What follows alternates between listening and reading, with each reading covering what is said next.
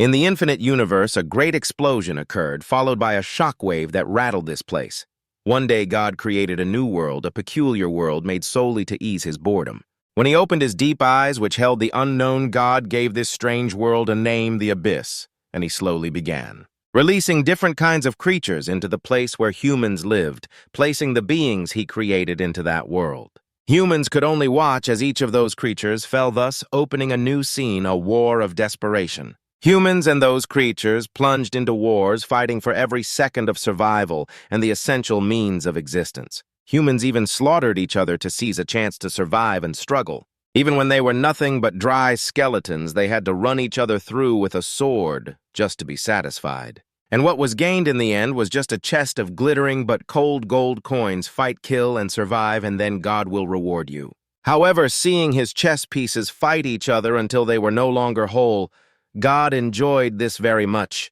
Nothing entertained him more than this. In a hidden corner of the abyss, a demonic beast had been defeated. But the warrior was no longer intact either.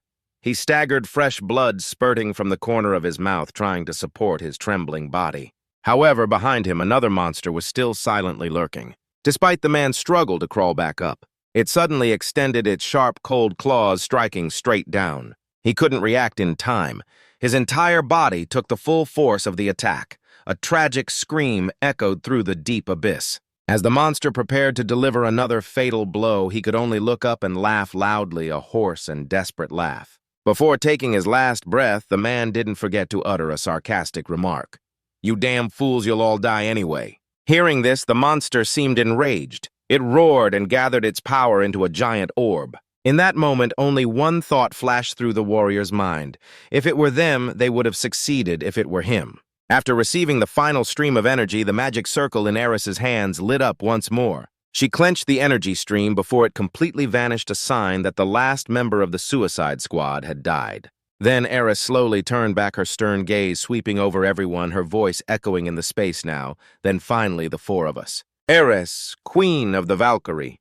The last Suicide Squad, one of its four members, seriously emphasized each word as if to engrave it into their hearts, are the last surviving humans. The person brooding not far away was Keldian of the last Suicide Squad, one of the four members. The injured person next to them, Kang Tai of the last Suicide Squad, one of the four members. The remaining person was Han Su, sitting on a pile of rubble. Kang Han Su of the last Suicide Squad. One of the four members kept his eyes closed as he listened to her words.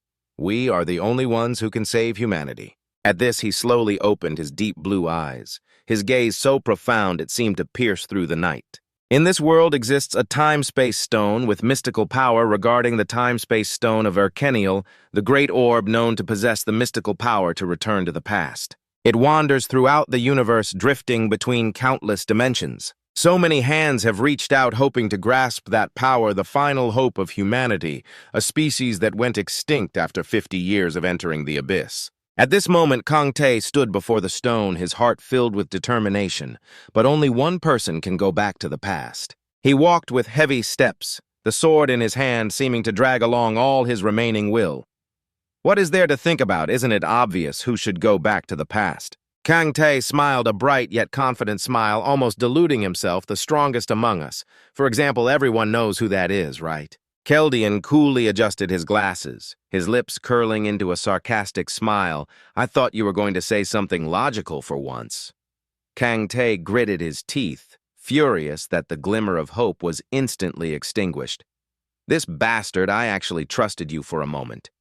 He didn't let up, adding another casual remark that cut into his heart like a cold blade. "I really regret it." The atmosphere between the two instantly became as tense as a violin string.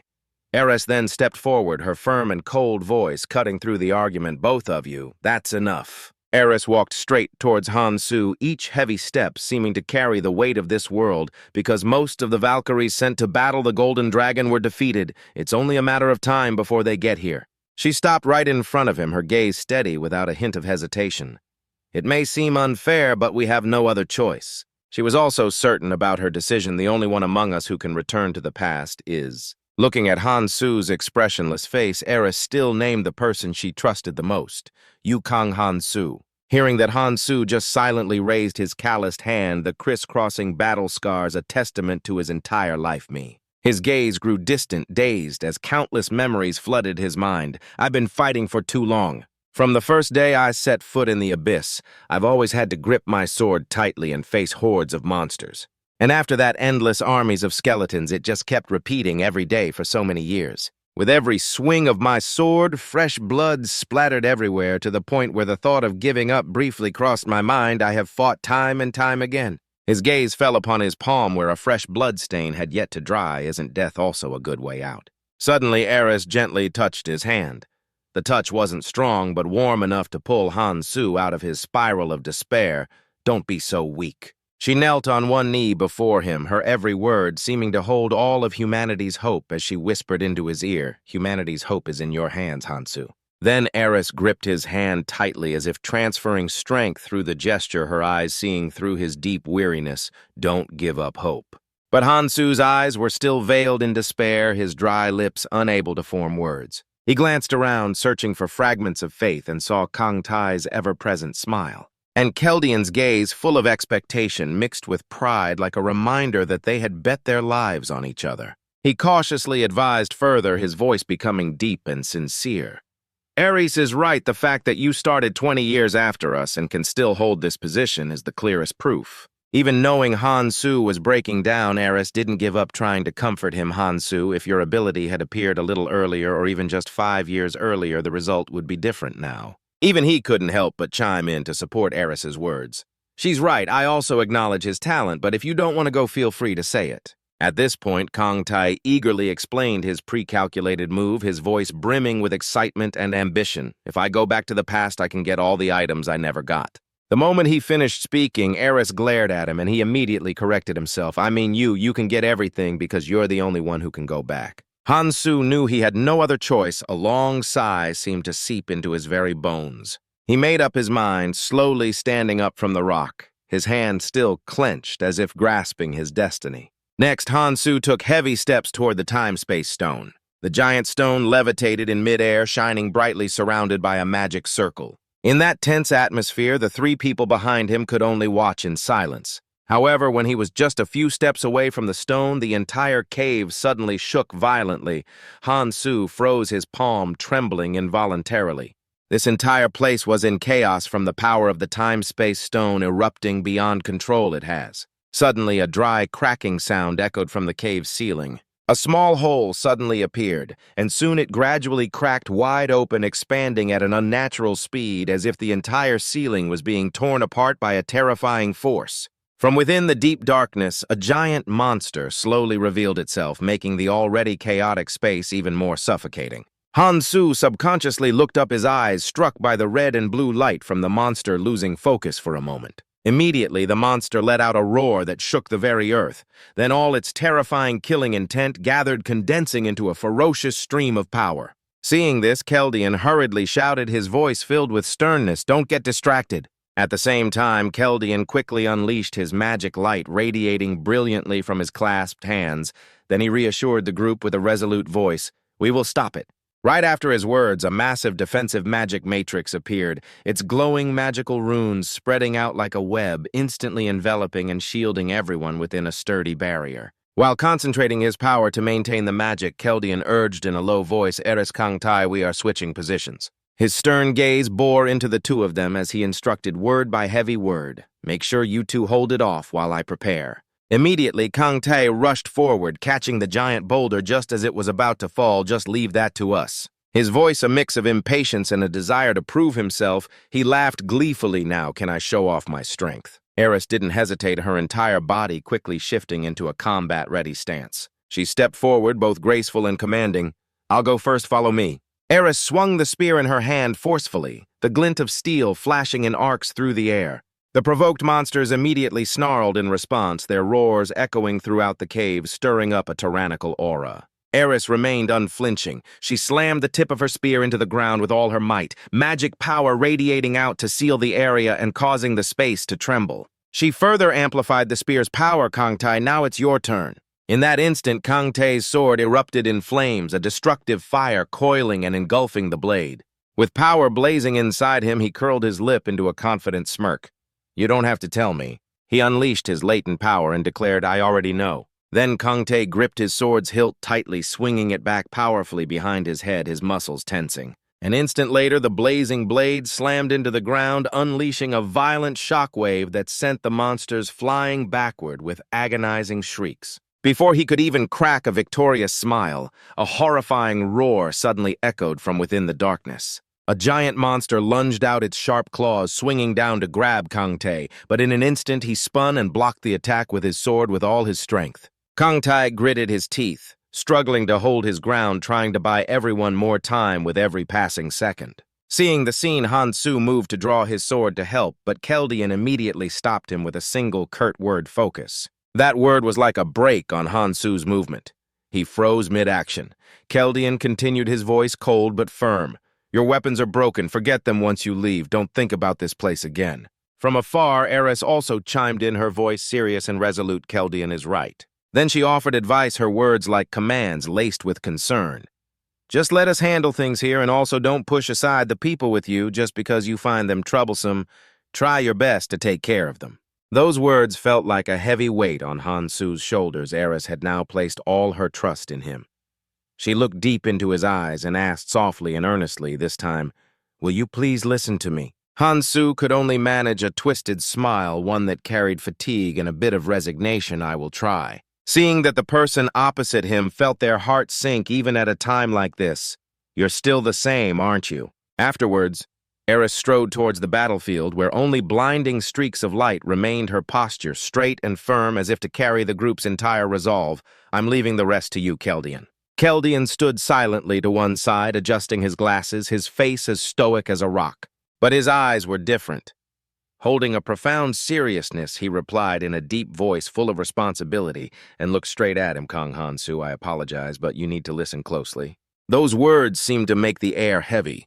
Then Keldian immediately cast the spell he had prepared. Runes flashed, and the space vibrated with the intent he projected. Before Han-Soo entered the time portal, Keldian made sure to impart some key advice in a voice both stern and caring. As Eris said, "You have no reason to kill needlessly, but show no mercy to the vermin that bring harm in this war. Don't let those blood-soaked hands drag you down. Save your mercy for those who deserve to live." He also warned Han-Soo about that cruel individual with the treacherous face, and as for the tyrant Clementine, you must remember to kill him. Keldian stared intently at him, his voice deepening as if to etch every word into his soul. "Do you understand, Kang Han-Soo?" He gave a slight nod, a fierce killing intent flaring in his eyes for a brief moment, a light that could not be concealed for even an instant. Witnessing that the corners of Keldian's lips turned up slightly, a satisfied smile flashing by like a sign of acknowledgement. Without further hesitation, he focused his energy on completing the spell, radiant runes instantly spreading out well. "Then prepare yourself." Immediately, the axis of the time-space stone activated, its vortexes beginning to spin with a loud rumble. It shot high into the air, releasing waves of an ethereal energy mist. Han-Soo remained perfectly still, his figure unmoving in the midst of the energy vortex, letting his clothes flap violently in the wind. But amidst that stillness, his face grew even more solemn, his gaze unprecedentedly resolute, as if he were prepared to face anything and everything. Just then, the time-space stone suddenly shot out crackling bolts of lightning, the sound echoing as if it would tear everything apart. The blinding light immediately drew the attention of Kang Tae and Eris, who were not far away, causing both of them to look back. Keldian clenched his hands tightly, veins bulging as the magic erupted powerfully from him. Layer upon layer of magic circles appeared one after another, stacking into an endless vortex before merging into a colossal pillar of energy that shot straight into the sky. This power resonated with the time-space stone, causing it to tremble violently and activate with increasing ferocity. As the blinding lightning bolt struck the scene before him, shattered instantly, everything was swept into a chaotic torrent, and in a flash, Han-Soo found himself at that fateful moment, the time when everyone was first brought to the abyss. "Where are we? Have you seen my child? What is this place?" Feeling that distinct change, he immediately looked around him. Before Han-Soo's eyes were dazed figures wandering in panic and confusion in a strange new world. The once familiar skyscrapers were now overgrown with plants, looking as if they had been abandoned for a very long time. But unlike the bewildered crowd, an unusual light gleamed in Han-Soo's eyes. He clenched his fist and whispered to himself, "It worked, I won't fail again this time." In this strange place, people who had never met before were gathered together. Someone shouted loudly, "Where is this?" A terrified girl screamed repeatedly, her cries mixing with the chaos of the surrounding crowd. "I have to go home. Has anyone seen my child?" Some people even started brawling without mercy. "You bastard. This is all your fault. What are you doing? Let go of me." Terrified children cried their hearts out, "Mommy." Hansu wasn't very surprised by this situation. It was only natural for them to panic. It was their first time in the other world after all. Before this event occurred, countless missing person flyers had been put up. My birth year was special. Originally, there were only 100 people, but that number multiplied exponentially.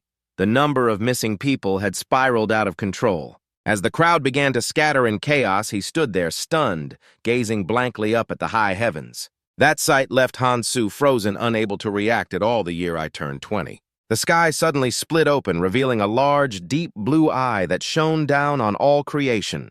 Horrified, he instinctively dropped the phone from his hand. Some mysterious power had made me disappear without a trace. The phone fell, its cracked screen still showing a news bulletin.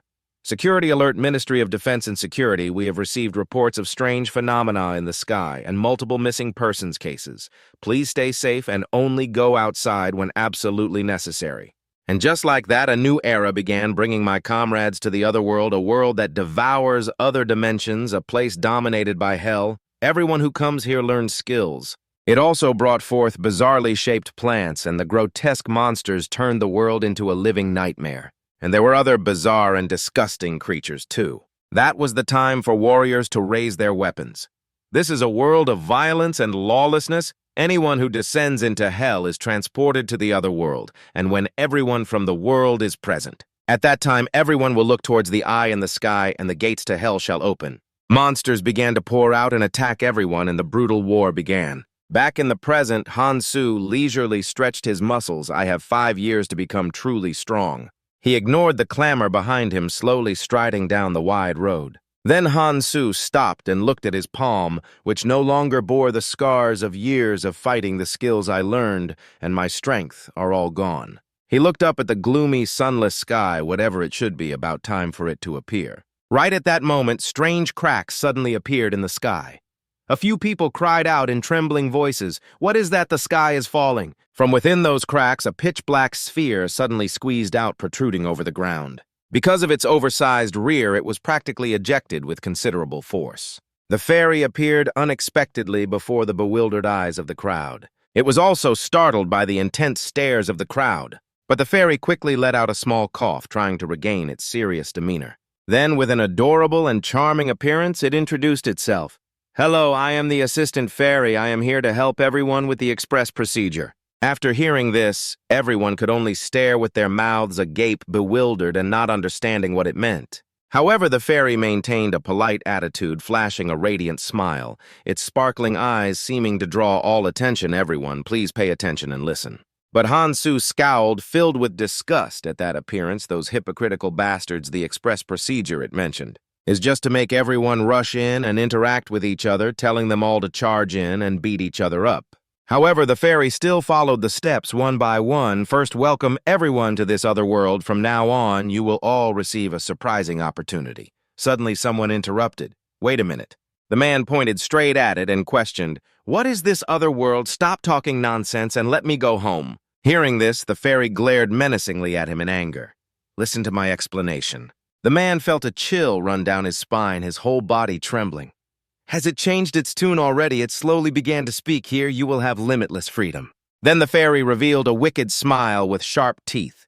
"Rules, order, or morality. Have you ever dreamed of a world?" Then its appearance became more and more like a life-reaping demon as it tempted them with no rules whatsoever, and not only that. The fairy painted a picture for the crowd of a world where humans wield power. The physical limits that hold you back will also disappear, and depending on yourself, that power can reach infinity. Or become someone with physical strength far surpassing an ordinary person. Or transform into a mage who can effortlessly cast a powerful magic circle just like the heroes in movies. The fairy bounced happily, continuously stirring the ambitions in everyone's hearts. "This is a chance to do everything you've ever imagined. Isn't that awesome?" Then it slowly rubbed its 2 fingers together.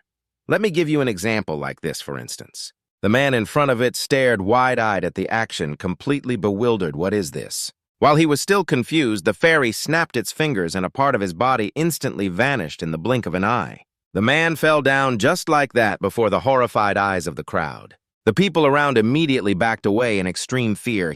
The fairy still feigned innocence, its tone gentle. "So sorry, I really hate loudmouths." That scene terrified the crowd even more. They panicked and fled, desperately searching for an exit run. But the fairy wasn't about to let them go so easily. It snapped its fingers again. Another person collapsed right before their eyes, causing a terrified girl to scream loudly, "Help." At this moment, the fairy truly revealed its cruel nature, its eyes flashing with a cold light. "I already told you I hate noisy things." The remaining people cowered at its threatening words. "Those who are still alive will work hard, won't you?" Seeing no one object, the fairy switched back to a gentle, smiling face. "Isn't it much better when it's quiet like this?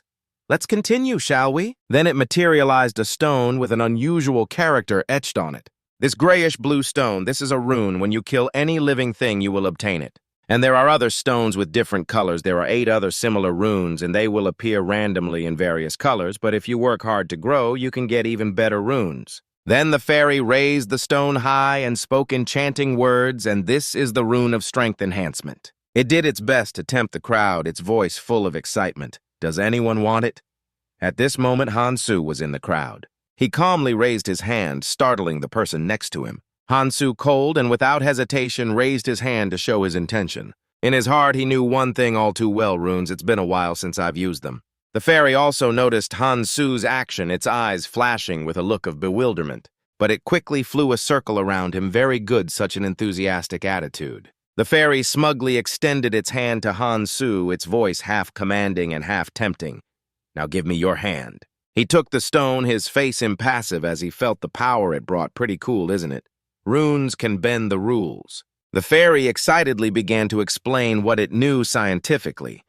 Your muscles have a weight limit of 117.1 kilograms. It excitedly pointed out, but now it has increased to 122.3 kilograms, and that's not all the rune can do. Seeing his emotionless face, the fairy couldn't help but feel bewildered.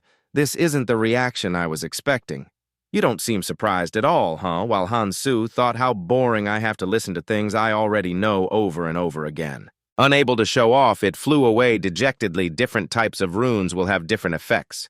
Your science cannot fully explain their special abilities." Next, the fairy turned its attention to the trembling crowd behind. "I want to show you another example. Does anyone want to try?" Their expressions made it quite satisfied, then it sighed in relief.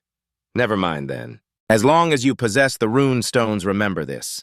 It doesn't matter which rune you get or what ability it enhances. Because power lies in the palm of your hand, they are all useful, so collect as many runes as possible. Only by possessing the power of the runes will you not fall if you want to survive." These words caused some people's minds to waver. One person rushed forward without hesitation. "Get out of the way, it's mine." They continuously fought and pushed each other, this bastard. The fairy watched with glee as the humans fought and cursed each other. "Mine get lost, Scram." Just as the crowd was about to grab the rune, it flew away. I got it. It satisfyingly retrieved the runes it had just thrown out, seeing that young man's reaction. Just now, it seems I don't need to explain any further. Seeing their desperate expressions, the fairy added another remark, "So I'll be taking the runes back now." After that, it even flew over to point at Hansu's ear also, "If you touch your right ear." He immediately touched his ear to check. "You will be able to see the number of runes you possess." The people who got runes followed suit, and a system window appeared. Humans love to measure everything, don't you? Hansu ignored the fairy's voice buzzing in his ear and examined the system window.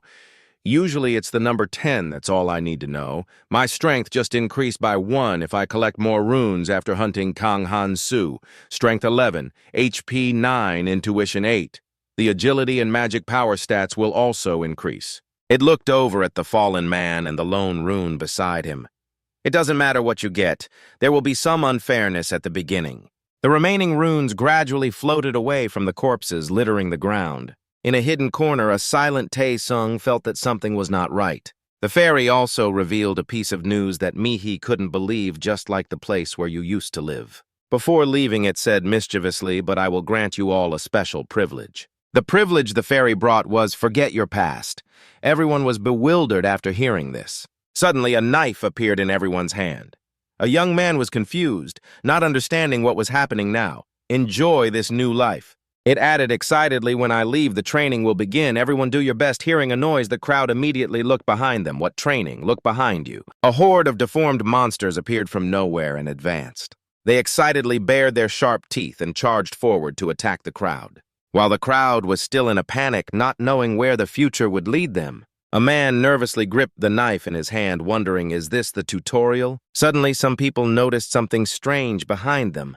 Something was advancing from the rear. Heavy footsteps echoed rhythmically, urgent like the beat of a war drum, heralding the arrival of monsters heading straight for the crowd. Leading them was an aggressive monster holding a sharp melon cleaver in its hand, striding decisively towards the people who had just awakened their powers. The monsters behind it were no less ferocious, their eyes burning with killing intent, their steps synchronized as if ready to crush everything in their path. That sight alone was enough to make the crowd shudder, retreating in fear, their hearts pounding as if they would leap out of their chests. At this moment, one side was ready for a fight, while the other side only wanted to retreat. Suddenly, someone raised a hand, signaling to the crowd, "Everyone calm down." The girl carefully reminded everyone, "Don't provoke them and let's back away slowly." But Hansu remained standing still, letting the crowd flee. He just coldly glanced back at the seemingly wise actions of the others. Someone who hadn't retreated for long bumped into the person behind them. The guy angrily criticized the young man. "What the hell are you doing?" he replied hesitantly, his voice trembling. "No. Something strange, there's something." The terrified young man touched the invisible wall, a chilling sensation spreading from his hand throughout his body. His path was blocked. Panicking, he relentlessly pounded on the wall, trying to escape while screaming, "Are you kidding me? Let me out!" Then the young man stopped, his breath ragged, feeling something unusual creep into his body.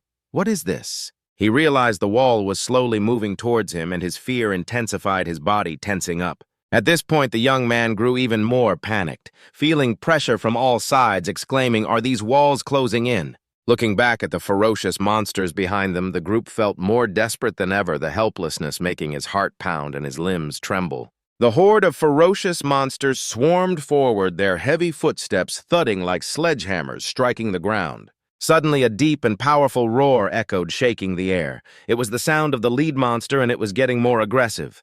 The young man was stunned, gripping the dagger in his hand, his heart racing in his chest as he told himself, "Damn it, I can't die in a dump like this." Abruptly, he noticed the figure dash past him as fast as the wind, startling him. What the hell is happening? The young man immediately asked the person who had just passed through the wall, "How did you get out there?" The person looked dazed, his eyes vacant, his voice trailing off.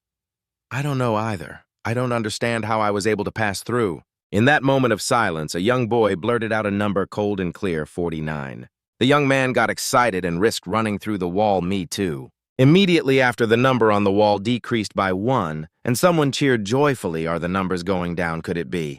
The young boy realized with a start, can only 50 people leave? And then the whole crowd, as if they had found a lifeline, scrambled forward, pushing and shoving each other.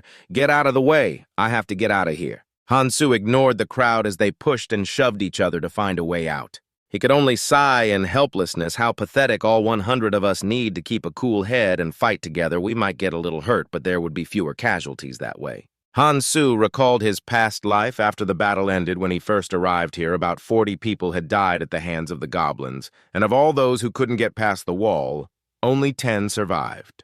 But this time he knew he had another choice. His eyes sharpened, filled with determination, but this time it's different. Hansu slowly drew the dagger from its sheath, observing his surroundings. "First, I need to clear this area and move on to the next floor." The monsters began to charge fiercely, attacking those who couldn't escape the wall in time. In the chaos, a goblin leaped up, aiming to finish off the panicking young man. Seeing the blade about to strike him, the terrified boy cried out, "Someone help!" Fortunately, just as the young man thought he was dead, the monster was suddenly split in two. Hansu swiftly took one down, but immediately another monster charged at him with a ferocious look. As it was about to bring its heavy club down on him, Hansu quickly grabbed the monster's arm, stopping its attack. Without stopping there, he followed up with a fatal stab, piercing its life force. After felling the monster, Hansu threw it hard onto the cold ground, the impact echoing gruesomely. He immediately took a ready stance, his sharp eyes glinting with resolve, allowing no one to resist. Before long, the crowd could only stare in astonishment as they witnessed Han Su's masterful display of killing monsters. After finishing them off, he was exhausted, a drop of sweat rolling down his cheek, but his eyes remained full of determination and vigilance, ready for the next challenge. Next, Han Su staggered towards the statue, separating the two worlds, his steps heavy after the recent battle. He casually wiped the blood from his face, muttering to himself, "This is a bit uncomfortable for my body from 10 years ago." Then Han Su reached down and picked up two runes that had dropped on the ground, his gaze completely focused on them. As soon as he finished absorbing the runes, he checked the stats on his system panel and saw with a bit of luck my dexterity has increased by 0.1. Absorbed in studying the stats, Han Su didn't realize a goblin was getting up behind him. Dexterity doesn't just increase speed. Kang Han Su strength 11. Dexterity 10.1, HP 9. It affects the player's time perception, increasing perception speed by 0.1 times, which means the player can perform an action much faster. The goblin took advantage of his distraction and threw a dagger at him, but Han Su could feel something rushing towards him, his eyes flashing with a grim light like this, and he immediately leaned back gracefully, dodging the attack. Without giving the enemy a chance to react, he instantly spun around and threw his dagger. The goblin didn't even have time to flee before the dagger found its mark in its head. After finishing it off, Han Su's strength gave out and he collapsed onto the cold ground, but the determination in his eyes did not waver. Seizing the opportunity, the monsters charged forward madly, roaring deafeningly, their claws and fangs glinting in the dim light. They excitedly swarmed to attack Han Su as a group, their eyes glowing red, their bodies writhing. He tightened his grip on the dagger, feeling his heart pound in his chest. Just as I expected, they charge as soon as they smell blood. Immediately after, Han Su changed his grip on the dagger. He shot forward like an arrow, gliding past each monster, his dagger flashing in the air, each slash decisive and precise. Han Su's concise, decisive movements seemed to draw deadly arcs, leaving every enemy no time to react. A single slash came down and a rune flew out from the monster's body, emitting a flickering light. Han Su quickly snatched the rune, clenching it in his palm. But his eyes remained fixed downward in thought, as if calculating his next move. Around him, someone exclaimed in disbelief, their voice trembling, "That guy, he's fighting all by himself." The others looked at the monsters in terror, backing away and muttering, "Damn it, this is really damn it. I don't fucking know what to do either." The monsters suddenly realized that something was wrong with the situation. Their roars died in their throats as they saw the crowd rushing into the fight, scrambling for the runes. As for Han Su, calm and focused, his eyes glinting with resolve, he continued to take them down one by one. Normally, there's no need to rush at the very beginning. The surrounding space filled with the sounds of slashes, impacts, and the groans of monsters as he turned to observe the situation. However, he still calmly parried an attack from another monster. He sent it flying with a single move, but now was not the time to relax. In this ruined city, including this place, there are still many travelers. If you count the whole world, the number would be endless. Witnessing everyone fighting for every second of survival, Han Su understood that during the first year here for the next 3 months it will be. At that moment, another protective wall appeared. Humans will be protected during the tutorial once the 3-month period of protection in the tutorial zone ends. From that point on, higher-level monsters will appear and we will be forced to fight against the second years and third years. While fighting, Han Su thought to himself, "But no matter what you all think, this is an opportunity." Just like that, he obtained another rune. Then he carefully held it an opportunity to become stronger, even if just by a little. Han Su clenched the rune, its light reflecting on his hand. Chaldean sending me to this point in time was the right choice. Before long, the battle ended. The bodies of monsters and humans lay strewn across the ground, a bloody and chaotic scene. The exhausted survivors sat down heavily, their bodies drained, their eyes vacant. "This is unbelievable." A young man exclaimed in amazement. He took them all down by himself with just that one short sword. Now the monsters no longer moved, their bodies scattered across the ground. But Han Su still stood firm after the fierce battle. His body was tense but calm, as if nothing could shake him. He calmly surveyed his surroundings, then slowly wiped the blood from his face, his gaze still sharp and serene. What a monster. The fairy, having watched the battle, flew out excitedly, a wide smile on its face. It looked down at the survivors and praised them lavishly. "You all did well. You must have worked very hard." The fairy even cheerfully remarked that quite a few participants were left, but the crowd seethed with hatred. "You damn demon." It removed the barrier wall and added with amusement, "Now you all must have figured out how to survive, right? So I'll take down the barrier now." Before returning to the spatial rift, the fairy gave a bright smile and advised, "You all just need to keep this up. I still have work in other areas, so good luck." Hearing that, the group of people grew even more furious, continuously cursing at it, "Get lost, you son of a bitch." Meanwhile, Han-Soo calmly opened the system window to check. This isn't bad compared to before. If it's just this, it's enough for the training round. Kang Han-Soo, Stamina 14.3, Perception 10.9, HP 10.1, Senses 11.2. He silently looked down at the blade in his hand. I found something quite useful. A weapon with a dazzlingly sharp edge. The blade I received is a symbol of power.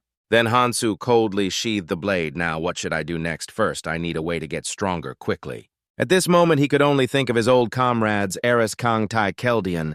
If it were them, what would they do now that I think about it? Someone once said this. Suddenly, Han-Soo recalled something from his past life. Aaron Pat had excitedly asked, "Have you ever heard of the hidden dungeon?" He watched doubtfully as the man chugged his beer in one go. A hidden dungeon. It's a skyscraper-like tower in this world, hidden within the training area. It is the dungeon with the highest difficulty. Aaron Pat clinked beer mugs with Han-Soo and slowly recounted, "I couldn't complete clearing that dungeon. No, in fact, no one has ever been able to clear it." He took a sip of beer, finding this a bit hard to believe. "So you only got through a small part of that hidden dungeon, and you're already this strong." After hearing that, Aaron Pat confidently affirmed, "That's right. Isn't the fact that I'm here as a member of Valkyrie proof enough?" Then he added, "If I could go back to the past, I would definitely try to clear that dungeon first. If I did, I might even be able to defeat you, Han-Soo." He was a little surprised to hear that. That terrifying dungeon contains glittering gold chests. One thing is for sure, the higher the difficulty, the more impossible it is to complete. But there are also more terrifying creatures lurking. However, the rewards for success will be that much greater. Aaron Pat then asked, "But aren't you curious about what lies at the very end?" As those words rang out, his eyes immediately filled with more determination than ever. "My goal has been set." Back in the present, Han-Soo turned to look at the crowd as if searching for something. "If I want to do that, I'll have to take care of a few things first." He knew that later the two groups would gather. The first floor of the training round is where 1,000 people gather and act together. Everyone must stay within the barrier wall. They are allowed to operate in the permitted area once a week, and must do this hunting job for 3 months after that. Upon completing the second floor of the training round, the safe zone will open and they can interact with those who arrived earlier. There is also a door here, tightly bound by iron chains. Currently, there are 2 hidden pieces on the first floor of the training round, and no one has ever reached the end to get to the very bottom of the hidden dungeon. I have to get it. There is only one way to get stronger quickly, but first, I need to get the nearest hidden piece. After that, Han-Soo stepped forward, searching around. "Let's see, it should be around here somewhere." Suddenly, someone shouted, "What do you want to do?" Sung-ho grabbed Mi-hee's hand tightly and taunted, "What do you mean? I'm just inviting you to come with us." She angrily refused. "I already said we're going on our own." He noticed the struggle over there. Conflicts were starting to break out everywhere. He still wouldn't let go. "Where do you think you're going, little lady? We have to cooperate to survive." Sung-ho and his cronies even shared a sly smirk. Seeing Mi-hee's fearful expression made him even more amused. "Don't you want all of us to live?" Han-Soo didn't want to get involved in this mess and was about to leave. "I don't have time for this. I need to find the hidden piece because it will disappear within 1 week. Suddenly, someone called his name, Kang Han-Soo. Sang-jin hurriedly stopped him. "You're Han-Soo, right?" He stopped walking, somewhat annoyed of all the times it had to be when I'm in a hurry. Han-Soo turned back and asked coldly, "You know me?" You and Tae-sung were both astonished to hear this. "What?" The guy immediately pushed Sang-jin aside, rushed up to him and demanded, "Hey, Kang Han-Soo, are you crazy? We were together right before we came here. What do you mean by that?" But he just looked bewildered, not understanding what Tae-sung was saying. "How does he know my name?" After a moment, Han-Soo finally recalled something from the distant past. "I remember now. These people with their different expressions, they were my university classmates." The guy angrily kept berating him. "Hey, are you listening? Why is this bastard acting like this?" In Han-Soo's mind, they had died a long time ago. "We went on a trip together. They all died, so I completely forgot about them." Over there, Mi-hee angrily snatched her hand back. "Let go, we're going with him." He noticed the girl hurriedly running towards him was Mi-hee. Seeing she was still frightened, Han-Soo knew for sure, yes, with looks like that she would definitely attract trouble. Sung-ho was enraged by Mi-hee's actions. "Those bastards are looking down on me." She spoke awkwardly. "Sorry for getting you involved. Where have you been?" He looked at Han-Soo's emotionless face angrily. "That bastard is." Recalling the recent battle, Sung-ho bewilderedly suppressed his impulsiveness, the guy who wiped out all those goblins by himself. However, with his lackeys behind him, he wanted to take a gamble, but what if we attack him now while he's exhausted? Sung-ho aggressively walked towards Han-Su's group. Hey. He sneered arrogantly and spoke in a contemptuous tone. You should at least listen until people finish talking. I don't know who that guy is, but he looks pretty injured looking like that. What can he possibly do? Sung-ho pressed his advantage, relentlessly provoking the group. Come over here while I'm still talking nicely. The sooner the better. You all should come over here before I have to go over there. Tae-sung gnashed his teeth in fury. Han-Su blandly remarked, there are people like this everywhere.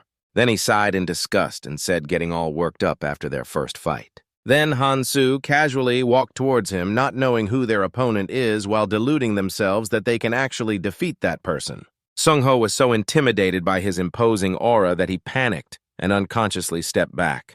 Han-Su placed a hand on his shoulder, using a sharp, cold gaze to intimidate him. You understand what I'm saying, don't you? Then, without giving Sung-ho time to react, he forcefully shoved him aside. Sung-ho, still arrogant, shouted loudly, this bastard. Han-Su didn't let him say another word, and directly drew his sharp blade, got anything else to say. Just then, someone stepped forward to intervene. Calm down. The leader approached with an amicable face to clarify. We're not bad people, Sung-ho said resentfully, leader. He ignored that and continued to invite Han-Su. Why don't you join us? Looking at the current situation, there will be many things we have to do.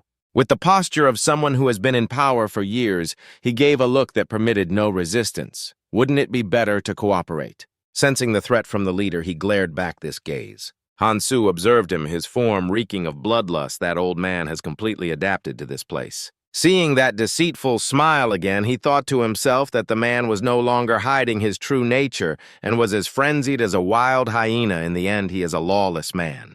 Han-Su gripped the blade in his hand tightly, still hesitating should I deal with him right now. He remembered Keldian's parting words. Eris had said, there is no need for unnecessary killing, but do not pity the vermin who will negatively impact this great war. The image of Eris in his mind had become blurry. Don't be too distant from others and do your best to protect and care for them. Han-Su silently fell into deep thought. Eris, you saved so many lives. Facing them, he still didn't make a move. It's not that I don't have time to deal with these guys right now, but they will just destroy themselves if left alone here. After that, Han-Su directly turned and walked away. Whatever get lost, Sung-ho cursed furiously, this damn bastard.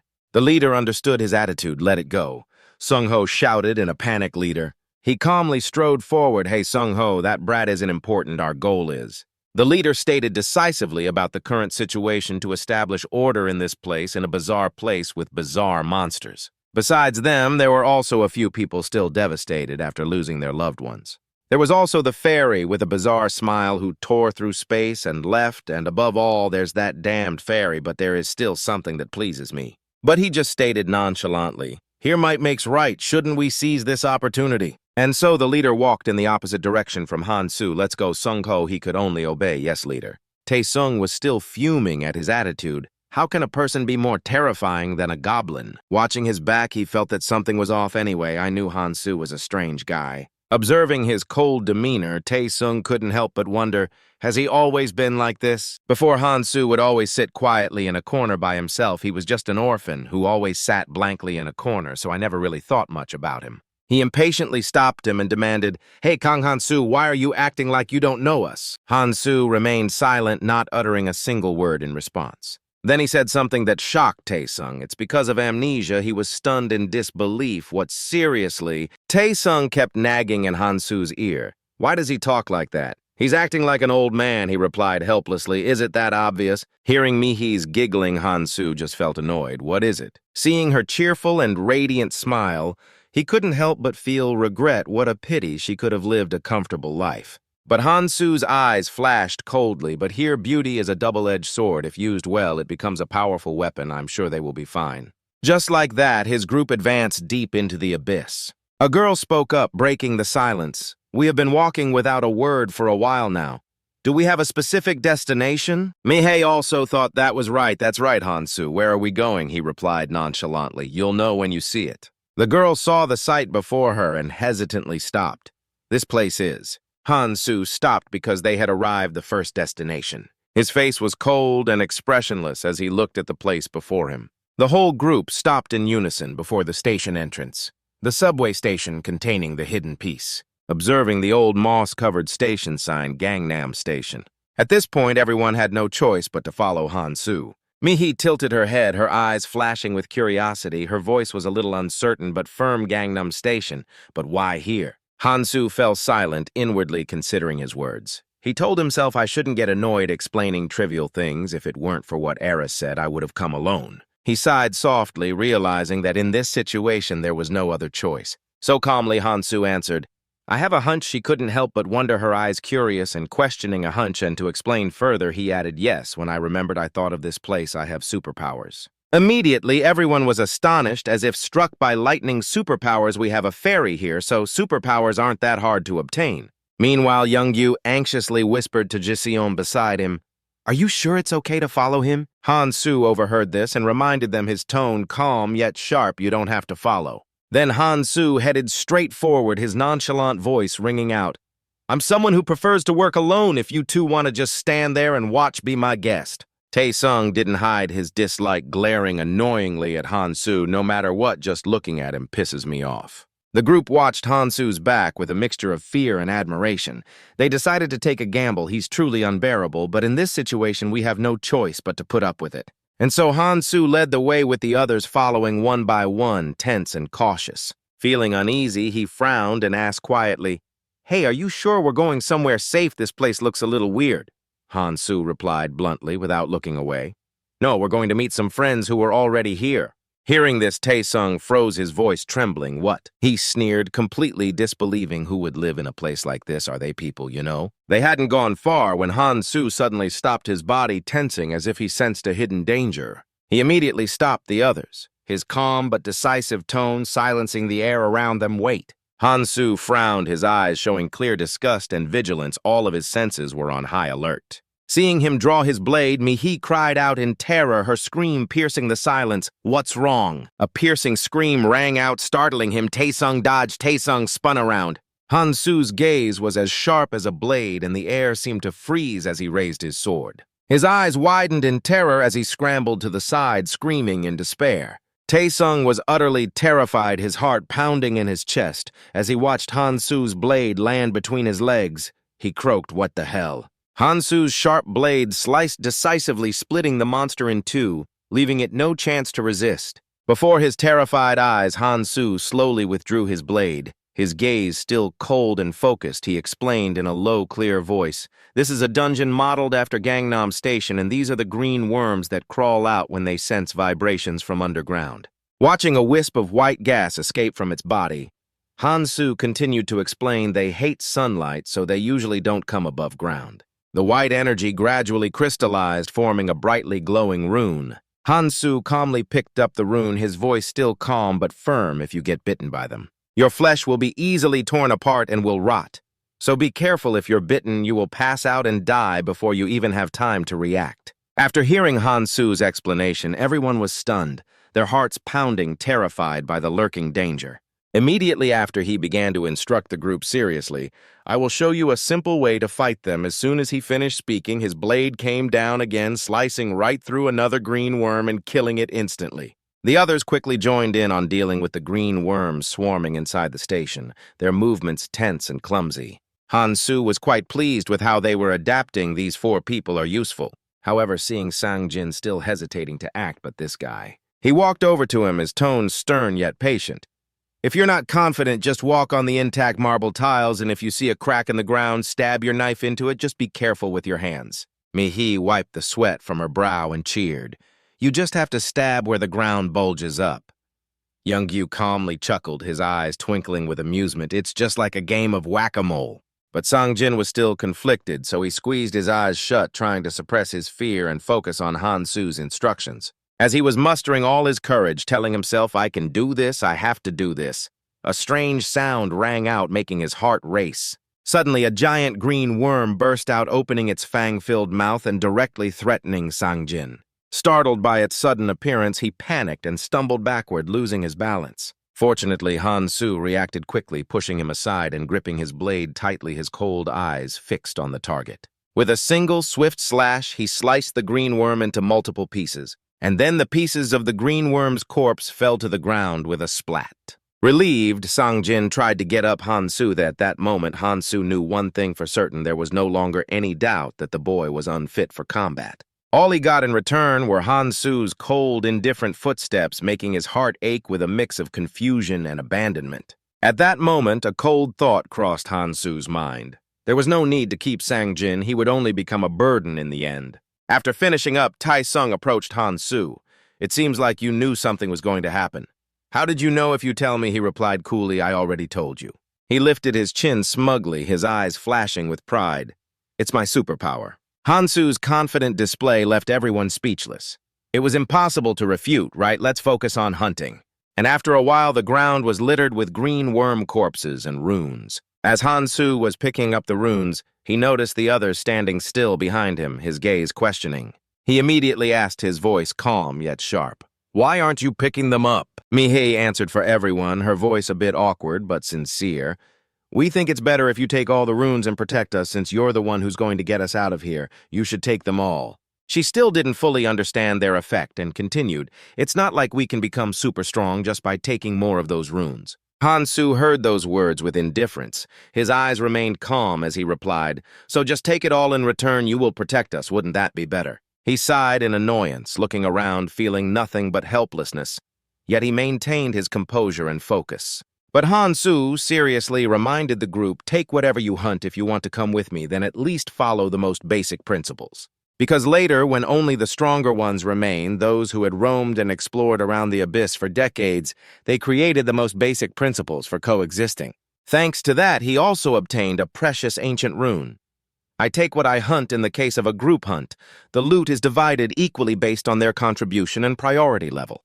Then both sides can cooperate in life-threatening situations. Good relationships can also turn around and betray each other, giving each other a tragic end. They will be easily destroyed." Seeing the group acting united now, Han-soo knew that sooner or later they would realize just how vicious and cruel this place was. Therefore, he sternly warned the group, "The thing everyone should believe in most is their own ability. If you're useless, you'll just be eliminated soon." Then he emphasized further, "Those are the rules." And as soon as he finished speaking, the surrounding atmosphere immediately became heavy and tense, silencing everyone. Mi-hee was the first to step forward, picking up a rune with a focused gaze. Well then, the rest of them all nodded, exchanging agreeing glances with each other like a silent acknowledgement. Just like that, the group took turns approaching the green caterpillar. Their limbs tense, Han-soo watched them all, understanding clearly in his heart. Soon they would get used to it. They wouldn't need protection. Every hand reached for the runes, and they would automatically fight to possess the runes for themselves. The ancient rune carried an extraordinary power that fueled human ambition. Next, everyone also split up to pick up each rune. Suddenly, Tae-sung cried out, drawing the attention of the whole group. "Hey, look, there's a strange rune here." He was excited to see the essence stone with its unusual color, his heart filled with eagerness. "I can feel it with my instincts. That essence stone has the symbol of a strange creature, the essence of the Lunga-cruel demon tribe. If I get this, I'll have a new superpower." Tae-sung excitedly flashed a cunning smile, calculating to himself, "With it, I'll get a superpower." Suddenly, he thought Han-soo would demand the essence stone back and quickly hid his joyful expression. Earlier, he said we'd share the items just for show if I make a big deal about sharing. Now he'll definitely make things difficult for me. Tae-sung held up the essence stone towards him to probe this finder's keepers, right? "If you nod yes, you won't change your mind later, will you?" Han-soo's cold nod of confirmation greatly surprised him. I didn't expect it to be this easy. As for him, he quietly observed the stone in Tae-sung's hand, essence of the Akrul dwarf tribe. It's good to have this at the start of the game. The owner of this essence stone will be covered in a protective layer because it increases defense and grants the user regenerative abilities. Anyone playing this game needs those two things. So it's sought after by quite a few people, plus it leans more towards being a passive rune. However, it makes the user crave more food, but once you get stronger, you can just steal food from others so you don't have to worry about hunger. There are also other essence stones of all different colors. The rank of a skill determines its power and level. However, to become stronger, individuals with both sharp minds and a large amount of magic usually have somewhere around 100 skills. He remembered Keldian, who could cast magic and already possessed many essence stones. Keldian alone had over 1,000 skills, however. Back in the present, Han-soo quietly watched everyone happily picking up runes. He was deep in thought, his eyes showing clear determination. We are not the same.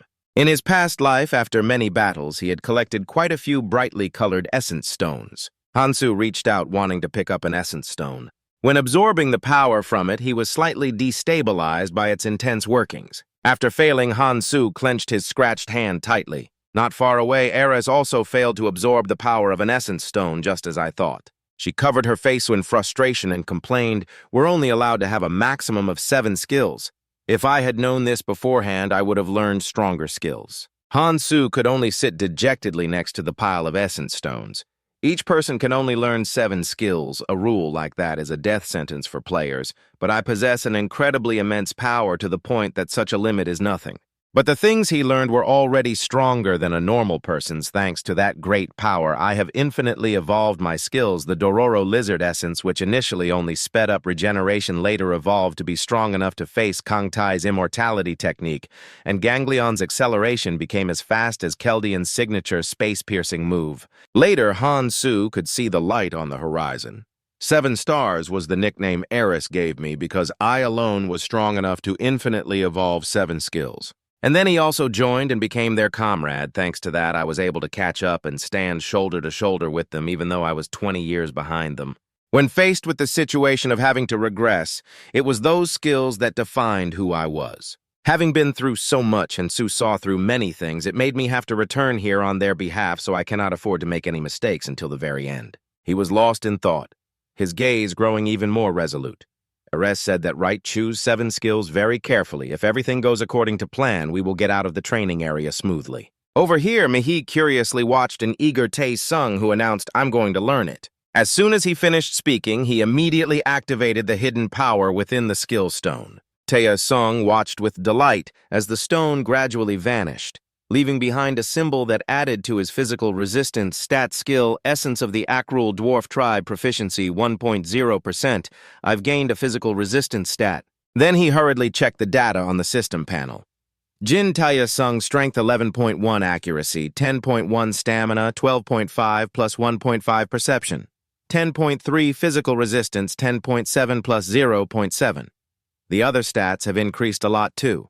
Tae-sung looked down on his indifferent demeanor. "You fool, as if I'd ever give something this good to you." He grew even more arrogant and smiled slyly. "Just you wait, I'll catch up to you sooner or later." Hansu didn't want to stay here long and hastily urged the group, "Hey, let's go." On the outside, the Sung still feigned friendship, slinging an arm over his shoulder like a close friend. "It's going to be very dangerous from now on, so let's go together." He glanced back smugly. "The strong should go in front to protect, right? You need me anyway, don't you?" Mai-hee was bewildered when Tae-sung smiled at her. Why is he suddenly looking at me and saying that? Hansu could feel the malice in his words. Don't tell me he sees me as a rival. Without a moment's hesitation, he knocked Tae-sung's hand away. "Stop it. You're already ugly, so don't try to act cute, and I have no intention of letting what just happened slide either." He considered himself the strong one who could protect everyone and took the lead. Mai-hee asked him in a worried tone. "Why aren't we taking another road? Why are we going down?" Hansu replied casually to catch the subway. Hearing that, she couldn't help but be surprised. "There's still a subway running," he added coolly. "You'll know when you see it." In the silence, the sound of footsteps became clearer than ever.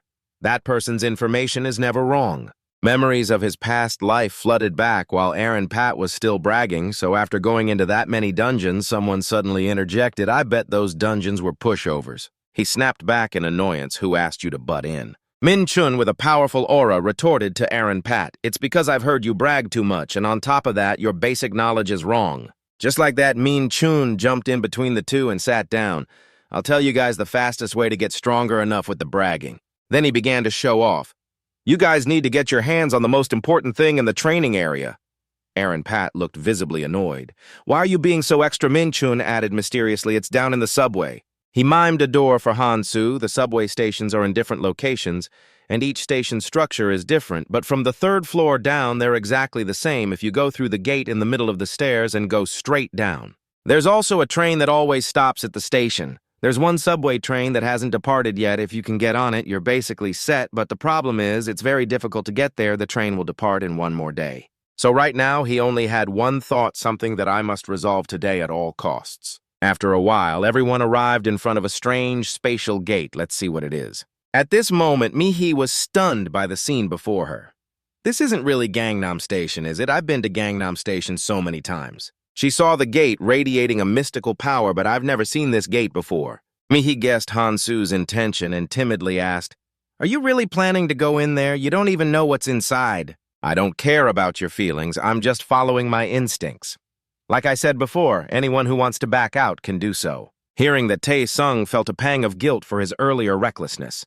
"I will go in there." She quickly regained her courage. "Me too, I will also go in there." However, Hansu could sense the tension in Maihe's eyes. It seemed she was worried. However, after being provoked by Tae-sung, she must have become fully aware of her own situation. Someone like her would be in greater danger. In that moment, Mihi could only save herself. After everything she had been through, her personality had changed. From now on, she had to become stronger somehow, even if it meant sacrificing her looks. The other girl didn't dare to follow. "We'll stay here, we can continue hunting here anyway." But Sang-jin wanted to go. "I'm going too." Although he was still scared, his words were firmer. "I want to go in there too." Tae-sung looked down on Sang-jin's weakness. "You? What are you going to do in there a moment ago? You were too scared to do anything." The usually quiet boy bluntly retorted, "That's your business." For once, Sang-jin was assertive. "What I do has nothing to do with you." These words directly angered the hot-tempered Tae-sung. "What the hell did you just say? You're just tagging along. You talk too much. Take back what you just... That's enough." Hansu cut them off, annoyed. "Stop arguing over such trivial things." He strode towards the gate. "We don't have time for this, so just get on with it." Sang-jin and Mihi walked right past him, following Hansu. Ignored by the three of them, Tae-sung seethed with rage. "How dare these bastards humiliate me in front of Mihi?" Soon he stepped through the gate. There were over 1,000 types of monsters in the training area, and the terrain was varied. Hansu carefully observed the surrounding space. There must be some common feature. And then he found it. "Just as I thought, here it is." Seeing the scene before him, Sang-jin was stunned. No way! Seeing the brightly lit convenience store fully stocked with supplies inside, he exclaimed in surprise, "That's a convenience store." Sang-jin approached the shelves, his face showing clear hesitation as he looked at the items, his hands hovering unsure where to begin. Hansu calmly scanned the store, his gaze thoughtful. "He said there's always a convenience store on the second floor of the station. Is this a reward?" On the other side, Tae-sung picked up a knife, examining it and wondering to himself, should I take several different kinds of weapons? The main character continued to walk around slowly, observing each aisle, each item, his sharp eyes taking in every detail. His gaze stopped at the housewares aisle. He said it was more like a supermarket than a convenience store. But there's really something I need here. Having made up his mind, Hansu carefully picked up a pot, observing every detail and considering his actions carefully. Maihe tilted her head slightly, her eyes showing a mix of curiosity and interest as she asked quietly, "Hansu, what are you doing?" After placing the pot on a gas stove, the main character slowly took out a large bag and answered succinctly, "Cooking." Mihi was startled, her eyes immediately fixated on the thing in his hand. That is, Hansu didn't answer, simply tilting the bag and pouring a thick liquid into the pot. She was stunned as a thought flashed through her mind. Green worm blood. In that moment, a recent memory flooded Maihe's mind. At that time, she had watched Hansu silently walk over to the pile of green worm corpses. Watching him pick up each worm, Maihe had been very curious. I wondered what he was doing back then. Now Hansu was intently tearing pieces of green worm skin into the pot. Goblin skin becomes highly toxic when it comes into contact with the green blood. Piece by piece they fell in. Goblins evolved to fight against green worms, and their toxins are very potent. After cooking for a while, a fragrance spread out. Tae-sung immediately approached. "Smells good, let me have a bite." The main character warned it's poisonous. Hearing that, he immediately backed away in alarm. "What if it's poison, you should have said." So first Hansu was speechless. "You're the one who came over after smelling it?" Mihi spoke up shyly. "We never would have thought of cooking that. How do you know how to do this?" The main character replied nonchalantly, but his words were full of bravado, a superpower. "My brain is overflowing with knowledge." Tae-sung seethed, grinding his teeth and cursing inwardly. He's obviously dodging the question, that bastard. It wasn't that Hansu didn't want to tell them, but he had his reasons. In truth, at that moment, the main character felt like his brain was about to explode from having to remember all of this. Memories flooded back. Even if you return to the past, it's useless without knowledge. On a board covered in formulas, a board hung full of formulas, numbers, and diagrams overlapped like a maze, a calm voice rang out. The amount of information you have is the most important thing. It's not just about collecting items, but enhancing them is also extremely important. Keldian nagged relentlessly. If you don't have a brain, you won't understand why it's important, right? But you must not share this information with anyone. As he finished the last sentence, he suddenly slammed his hand on the board and yelled, "Remember this well." Keldian's voice carried both a command and a warning. Knowledge from the future will accelerate the collapse of the abyss. You must not become a Prometheus. You can only use this knowledge when absolutely necessary. Back in the present, Han-Su stared thoughtfully at his reflection in the pot. If you don't know the exact ratios and cooking time, this stuff becomes useless. This should be good. After stirring for a while, he finally finished cooking. Han-Su poured the liquid, which had turned purple, into a bottle. Next, the main character carefully sprayed the liquid onto his blade. Then Mihei approached her eyes curious and asked, "Can we use that?" Han-Su answered immediately, his voice calm yet decisive. "Of course." But his next words made them freeze. "Each use will cost half of your strength or a rune of power." At this, Tae-sung roared in dissatisfaction, his eyes wide. "Hey, you're too stingy!" But he turned back and replied calmly, "I could give it to you for free, but in the long run." Moreover, Han-Su's voice was soft yet sharp. That might not be a good idea. After he said this, the atmosphere suddenly grew heavy. A one-sided relationship can break very easily. Therefore, Mai-He quickly spoke up, her voice both pleading and a bit urgent. "I'll give it to you in a bit. Just let me use that first." The main character was a little surprised, turning back to look at her with a probing gaze, both curious and unsure of her intentions. Finally, he handed her the bottle and warned, "Be careful, it'll hurt a lot if it gets on your hands." Tae-sung ground his teeth, thinking to himself, if he's gonna do that, then I can't steal it. So he had no choice but to speak up and propose. "Can I use it first and give you the rune later?" Behind him, Sang-jin also stammered, "Me too."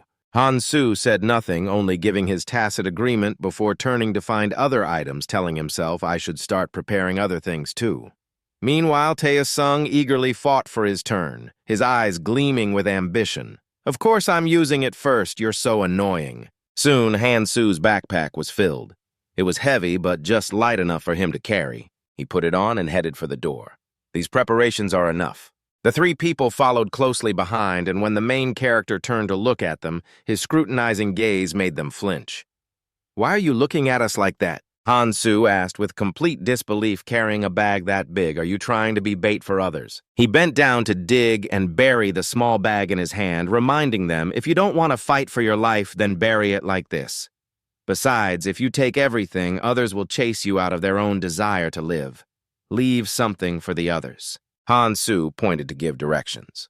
Watching him, then Mihi thought to herself with admiration, "At first I just thought he was the quiet type, but he's really capable." At that thought, she suddenly blushed. Suddenly, Mihi felt out of place. She asked herself, "Can I get a superpower like that?" Mihi sat down and quietly buried her bag in the ground. Thousands of pieces of information she had read before rushed back into her mind like chaotic waves besieging her thoughts. Missing person search. Hundreds of millions of people went missing yesterday, but not a single one has been able to return. Mihi knelt on the ground, a self-whispered promise echoing in her heart.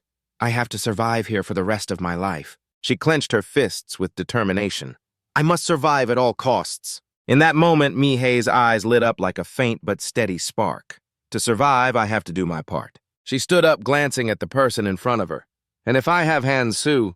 The main character also glanced over at Mai-He, his gaze resting on her small back. Han-Su then slowly started walking his gait, calm and steady. She also followed shyly behind. Seeing this, Tae-sung clicked his tongue in jealousy. That bastard acting like he's all that. Taking out his frustration, he threw his backpack back towards Sang-jin. "Hey, hold mine too." Suddenly, Tae-sung called out loudly, "Kang Han-Su, that superpower you mentioned." His eyes turned serious as he asked, "Can we have it too?" Han-Su tilted his head back and replied indifferently, "It's possible."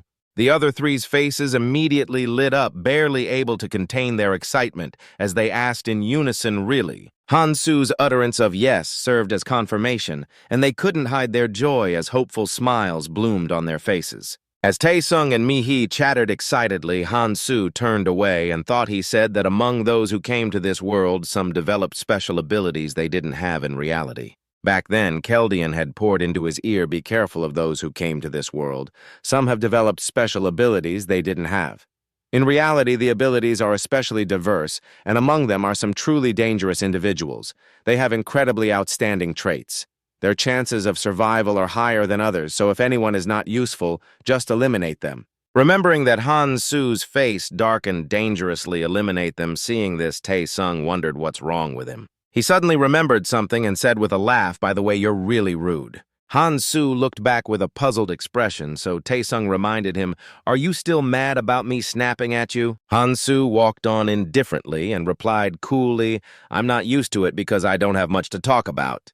He recalled the past 5 years ago when he arrived here fighting against the creatures that continuously poured in. Han Su stood alone amidst the crowd, his cloak fluttering in the wind, hope gradually turning into despair. Back then, his eyes still held a bit of light, a flickering belief in the future. But now those eyes from the past were covered in a layer of apathy. There was no longer a fire in his gaze, only a cold serenity, because that despair had overshadowed everything. Tae-sung frowned in confusion. Did he hit his head somewhere during the fight? Why is he acting on his own like that? He clicked his tongue in disgust, thinking if it weren't for that damn superpower, I wouldn't have to be humiliated and bow my head to him. Tae-sung was also secretly plotting in his heart. I'll wait until I'm stronger. Then Mihi and I will date. I'll eliminate that bastard Sang-jin and boss Han Su around. He was immersed in the future he painted for himself once again. I will. While he was thinking, Han Su suddenly interrupted. Wait. Tae-sung looked up in confusion and asked, "What is it?" Han Su knelt down and touched something on the floor. "Is this slime?" Looking at its texture, Han Su confirmed this kind isn't the slime of a sword snail.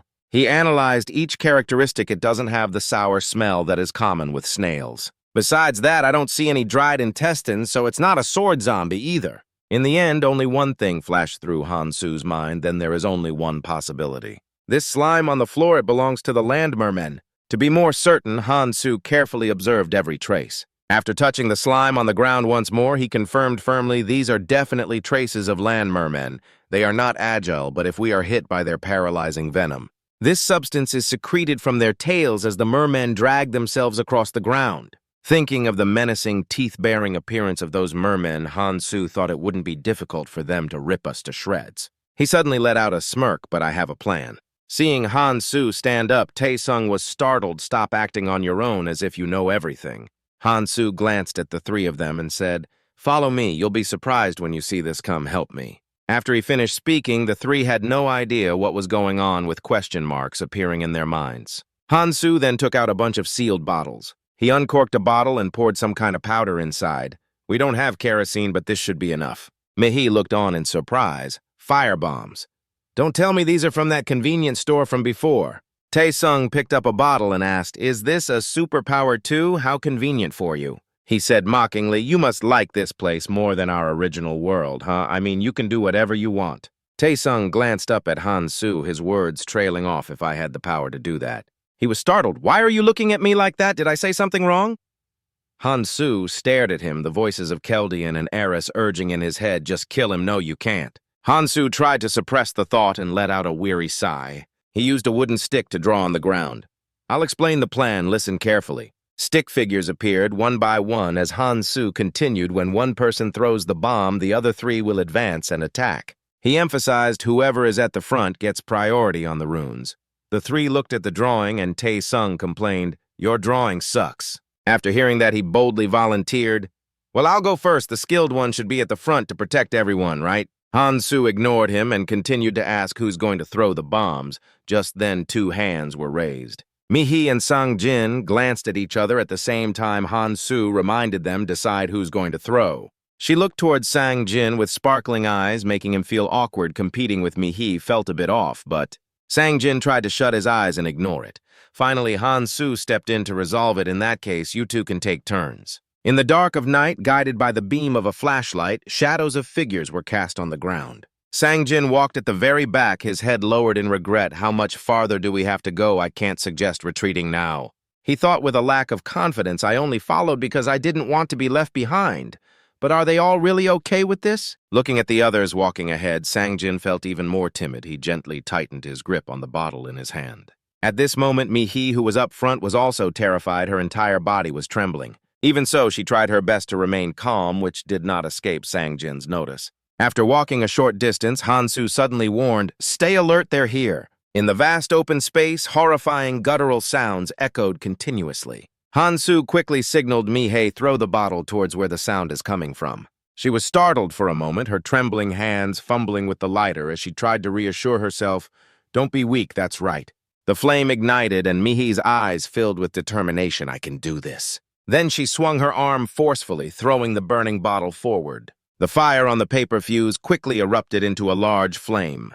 The bottle spun through the air, its light illuminating the hideous face of a land merman. After hitting the ground, it broke in two and the oil inside spilled out. The oil caught the fire and erupted violently, engulfing the merman in flames. Mi-hee couldn't hide her joy. "I did it," Han-Soo immediately took the lead, drew his sword, and charged. "The three of us will attack. Be careful not to get hit by the paralyzing venom they spit." He charged into the remaining group of mermen up ahead and attacked relentlessly, while Tae-sung watched from behind with his mouth agape. Watching Han-Soo slaughter them continuously, he gritted his teeth in jealousy that bastard is taking all the runes for himself again. Unwilling to accept this, Tae-sung told himself, "I can't keep losing to him," but he didn't notice that a merman was approaching him from the side.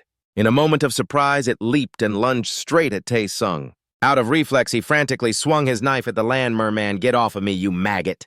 Tae-sung gritted his teeth, cursing to himself, "Damn it, I almost missed." But in the next second, to his astonishment, the merman collapsed at his feet. Tae-sung looked at his knife and remarked, "This thing really works well." Han-Soo collected a rune and said, "The venom I gave you was worth a rune, wasn't it?" Looking at his reflection on the knife, Tae-sung thought with this, "I'll be able to catch up to that bastard soon enough." Firebombs continued to be thrown one after another, and many land mermen were engulfed in a sea of fire. Over here, Han-Soo swung his sword, cutting down the remaining ones. Beside him, Tae-sung also fought with a burning fighting spirit. In that sea of flames, desperate wails echoed, Han-Soo thought to himself, just as I expected from a battle using flammable, paralyzing venom. Han-Soo jumped up, dashing over a pile of corpses as he continued to advance. Landing on the ground, he swung his blade into a land merman's shoulder. Bringing the firebombs was a smart choice. The blade is dull now, but that's fine. In front of Han-Soo, the merman shrieked pitifully, thrashing violently as the venom seeped into its wound. This is why I prepared the venom anyway. On the other side, Tae-sung was in a frenzy, swinging his sword relentlessly. His gaze suddenly fell upon two runes lying next to a merman's corpse. Tae-sung reached out for them. "These runes, they all belong to me." Just then, a merman lunged up, spitting out a glob of slime. Some of that fluid got on his leg, and he let out a pained scream. The acid-like mucus corroded the fabric and stuck to his flesh, the numbing, swelling pain causing him to collapse. He cursed under his breath. "Damn it, everyone is watching. How humiliating." Just then, the beached mermaid began to crawl closer. Its mouth gaped open, sticky drool spilling out its blood-red eyes fixed directly on Tae-sung. But there was not just one. From the darkness, numerous other glowing red eyes lit up one by one, full of hunger. The mermaids crawled towards him in unison. The sickening, slimy sound of them dragging across the ground was horrifying. Numb with fear, their entire body instinctively recoiled. His face pale, he stammered out a shout. "Mother asterisk care, you damn things, get the hell away from me!" Tae-sung tried to keep his knife-wielding hand steady as he pointed it at the mermaids, continuously yelling, "Help me." Mi-hee noticed, but when she rummaged through her bag, she realized, "I am out of bombs." Immediately, Mi-hee signaled Sang-jin switch with me. Startled by the call, he replied, "Wait a second." Sang-jin's trembling hands struggled to light the fuse. "Come on, light up, please." When the lighter finally lit, the mermaid's face was revealed in the flickering light. "I am done for." He flinched and screamed, accidentally dropping the firebomb in his panic. Tae-sung stared in stunned silence as the flask fell to the ground and shattered. He furiously roared and cursed, "You moron! I told you to throw the bomb, not to waste it." In that very instant, a flash of light shot past, piercing the mermaid in front of Sang-jin. In the blink of an eye, its entire body was split in two, much to his astonishment. Light glinted off the blade. "Calm down and just stick to the plan." Han-Soo stood before Sang-jin and reassured him, "As long as you do, that there will not be any problems." He pulled the blade from the mermaid and said, "Rest for a bit and go collect your runes." After a long fight, everything was finally settled. Tae-sung sat slumped on the ground, breathing heavily. I thought I was dead. He glanced at his ankle where the mucus had touched him, now completely healed. "It seems to be thanks to a skill, but my leg is cured now." Hansu turned his head and reminded him, if you improve your stamina and rest, you will heal faster. Go get your runes. Taesung stood up and looked at the pile of items on the ground. Is this all I get, that calculating bastard? He divided it so meticulously. His gaze suddenly landed to one side where Sang-jin was hunched over collecting items. A thought flashed through his mind. What if I take those runes too? Greed flared up, devouring his reason. Taesung's face darkened and a wild smile slowly spread across it. He approached him, his voice raspy as he spoke. Choi Sang-jin, is it a Choi family tradition to be so shameless? Sang-jin looked up, about to retort, what are you? But before he could finish the sentence, Taesung suddenly reached out and grabbed him by the throat. He lifted him up and growled. Sang-jin lifted off the ground. Sang-jin's eyes widened in panic. On Taesung's face was an unconcealed malice. Then Taesung tightened his grip on his friend's neck, roaring like a madman. Sang-jin. The power gap between them was too large. Sang-jin could not resist. The more he spoke, the more agitated he became, his grip tightening. Hey, you idiot, you could not even throw a single firebomb. Did you forget that I almost died because of you just now? Sang-jin could not breathe, stammering without being able to form a single sentence. That is because you... Just then, Mi-hee ran over and quickly intervened. Jin Taesung, what the hell are you doing? Let him go now. He is going to die at this rate. Seeing how angry she was, Taesung shoved him hard, sending him sprawling. You are lucky, you bastard. Looking down at Sang-jin coughing violently on the ground, Taesung acted menacingly again. From now on, you watch carefully and do as you are told. He grabbed Sang-jin's hair, forcing him to look up at his murderous expression. Not long ago, you were crawling on the ground with your head down. It seems you have forgotten your place, huh? Just follow others your whole life like your father and do not cause any trouble. As he was about to reach for the items I will be taking these, a dagger was thrown right in front of Taesung. He flinched. I almost lost a few fingers. What the hell is this? Hansu appeared like a savior. That is not your share. Unwilling to back down, Taesung tried to argue back. Are you going to give the runes to this useless guy? Can you not see that is no different from throwing them in the trash? What can he even do? Come on, you, and I can split these runes. At this, he gritted his teeth and complained loudly. To be honest, we would be fine without this guy, would we not? Am I wrong? However, facing that resentment, he maintained a stone-cold expression and replied calmly, we have to divide things fairly. You should not have touched someone else's livelihood from the start. Hearing that Taesung was speechless, knowing he was no match, he could only swallow his anger. Finally, he turned and left resentfully, not forgetting to leave a warning. Livelihood, my ass, do not you regret this later. Watching his retreating back, Hansu just glanced briefly before calmly turning to his companion, his voice calm but heavy. You should also watch over your own share. That reminder snapped Sang-jin out of it, and he hurriedly bent down to pick up the runes he had dropped. In contrast, Hansu's expression remained unchanged. He turned with a straight back and left in silence without another word. Seeing this, Mi-hee anxiously ran after him, calling out as she chased, Hey, Hansu, do you find us annoying? She clearly looked very awkward at that moment, her eyes hesitant, her voice tinged with uncertainty. With the current situation, I just thought that seeing others fight must be very unpleasant for you. Hansu did not turn back his voice as faint as a breeze. This is good enough for me. Even if you do something wrong, I will not complain. Mi-hee bit her lip, her words mixed with a sense of grievance. Does that mean you will stay with us until the end? That question made him pause for a moment. She spoke slowly with a poorly concealed fear. Hansu, it is just that you act like you could leave at any moment. However, he maintained his indifferent attitude, showing little emotion. Whether you follow me or not is up to you. Nevertheless, Hansu's next words were a calm encouragement. You guys are doing very well, so there is no need to worry. The three of them behind him just stood silently watching his back disappear, none of them saying another word. Meanwhile, Hansu walked silently among the corpses of the monsters he had just defeated, his gaze sweeping over the fragments scattered on the ground. They mainly dropped strength and stamina runes. It seems I cannot ignore the characteristics of the creatures, huh? Although it was not exactly what he wanted, he still bent down to pick up each rune, placing them in his hand to observe carefully. After a moment of thought, the corner of his mouth twitched up slightly. Not too bad. Since strength and stamina are both important right now, these are the stats I need. Just then, the system window appeared. Kang Hansu strength, 25.3 stamina, 24.5 accuracy, 14.1 perception, 15.2. He stared at the system window, the numbers on it still dancing unceasingly. Just a little more. Each decimal point slowly climbed like a ticking clock hand. Strength 25.3, stamina 24.8, accuracy 14.1. As he was engrossed in the system information, suddenly a small pair of horns appeared floating in the air in front of Hansu. It was a fairy demon. As soon as it appeared, it was incredibly noisy. Your total stamina and strength stats have surpassed 50. At the same time, the system emitted a crisp sound like a silver bell. System notification: you have achieved the first accomplishment. Congratulations on becoming the first traveler. Seeing that a nearby Mihi jumped, her face pale. She stammered, "Why did that thing appear here? Where did it come from?" But she had no idea this was all part of Hansu's plan. The corner of his mouth curled up slightly. "I managed to lure it out, huh?" The fairy showed a special interest and curiosity in him, its small eyes gleaming with amusement. "Are you not the traveler who raised his hand earlier? I was wondering who was progressing so quickly. It seems my assessment was correct." Then it flew around in circles like a dragonfly, giggling. "We always like those who try hard." With that, the fairy landed gently on Hansu's head, flapping its thin wings as if bestowing a blessing. "Then, for the most diligent traveler, I shall grant a small gift." Its voice was high-pitched, repeating the same thing over and over.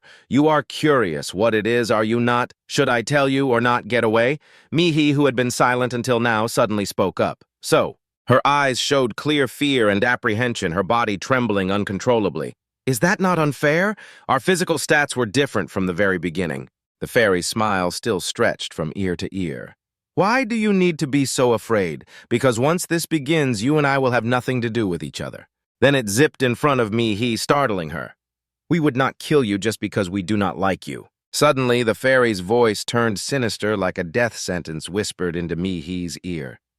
"But there will always be exceptions, will there not? And you could very well be one of them." Then the little imp burst out laughing gleefully while she was scared out of her wits. "Of course, I'm just kidding. Teasing like this never gets old." The fairy's mischievous nature wouldn't let it stop teasing her. "What was that? Not fair? Come on. You know better than that." Its next words made Mihi snap to her senses.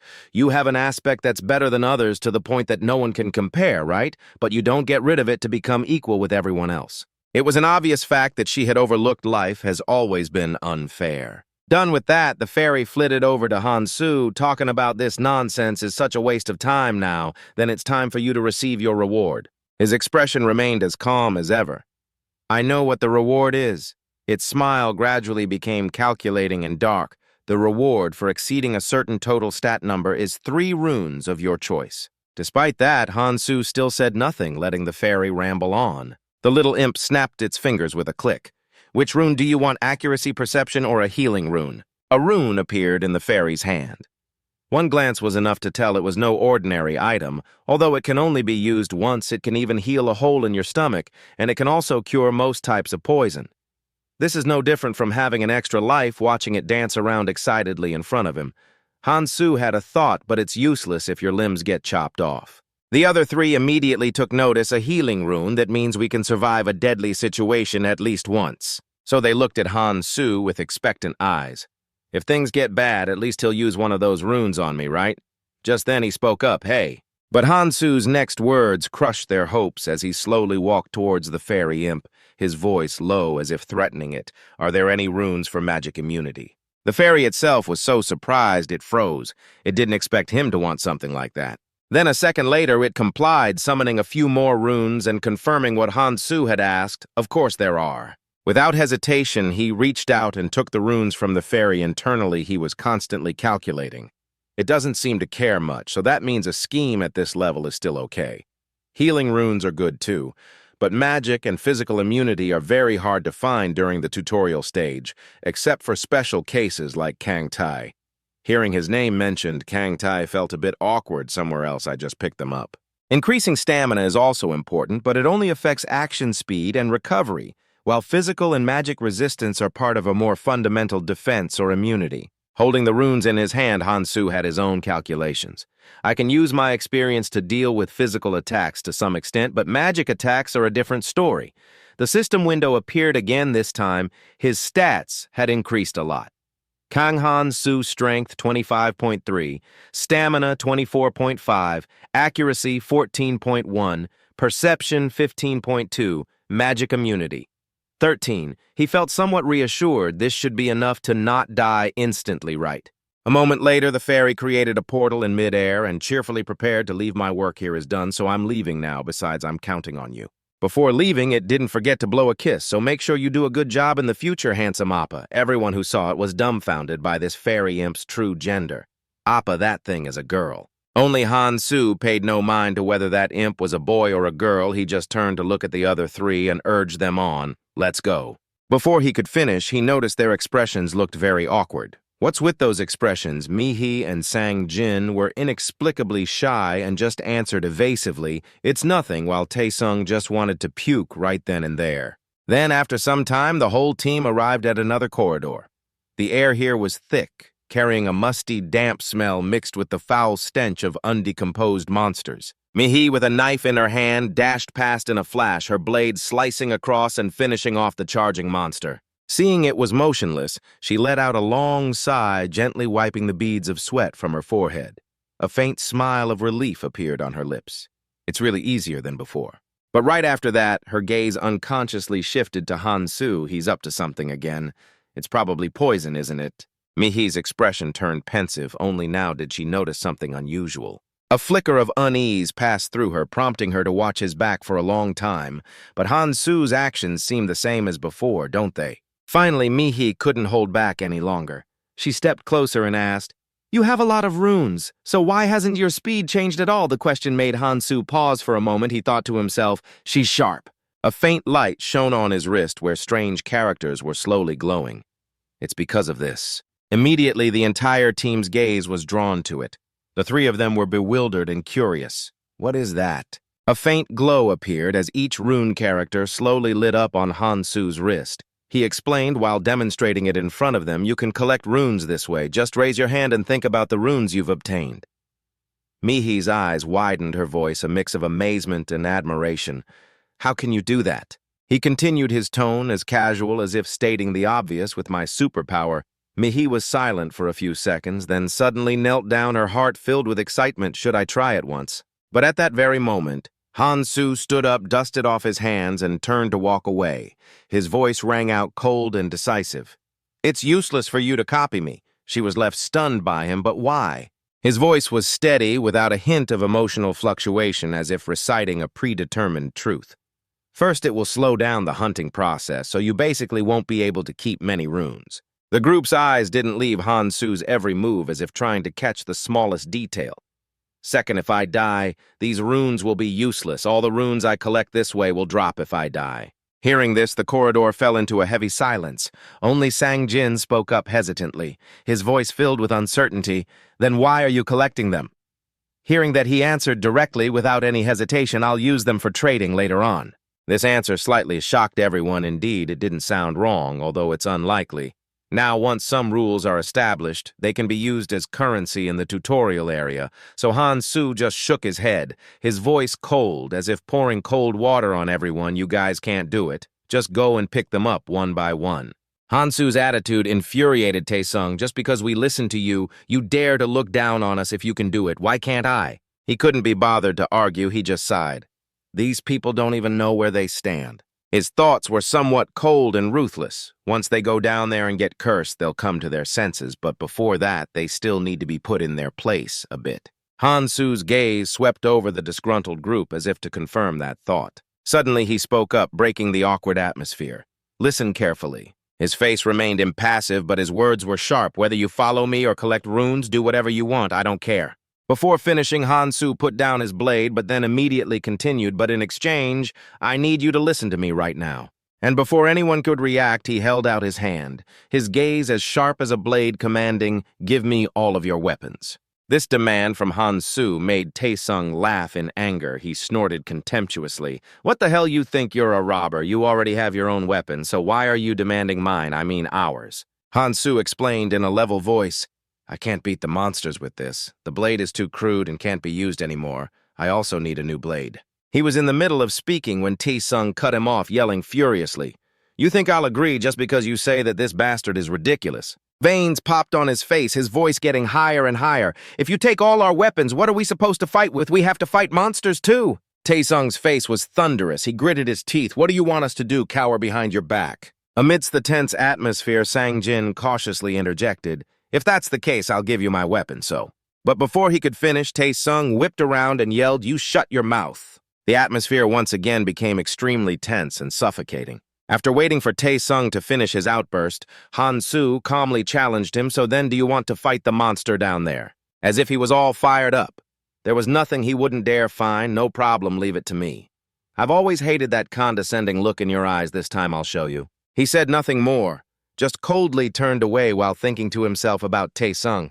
"Oh my God, I thought he would refuse, but I didn't think he'd agree so quickly. That's right, he doesn't know what kind of monster is down there beside him."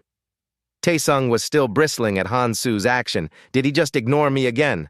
With Han-soo's personality, he didn't want to explain much as he was well aware of his own level, but my limit ends here. After a moment of contemplation, he coldly pointed at them. "I'll give you two choices, one I leave, and you fight the monster yourselves." As soon as he spoke, the three of them froze, their gazes wavering. Han-soo's expression remained unchanged, his voice as steady as ice too. "You step aside and watch me face it alone." The atmosphere fell silent. His decisiveness made it hard for anyone to speak. "What do you want to do?" Finally knowing his place, Sang-jin bowed his head, his voice soft but firm. "I will step aside." Mi-hee looked over and nodded as well. "Me too. If you're saying that, then that monster must be very dangerous." Seeing that Sang-jin and Mi-hee both chose to side with Han-soo, Taesung hurriedly tried to pull them back, his voice a mix of persuasion and resentment. "That's why we should cooperate. Let's help each other in times of danger." Not stopping there, he blatantly badmouthed Han-soo right in front of him. "That coward wants to abandon his friends and take all the rewards for himself. Are you guys going to let him do that?" Taesung's heart burned with anger, his hand clenching maliciously as he thought, "I don't give a damn if that failure Sang-jin backs out, but if Mi-hee does too, it'll be difficult for me." Han-soo just stood there, looking him up and down with a cold gaze, not wasting his breath arguing. "Friends, huh, that's a nice word. Although I have some memory of being friends with you before, you should be glad Keldian didn't come back here." He briefly thought of an old friend, his heart growing heavy. "He's probably wandering in the purple zone space now. I can't stay here for too long." As the thought ended, his brows furrowed slightly, his resolve hardening. "I have to get there as soon as possible." So immediately, Han-soo cut off the tedious argument in front of him. "Enough, let's think after we go down. If I knew you guys would argue like this, I wouldn't have said anything." Hearing that Taesung's face instantly turned vicious, the corners of his mouth curling into a sarcastic sneer. "Finally, we're going down there. You should have done that sooner instead of spouting nonsense. The way he was trying to go down there alone means that bastard knows there's something important down there." He went down with his two friends with another plan in mind. Only a fool would pass up an opportunity like this. What if I'm lucky and find a good item? But just as they stepped onto the dark stairs, a heaven-shaking roar echoed, causing the three of them to immediately panic and run back up. Mi-hee screamed while running, her voice breaking in terror. I told you, the monster down there must be dangerous." Even Taesung, who was so arrogant just a moment ago, was now pale, shouting hoarsely, "Just run." Because what awaited them down there was far more terrifying than they had imagined. The darkness suddenly parted, and before them appeared a giant basilisk. Its glowing red eyes stared as if wanting to devour their souls. How was I supposed to know the monster there was from a completely different dimension? Han-soo immediately stood in front of the group. Compared to the basilisk, they were nothing more than trembling mice in a corner. Taesung glanced down the hallway, his eyes darting around, clearly looking for an escape route. He cursed inwardly. I can't believe he's planning to fight it alone. He must be out of his mind. But Han-soo paid him no mind. His eyes never left the monster. A cold light flashed in his pupils, dense, killing intent radiated from him, making the atmosphere heavy and suffocating. The monster also watched intently, waiting for the right moment to pounce on its prey, ready to attack at any moment. Just a second later, it let out a loud hiss, its giant body twisting violently. The backpack on Han-soo's shoulder flew off. He was also ready for a life-or-death battle. The monster's neck suddenly swelled up its scales, vibrating intensely as if preparing to spit out something horrible. Han-soo seemed to realize something. His expression darkened, his sharp gaze piercing through the basilisk's every move. Immediately, he dodged behind a concrete pillar. He covered his ears tightly as if anticipating the power of its attack. Then the basilisk roared, spitting out a powerful shockwave from its massive mouth. The concrete pillar where Han-Soo was hiding took the full force of the shockwave. It shook violently, and a deafening sound rang out. A second later, the concrete pillar couldn't withstand its power, and a large chunk of it exploded off. But luckily, Han-Soo was still intact. He smirked and panted, thinking to himself, I predicted this attack. I can withstand it a little, thanks to my magic resistance stat. But because the last attack failed to take down its prey, the basilisk became even more frantic. The powerful shockwave meant its magic was quite high. Another noteworthy thing was its scales. They were so hard that no ordinary sword could pierce them. This monster had no intention of letting him go. It slithered quickly towards Han-Soo, its giant body coiling and lunging forward like a nightmare. The whole ground shook as it slammed into the concrete pillar. The sound of cracking echoed loudly and dust flew everywhere. Realizing this was the right moment, Han-Soo dashed out from his cover, his eyes ice cold. This is not an easy opponent. He took the opportunity to rush under the monster's belly, but I know its weak spot. The knife in his hand flashed, aiming straight for a single point. Its scales may be tough, so he gathered all his strength, stabbing straight into the flesh beneath the creature's scales. Fresh blood immediately gushed out. Hit by the blow, it reared its head back and shrieked pitifully, confirming his assertion. But the area between its scales is very weak. By instinct, Han-Soo leaped backward, avoiding the monster's frantic rampage. But the basilisk's fury only intensified. Its massive mouth opened wide, letting out ear-piercing hisses that made the air tremble. Immediately, its giant tail swung like an iron whip, striking towards him, sending dirt and rocks flying. As if coming up with a plan, Han-Soo quickly picked up a stone and threw it at the monster to create a diversion. The monster reacted instantly, opening its mouth wide and firing another shockwave straight at him.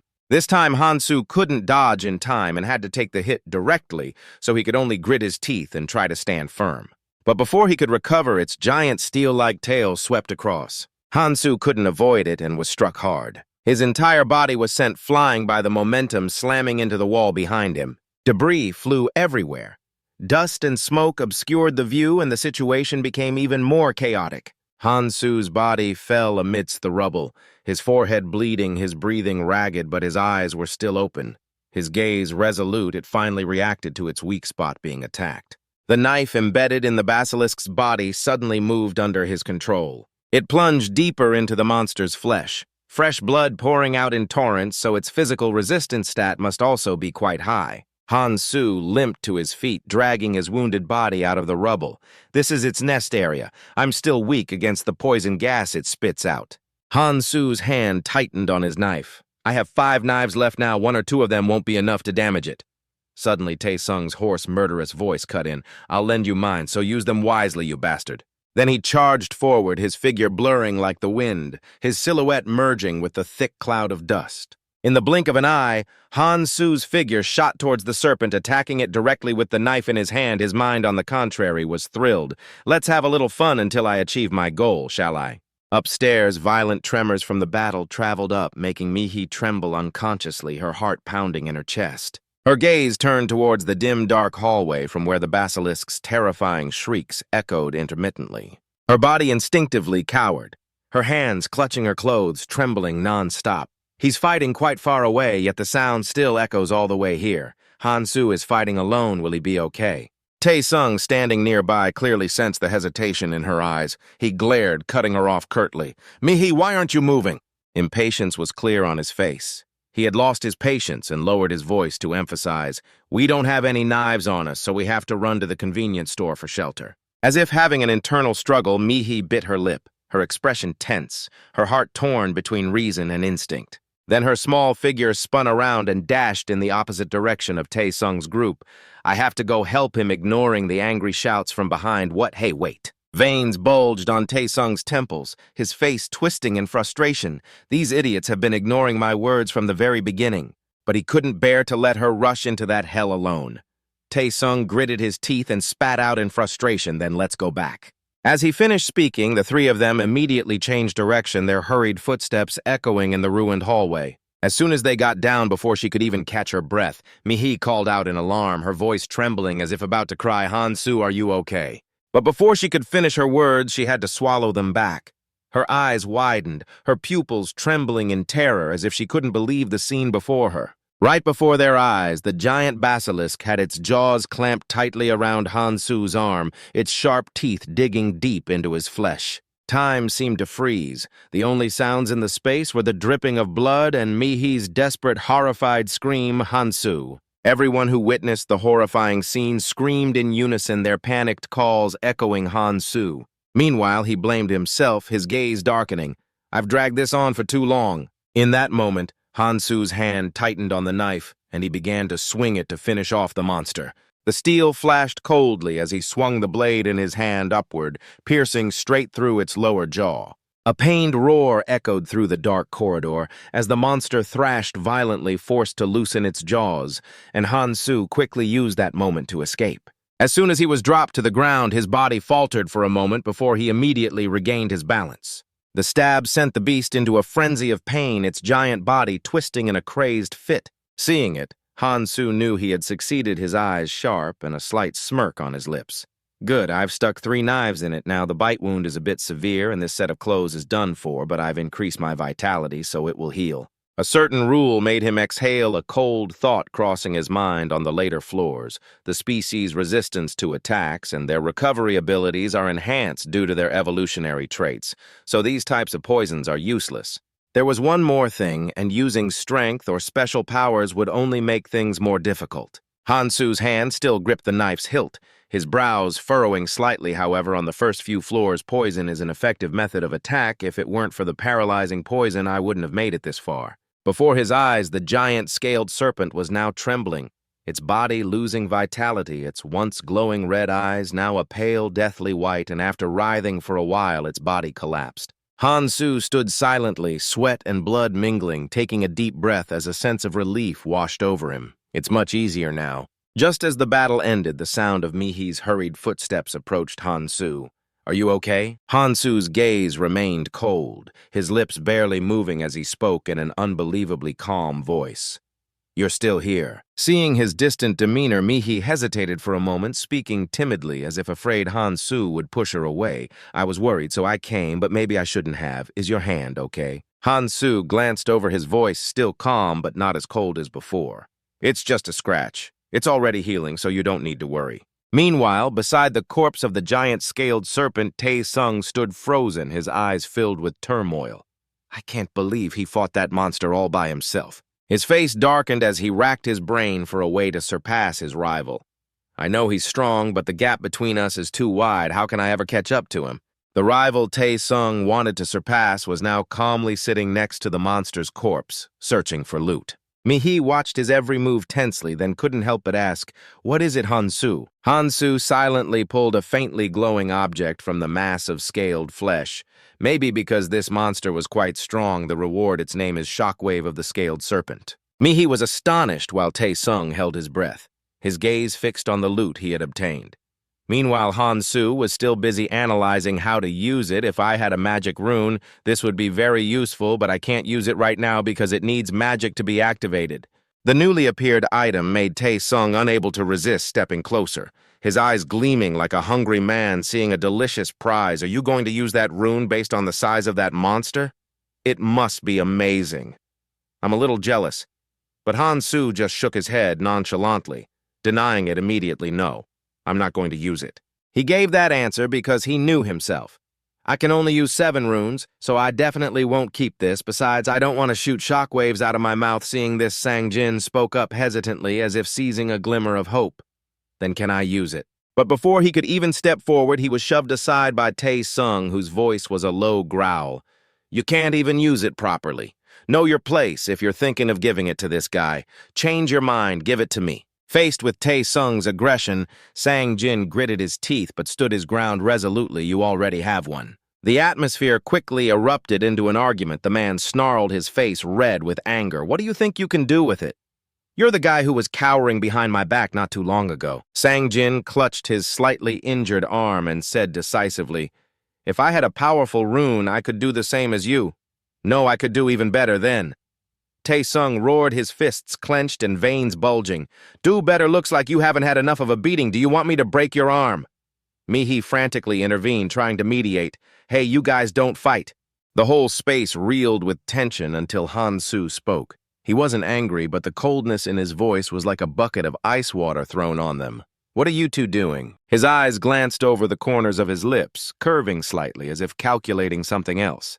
His voice was low but rang out clearly.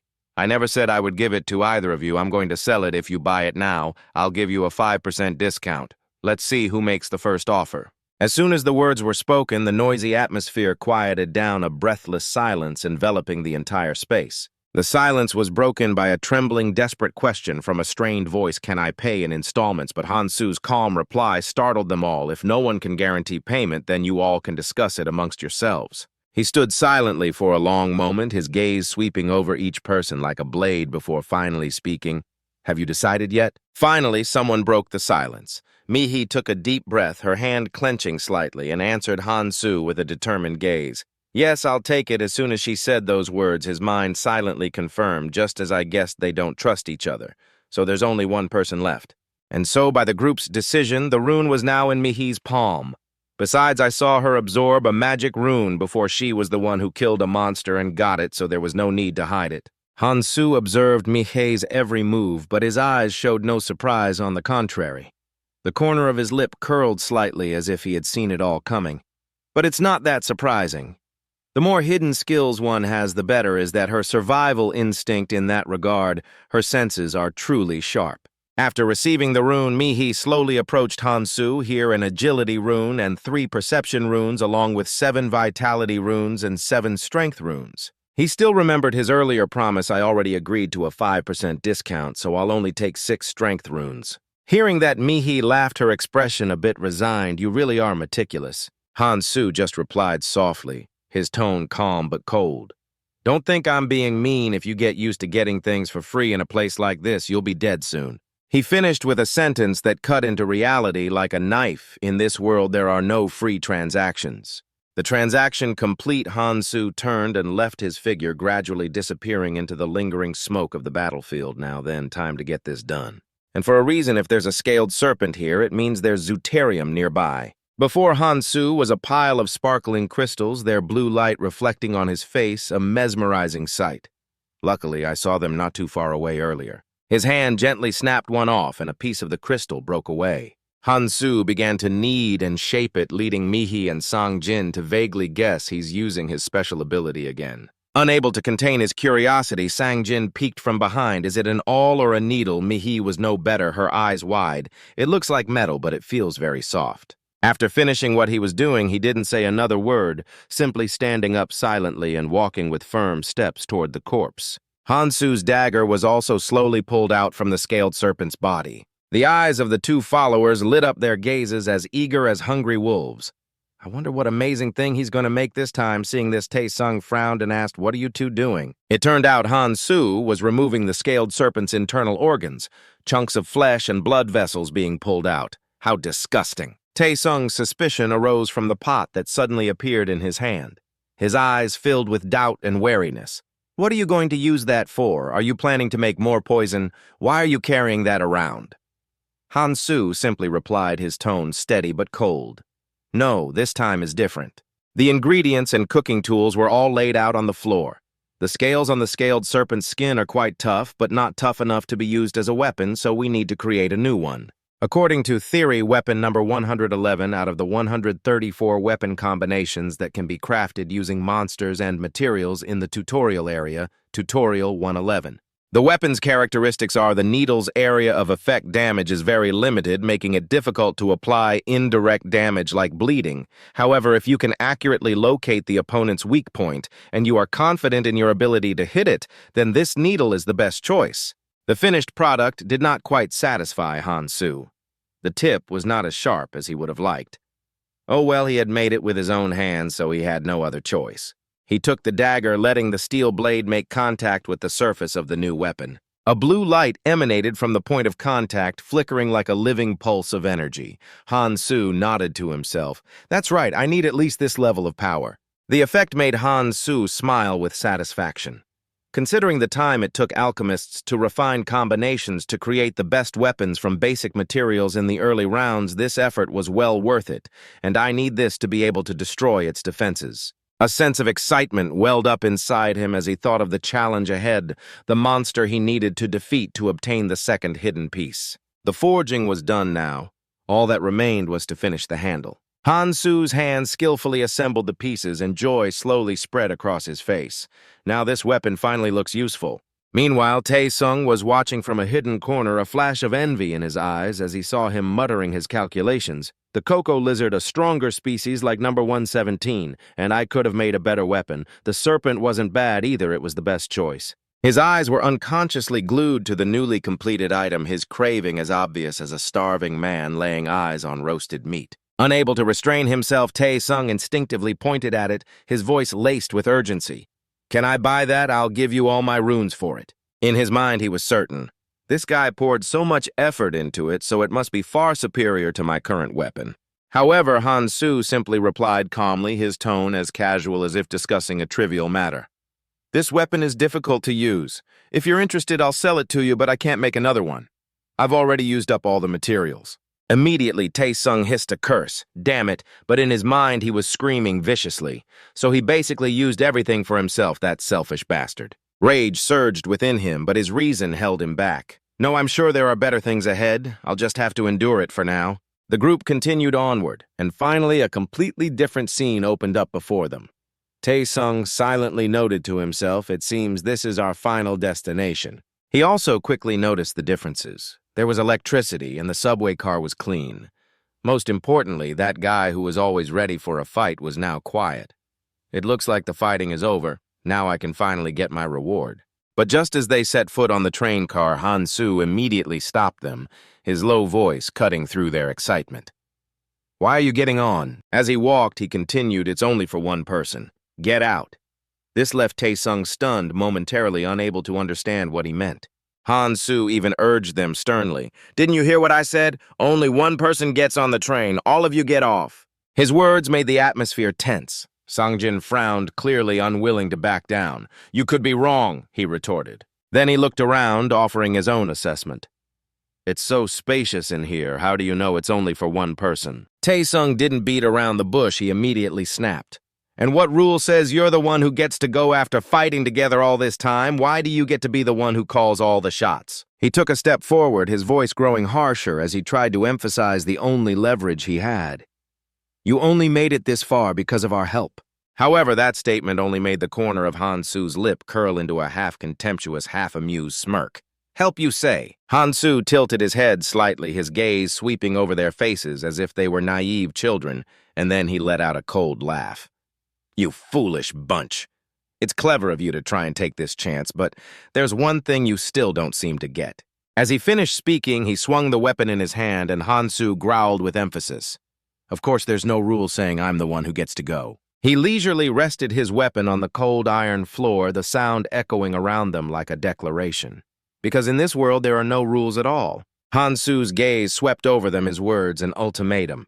"Either you get out of here right now, or you settle this with me right here." He even added with cold sarcasm, "If you want, feel free to discuss it with your lawyer and file a complaint later." With that, the corners of his mouth curved up into a confident smile, radiating the aura of one who holds the power of life and death. Pick one. Facing that pressure, Tae-sung, who stood before him, lost all his defiance. His entire body trembled and his eyes were filled with fear.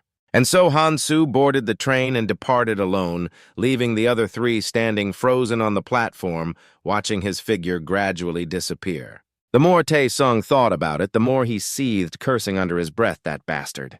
That act of his had wounded Tae-sung's pride. Was he for real? He talked like a 40-year-old uncle, but only ever did insane things. The friction between the two long accumulated now flared up like a wildfire, making Tae-sung want to attack Han-Su just to vent his anger. However, reason held him back as another crazy thought surfaced. But if we all attack him, we might have a chance to win. If we win, I'll take all his weapons and ancient runes. His hand slowly reached for his weapon, a greedy glint in his eyes as he told himself, "And if we lose, we can just apologize. He wouldn't kill all three of us, right?" In Tae-sung's mind, this naive belief in Han-Su's mercy made it all seem like a gamble worth taking. However, the atmosphere around Han-Su was completely different now, grim and heavy, as if a thick darkness was shrouding his face. In the midst of that profound darkness, only his cold, sharp blue eyes blazed, staring at Tae-sung and making his heart stop. The crushing pressure on his chest made Tae-sung realize he could not be reckless this time. In the end, he could only grit his teeth and curse inwardly, "That son of a bitch, if I had made even the slightest move, he would have killed me on the spot." The words caught in his throat, but Tae-sung's eyes followed Han-soo's fading silhouette against the cold lights. He was capable of much more than that. Tae-sung could only accept his departure. "See you again then." Shame and resentment tore through him. Why did I freeze from just his stare? Just then, Mihi's voice came soft but clear. We shouldn't have pushed him away like that. Her words were like cool water, but to Tae-sung they felt like a twisting knife, because she knew Han-soo's contributions well. We owe him for carrying all three of us this far. We should not have provoked him like that. After she finished, Mihi urged them on her voice, gentle yet firm, "Let's go, we need to keep moving forward." But to Tae-sung, her words were meaningless inside his head. Vicious and ambitious thoughts screamed, "You idiots, that's exactly why you'll never make it. Where is that burning desire?" Humiliation, envy, and ambition intensified, merging into a toxic cloud that consumed Tae-sung's sanity. "Aren't we here to get stronger? No matter the cost, I will become stronger." Meanwhile, Han-soo sat quietly on the subway train, hurtling into the darkness, silently organizing all the facts. If I were to summarize the information I have on this place, this is what I've gathered. He thought to himself and began to list them, the subway stops at 20 stations along its route. As for the items too, the relics found at each station are random with no set pattern to predict them, and the final point is 3. Once a station is passed, I cannot return to it. Han-soo leaned back in his seat, the flickering light of the car reflecting on his thoughtful face. It is a mentally conflicting structure. Even if I reach the final destination, there's no guarantee of a good result, so caution is essential. His gaze shifted from his thoughts to the dark train window, the numbers forming in his mind. We are currently at the 12th station. Han-soo mentally reviewed his progress. Laroon's ring, Katal's claw, Ograng's steel. I have collected 8 weapons with stable designs. Perhaps because they are weapons acquired through a hidden piece, their quality is quite high. There was one item Han-soo considered, Laroon's ring, which combined with the perception stat reveals the weak points of monsters. The train vibrated slightly, announcing its arrival. Han-soo stepped out and then gave a bitter laugh to himself, "But I already know the weaknesses of all the monsters, so it's useless to me." Setting aside the ring, he hoped for something more. "I have plenty of weapons, so I'm hoping for something special, perhaps something to increase my mobility. With it, I could move freely during combat, or at the very least his train of thought was suddenly interrupted as a table materialized before him, bathed in a faint, inviting glow. Han-soo's gaze instantly locked onto it because the item on the table was special enough to completely derail his train of thought. In a luxurious purple package with a faint silver shimmer lay a neat pack Maniac cigarettes. Even with his extensive knowledge, Han-soo was surprised I didn't even know this could show up. Its description immediately ran through his mind when a cigarette is placed in the mouth. The ancient rune stat starts to rise while smoking. The stat continues to rise. In short, if you finish it and inhale all the smoke, all ancient rune stats increase by 20%, and the effect lasts for 10 minutes. A glint appeared in Han-soo's eyes. Without hesitation, his hand snatched it up decisively, as if he feared it would vanish before his very eyes. This is it. Even though it has a weakness, despite not being usable outside the training area, there is no better place for it than here. His gaze softened. A vague memory surged like a wave. Memories of his past addiction flooded back, stirring his emotions. Cigarettes, huh? It's been a long time. Back then, there was still someone who patiently looked after him. A familiar voice echoed in his ear. "You're smoking again. I always told you that you look so much older whenever you smoke." Those simple words were like a deep incision, leaving behind a regret that could never be erased. Even knowing he could never see her again, Han-soo felt as if she were standing right before him. In his imagination, a gentle hand rested on the pack and a slightly reproachful smile appeared, If she were here, she would probably say something like, "If you keep this up, you'll ruin that handsome face." His chest twinged with a slight pain, but Han-soo whispered to himself, "Don't worry, this time will be different." Just then, the train doors slid open automatically, the mechanical sound echoing coldly. Han-soo looked up at the empty platform, a brief sense of disappointment washing over him. They're all gone. The silence made him pause for a moment, but another thought quickly extinguished his feeling of emptiness. There are still 4 days until the next hidden piece appears. Within 2 days, I have 2 choices. The first is to focus on hunting and collecting ancient runes. His eyes narrowed as if he were weighing a gamble or I could take on the remaining quests there was no need to reconsider. Hansu glanced around to survey the area. Let's see, I've already completed several quests on the way, so his past experience helped him decide on a better path. I don't know what else I can get from those quests, but for now I should focus on completing the ones I've assessed to have the best rewards first. Following that logic among the remaining quests, the one with a promising reward and a short completion time is the Philosopher's Stone with a clumsy mage attendant. If I can complete the quest, it increases my base stats by up to 10, including its bonus stats, and it can heal potentially fatal injuries. The quest sounds decent, the reward looks promising, and such relics are rare not only in the training area, but also in the later Red Danger Zone, but who would have ever thought that idiotic quest could be triggered? It was her. Hansu whispered her name, Anvi Aaron, a member of the suicide squad. She was dragged into the abyss while volunteering at a prison. Although she wasn't the only one, I heard the people she trusted most were there with her, but the bond between them was too fragile. As soon as the training started, they all betrayed her, and her outrage awakened her power. A bloodbath ensued. Within 7 weeks, she had torn apart and slaughtered everyone there, ripping out their hearts. At the end of the slaughter, she attempted suicide, and that's when this quest appeared. Its sheer brutality made Hansu frown, a feeling of unease rising within him. I'm going to pass on this one. It doesn't suit me, and it contradicts my goal of saving as many people as possible. Hansu glanced at the time display. Darkness had fallen. It must be night now, so some time-limited night quests have appeared. Wait night, that reminds me I have this. The item he took out was an old pouch. Its fabric was worn, but it gave off a faint glow, the stingy tycoon's food pouch. Hansu gripped it firmly and walked toward his temporary shelter first. I'll use this. I need to make sure I have enough stamina anyway. I'll be busy protecting it under the moonlight. His stomach growled loudly, the hollow sound proving he'd been active all day without rest. Hansu sighed softly. I should eat first.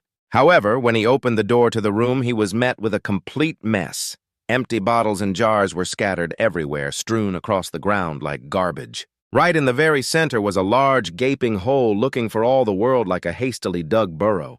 This blatant disregard, this defiant mess made Hansu grit his teeth. He couldn't help but curse inwardly. These bastards, the moon will rise soon, and they still dare to pull such a foolish stunt. Suppressing his emotions, he pulled out his phone, the screen's light casting a glow on his cold face.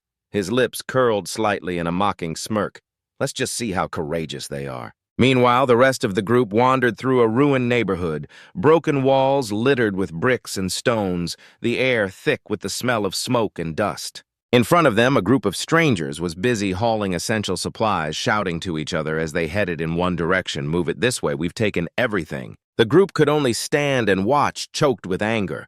How could they steal everything like that? Should we stop them now? Most of our reserves are gone. One person confessed sorrowfully. We had to flee in a hurry when we heard them coming, so I couldn't save anything. They took my share, too. How could they clear out everything in such a short time? Mihi could only sigh, her voice laced with helplessness. We might be stronger, but... Sungjin continued remaining calm and rational. They have too many people. Even with higher stats, we would be in danger if they ganged up on us. Hansu isn't back yet, so let's not act rashly. It is so weird to see you talk so much. I have never heard him talk this much, me neither. But a sense of unease still grew within the group. I can't believe they even knew where the convenience store was. I thought we had time, but this is happening too fast. As the looters finished gathering everything and left, an urgent shout echoed, "Let's go, hurry up." But in that very moment, Sungho, the ringleader, suddenly turned back and waved at the group, a mocking smile etched on his face. The whole group froze, their eyes meeting, and everyone noticed the strangeness of the situation. Hearing the trembling's question, did he just wave at us, Tae-sung smirked and explained, his voice full of contempt. They're trying to provoke us by boasting that they've taken everything. He tried to brush off the tension, signaling to the group. There's no need to answer him, let's go. But as he walked away, Tae-sung muttered under his breath, his eyes darkening. That idiot, why did he wave at me? He clicked his tongue, telling himself again as if to confirm it. That idiot, why did he wave at me anyway? I'm still doing pretty well. Sometime later, Tae-sung proactively went to meet the thugs who had just stolen their food. Even the members of that group were surprised by his appearance. Who are you? You! The thought of betrayal flashed in his mind without hesitation. Tae-sung directly sold out his comrades, a faint calculating smile on his lips as he spoke. You guys need food, right? You should try the subway. He spoke without a shred of remorse, instead putting on a false air of kindness. You should get it before someone else does, right? Let me lead the way. Facing the thugs, Tae-sung had already made a clear calculation in his mind. He would have to fight these guys to get food, and since it wouldn't be easy to defeat so many people, he would have to ask for my help. However, convincing these thugs was no simple task as expected. Sung-ho was now looking at him with suspicion. And why should we trust you? It seems like you're setting us up to fight that Hansu guy. Seeing this, Tae-sung lost his patience, lunging forward to grab the other man by the collar and lift him up, then roaring right in his face. Don't you understand the situation you're in? Just follow me, choked by the tight grip. Sung-ho struggled and tried to yell back. What are you saying, you bastard? Do you realize our big brother is helping you? But before he could finish his words, a punch like a sledgehammer slammed straight into his face. The tremendous impact sent Sung-ho flying to the ground, his breath coming in ragged gasps. Seeing such a weak enemy, Tae-sung laughed scornfully. All three of you aren't even in the same league as me, you scumbags. Why would I need to trap weaklings like you? Red blood poured from Sung-ho's nose, and he cowered without being able to resist. This time, Tae-sung took another step forward, his eyes cold, his words like a verdict. Think carefully, I'm giving you a chance. With all their supplies stolen, the group had no choice but to return and rest for the time being. As soon as she saw him approach, Mi-hee felt a wave of relief and quickly called out, her voice full of joy. There's Hansu over here. He's back, I feel so relieved, but contrary to her joy, Tae-sung was in turmoil behind her. His eyes flickered towards him as his anxiety subsided a little. No need to worry, besides nobody knows I set that trap. Even if I get caught, I'll have an excuse. When Hansu entered, Mi-hee quickly reported in a trembling voice, We're in trouble while we were moving Jiseon and Youngyu. They took everything from the convenience store. Hansu calmly replied, I know I saw them on my way here. Immediately after, he walked to the table with the food and asked directly, how much food do we have left? There were only a few scattered items on the table. One person sighed and explained not much. We tried to gather as much as we could, but Tae-sung, acting nonchalant, chimed in with false enthusiasm. You know, a lot has happened now that you're here. We just need to steal it back from those guys, right? He even tried to act righteous, although, of course, it'll be difficult for you to take on all those guys by yourself. I can help if you want. But Hansu paid no mind to his forced enthusiasm, simply telling them calmly, let's eat first. That cold demeanor only worsened the paranoia in Tae-sung's mind. He looked at him, his lips twisting into a sarcastic smile.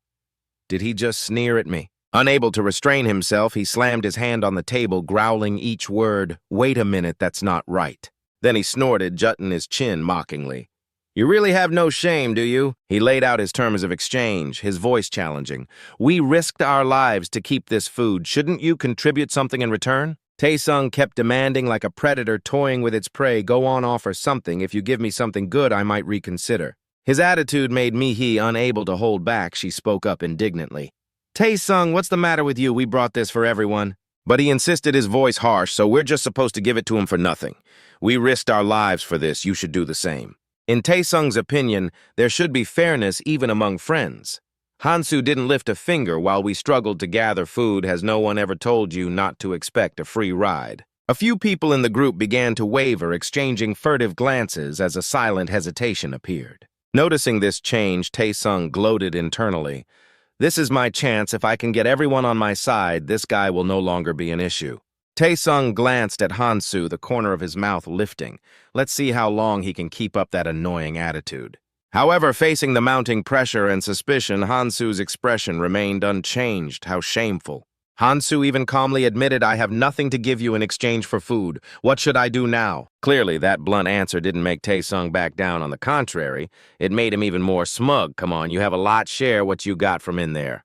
That cryptic insinuation immediately made everyone pause, murmuring amongst themselves. What is he saying? What did you get in there? Tae-sung's drama began to unfold skillfully.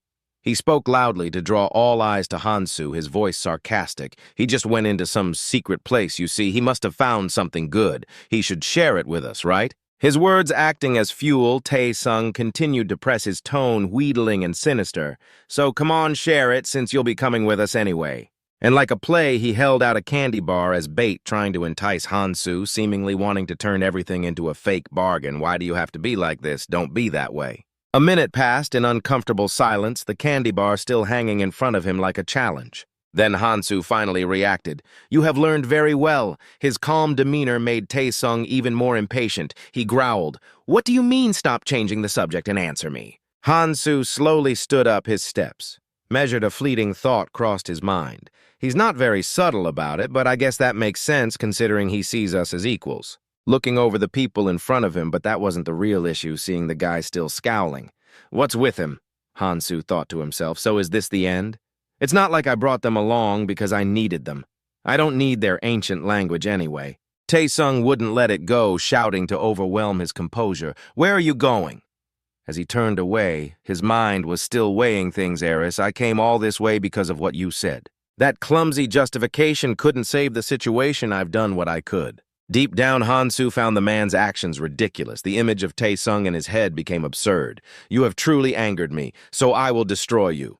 It was so ridiculous, he couldn't even get angry anymore. What am I, a little kid? I can't imagine myself doing this. How can Taesung even spew such words? It's disgusting.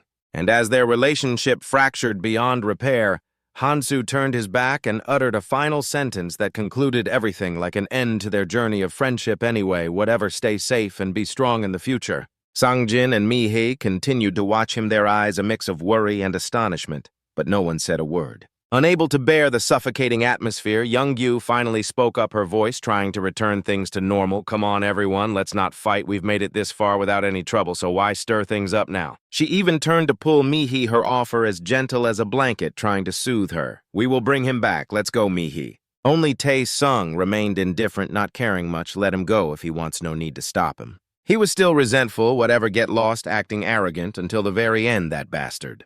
Taesung even loudly asserted his opinion, his voice full of calculation. He acts like that, but if we offer free stuff, he will come crawling back on his own. We do not need that jerk. But simmering uncertainties rippled through the group. A few exchanged worried glances, and a small question popped out. We can handle this ourselves, Mi-hee. What are you doing? Mi-hee frowned upon hearing the reproach. Are you leaving us to follow that guy? She was genuinely flustered, now her voice full of hesitation. Before anyone could react, Mi-hee suddenly bolted outside, her voice decisive.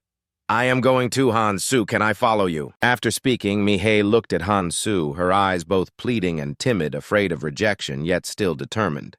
Hansu was silent for a beat, then uttered coldly, nonchalantly, I cannot take you with me. Just when they thought it was a lost cause, everyone thinking it ended there, that all doors had closed, yes, of course.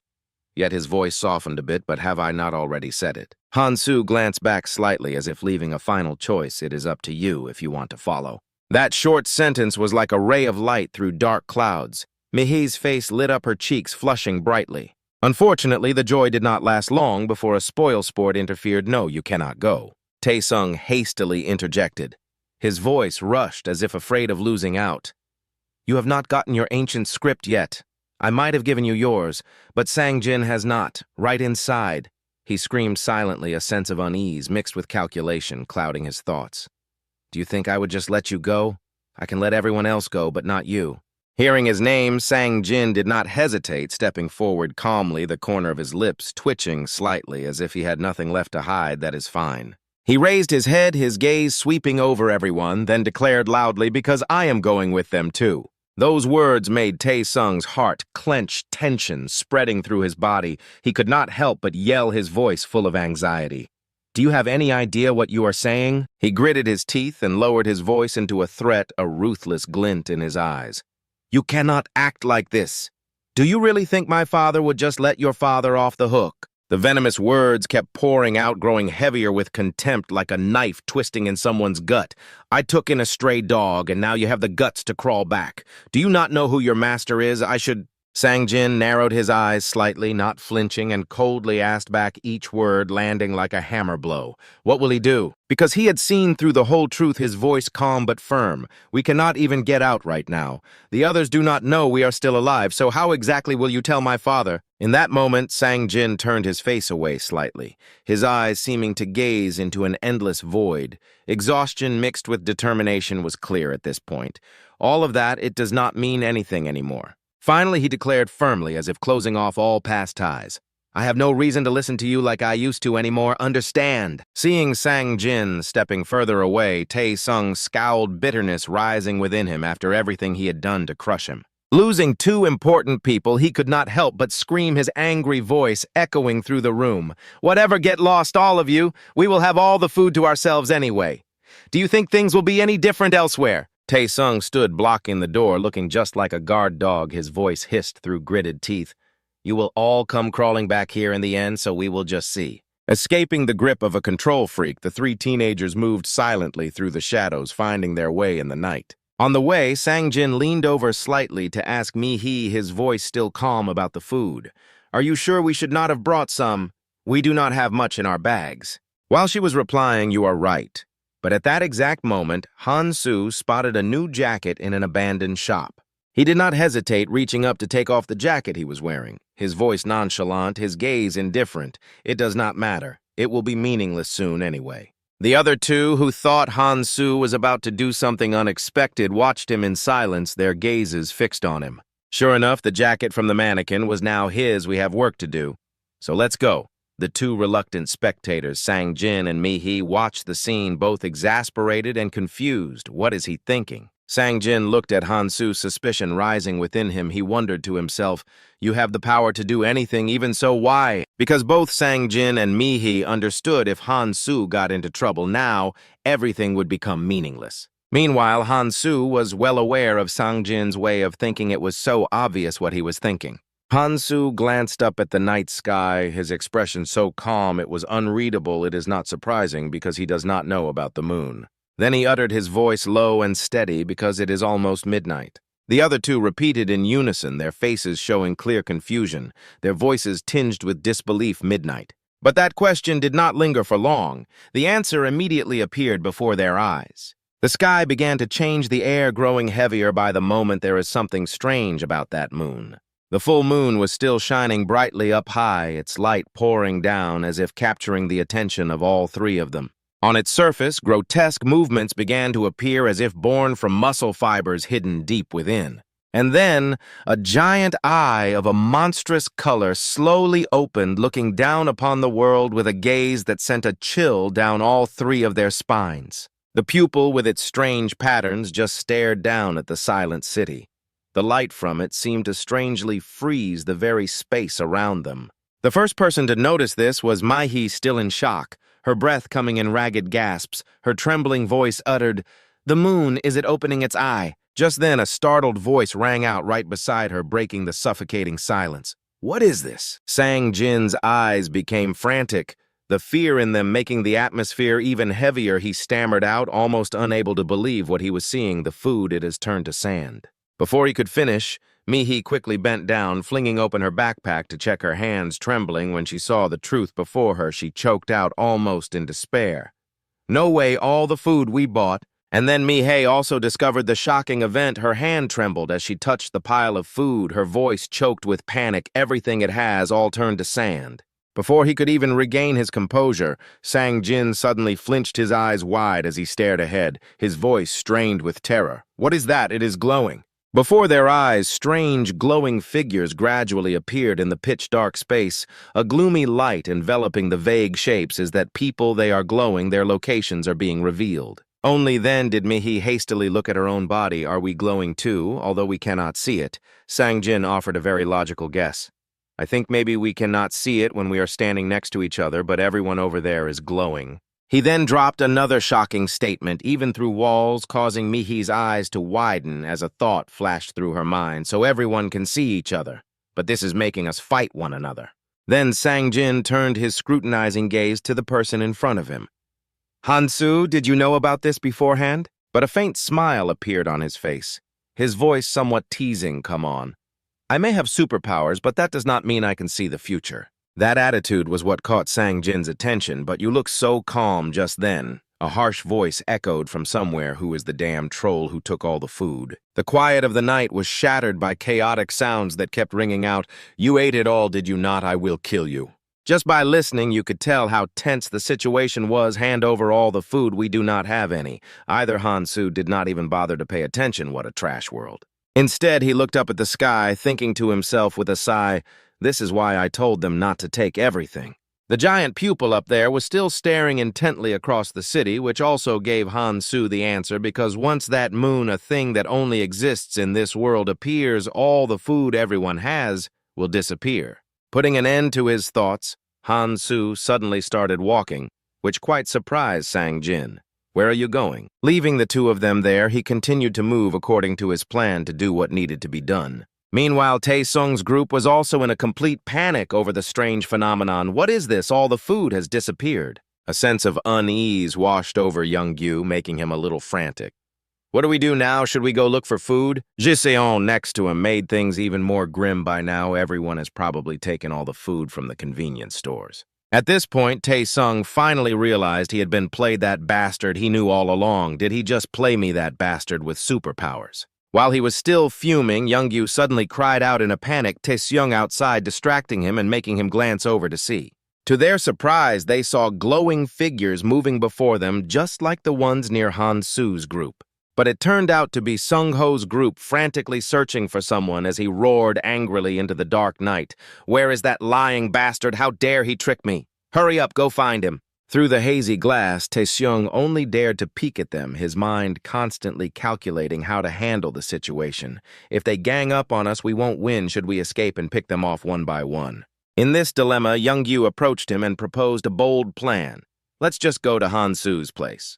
But Tae-seung immediately pointed right at her and yelled, You mean we should go back to that piece of trash who abandoned us and beg him, do you have any self-respect? His unprovoked outburst of anger startled her as well. However, Young-gyu wasn't one to back down and retorted sharply, So what do you want to do? Can you take on all 5 of them? Staying here is completely useless. She herself had already prepared a plan and deliberately signaled to Ji-seon to be her ally.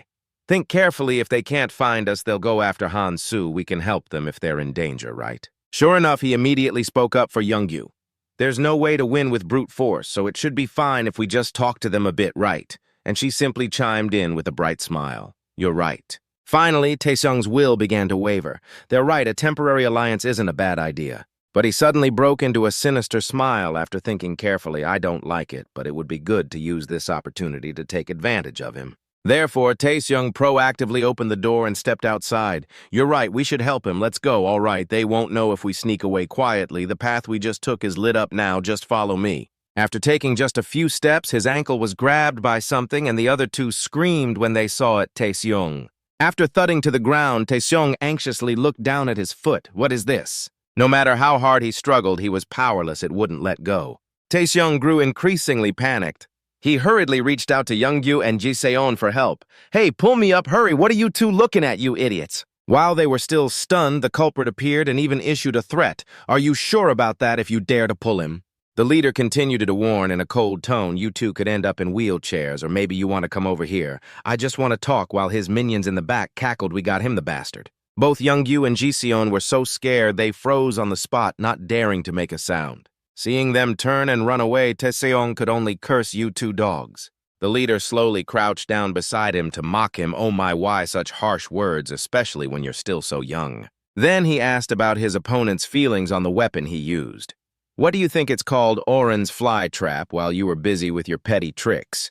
I was preparing these. What's the fun in ganging up on people? As soon as he finished speaking, the leader slowly stood up. All right, that's enough small talk. However, his expression grew more dangerous with a cold gaze. But why are there only 3 of you like this? Where is the rest of them? Faced with the leader's question and demeanor, Tae-seung could only grit his teeth. Just then, his sturdy foot lifted decisively into the air. After that, all that could be seen was Tae-seung's pained expression and his piercing scream. His 2 legs trembled from the attack while he silently cursed in his heart, damn it. To save his own life, Tae-seung was ready to reveal everything. I'll tell you everything I know, ask anything I can show you where they are. That attitude greatly pleased the leader, but what he noticed was something else.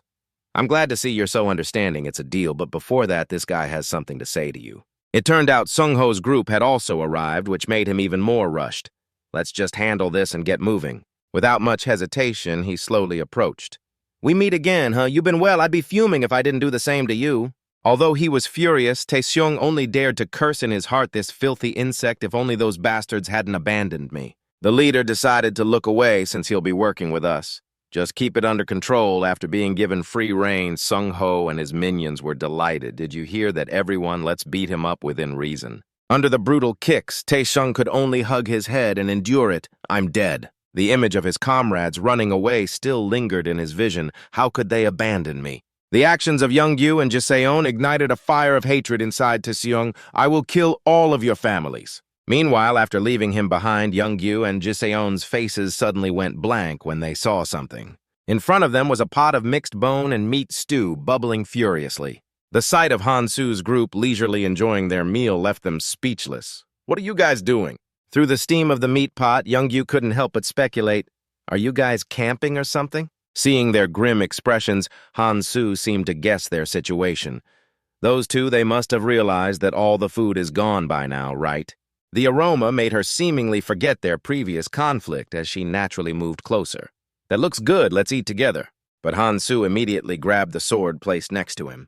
Then he decisively struck a line on the ground to stop Youngyu from approaching. Her face suddenly turned pale at Hansu's action. "What are you?" Without letting her finish, Hansu, while still chewing with his mouth full, issued an ultimatum. "Don't come over here." He then coldly turned his back, making Youngyu furious.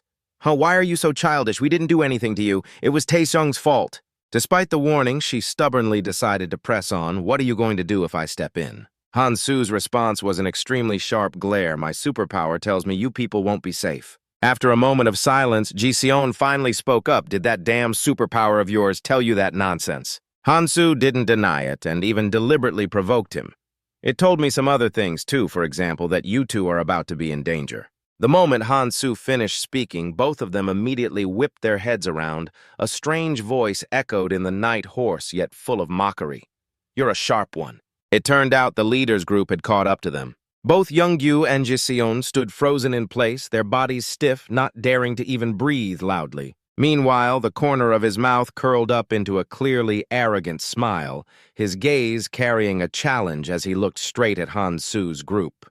At this moment, Mihi had quietly moved to stand right beside Hansu, her gaze also fixed on the opponents. But in that very moment, her eyes caught the subtle, meaningful smile that flashed across his face. That made Mihi's heart skip a beat. She didn't dare to look at him directly again, and could only stealthily observe Hansu's expression from afar. A strange feeling welled up inside her, both confusing and unsettling, making her even more vigilant about the impending situation. A bag with a strange pattern was used by Hansu, the selfish rich person's food pouch.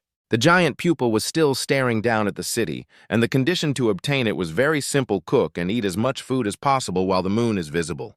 And below were old buildings covered in green moss.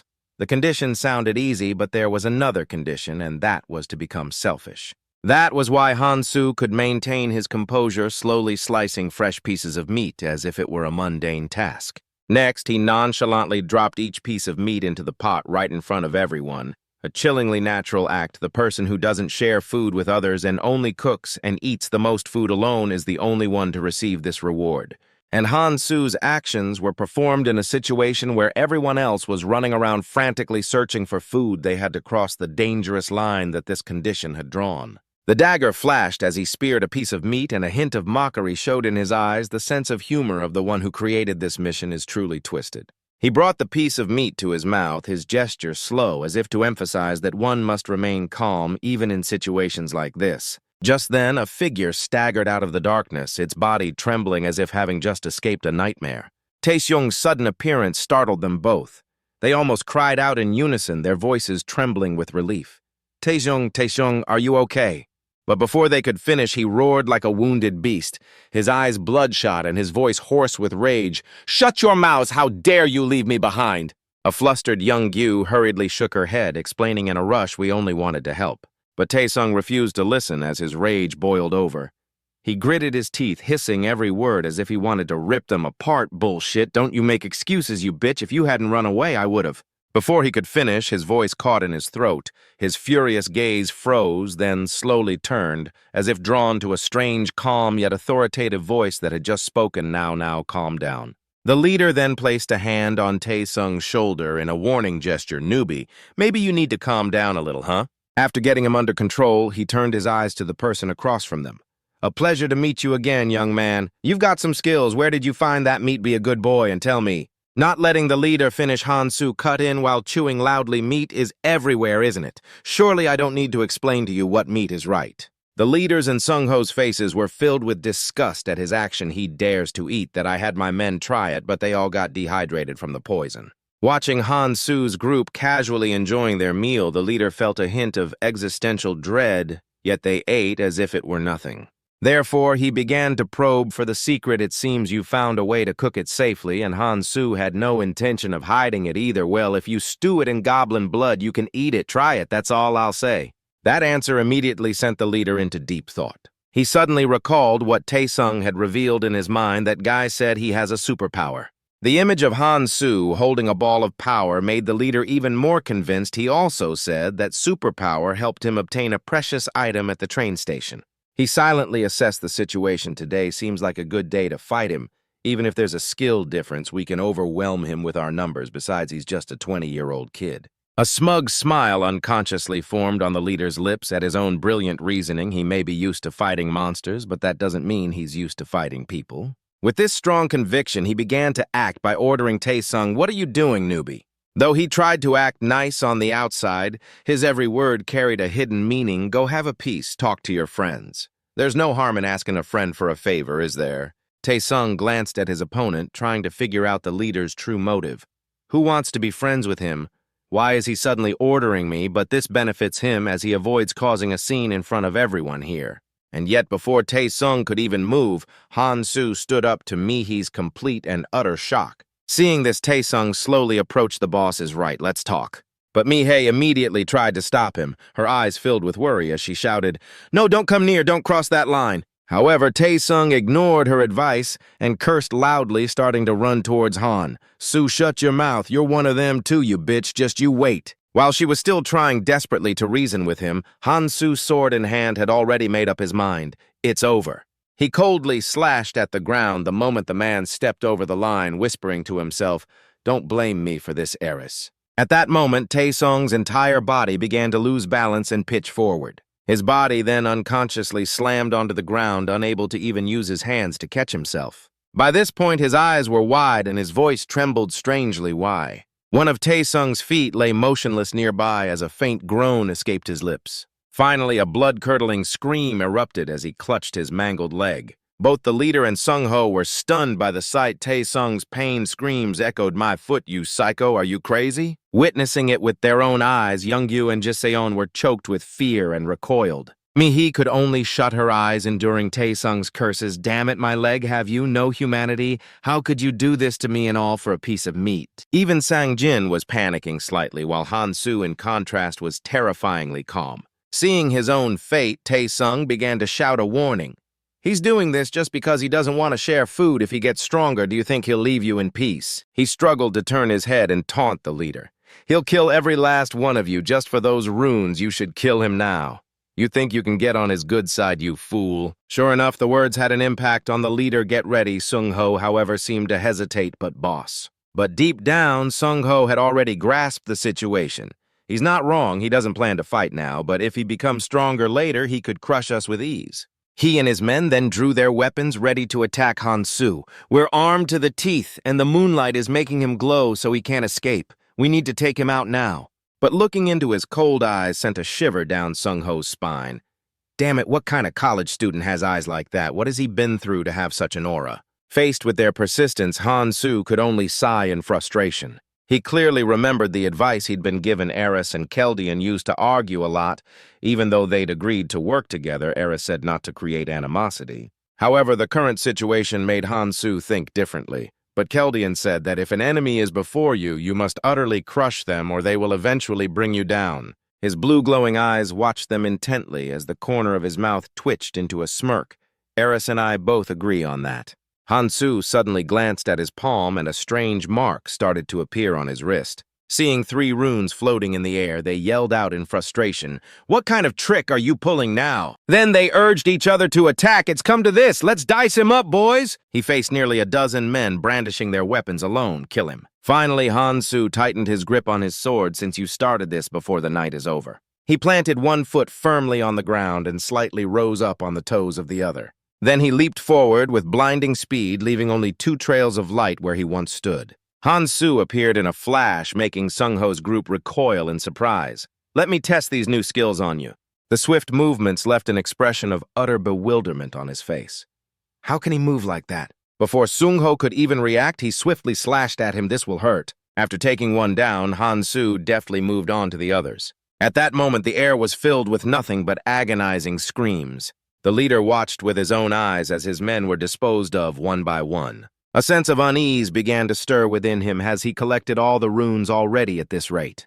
The others were already giving up, but the leader desperately called out, "Don't run! We have more people, we can overwhelm him." But before he could finish speaking, no one was left around him except for Hansu, damn it. Even with things as they were, the leader still put on a fierce front. "You think I'll retreat, you little punk." Seeing him slowly walk closer, he suddenly lowered his voice in a persuasive tone.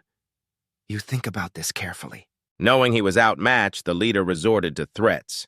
"Do you think you can live peacefully after killing someone? This is completely different from killing monsters." Ignoring Hansu's expression, which grew darker by the second, he persisted, "What you are doing right now is murder. You're killing a person." The leader's eyes suddenly froze and his rambling mouth went silent.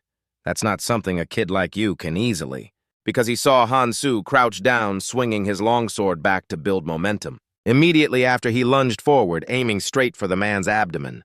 The leader's entire body was flung backward, a crimson spray erupting into the air. Hansu stood there imposingly, his face completely expressionless. With just a single strike, Hansu had sent him to his grave. After delivering the blow, his gaze didn't waver at all. It was terrifyingly cold. The heavily wounded men were collapsed on the ground. Some were unconscious, while others clutched their injuries and groaned in pain. "My arm." Immediately after, a man slashed across the chest by a sharp blade, screamed in agony, and fell backward, a sight that made Youngyu and Jiseon's faces drain of color. Elsewhere, Hansu stood grimly among the bodies and coldly asked, still hanging around. As soon as the words left his mouth, he looked up at them with a cold smile. "You want to fight, too." Both of them showed faces pale with terror.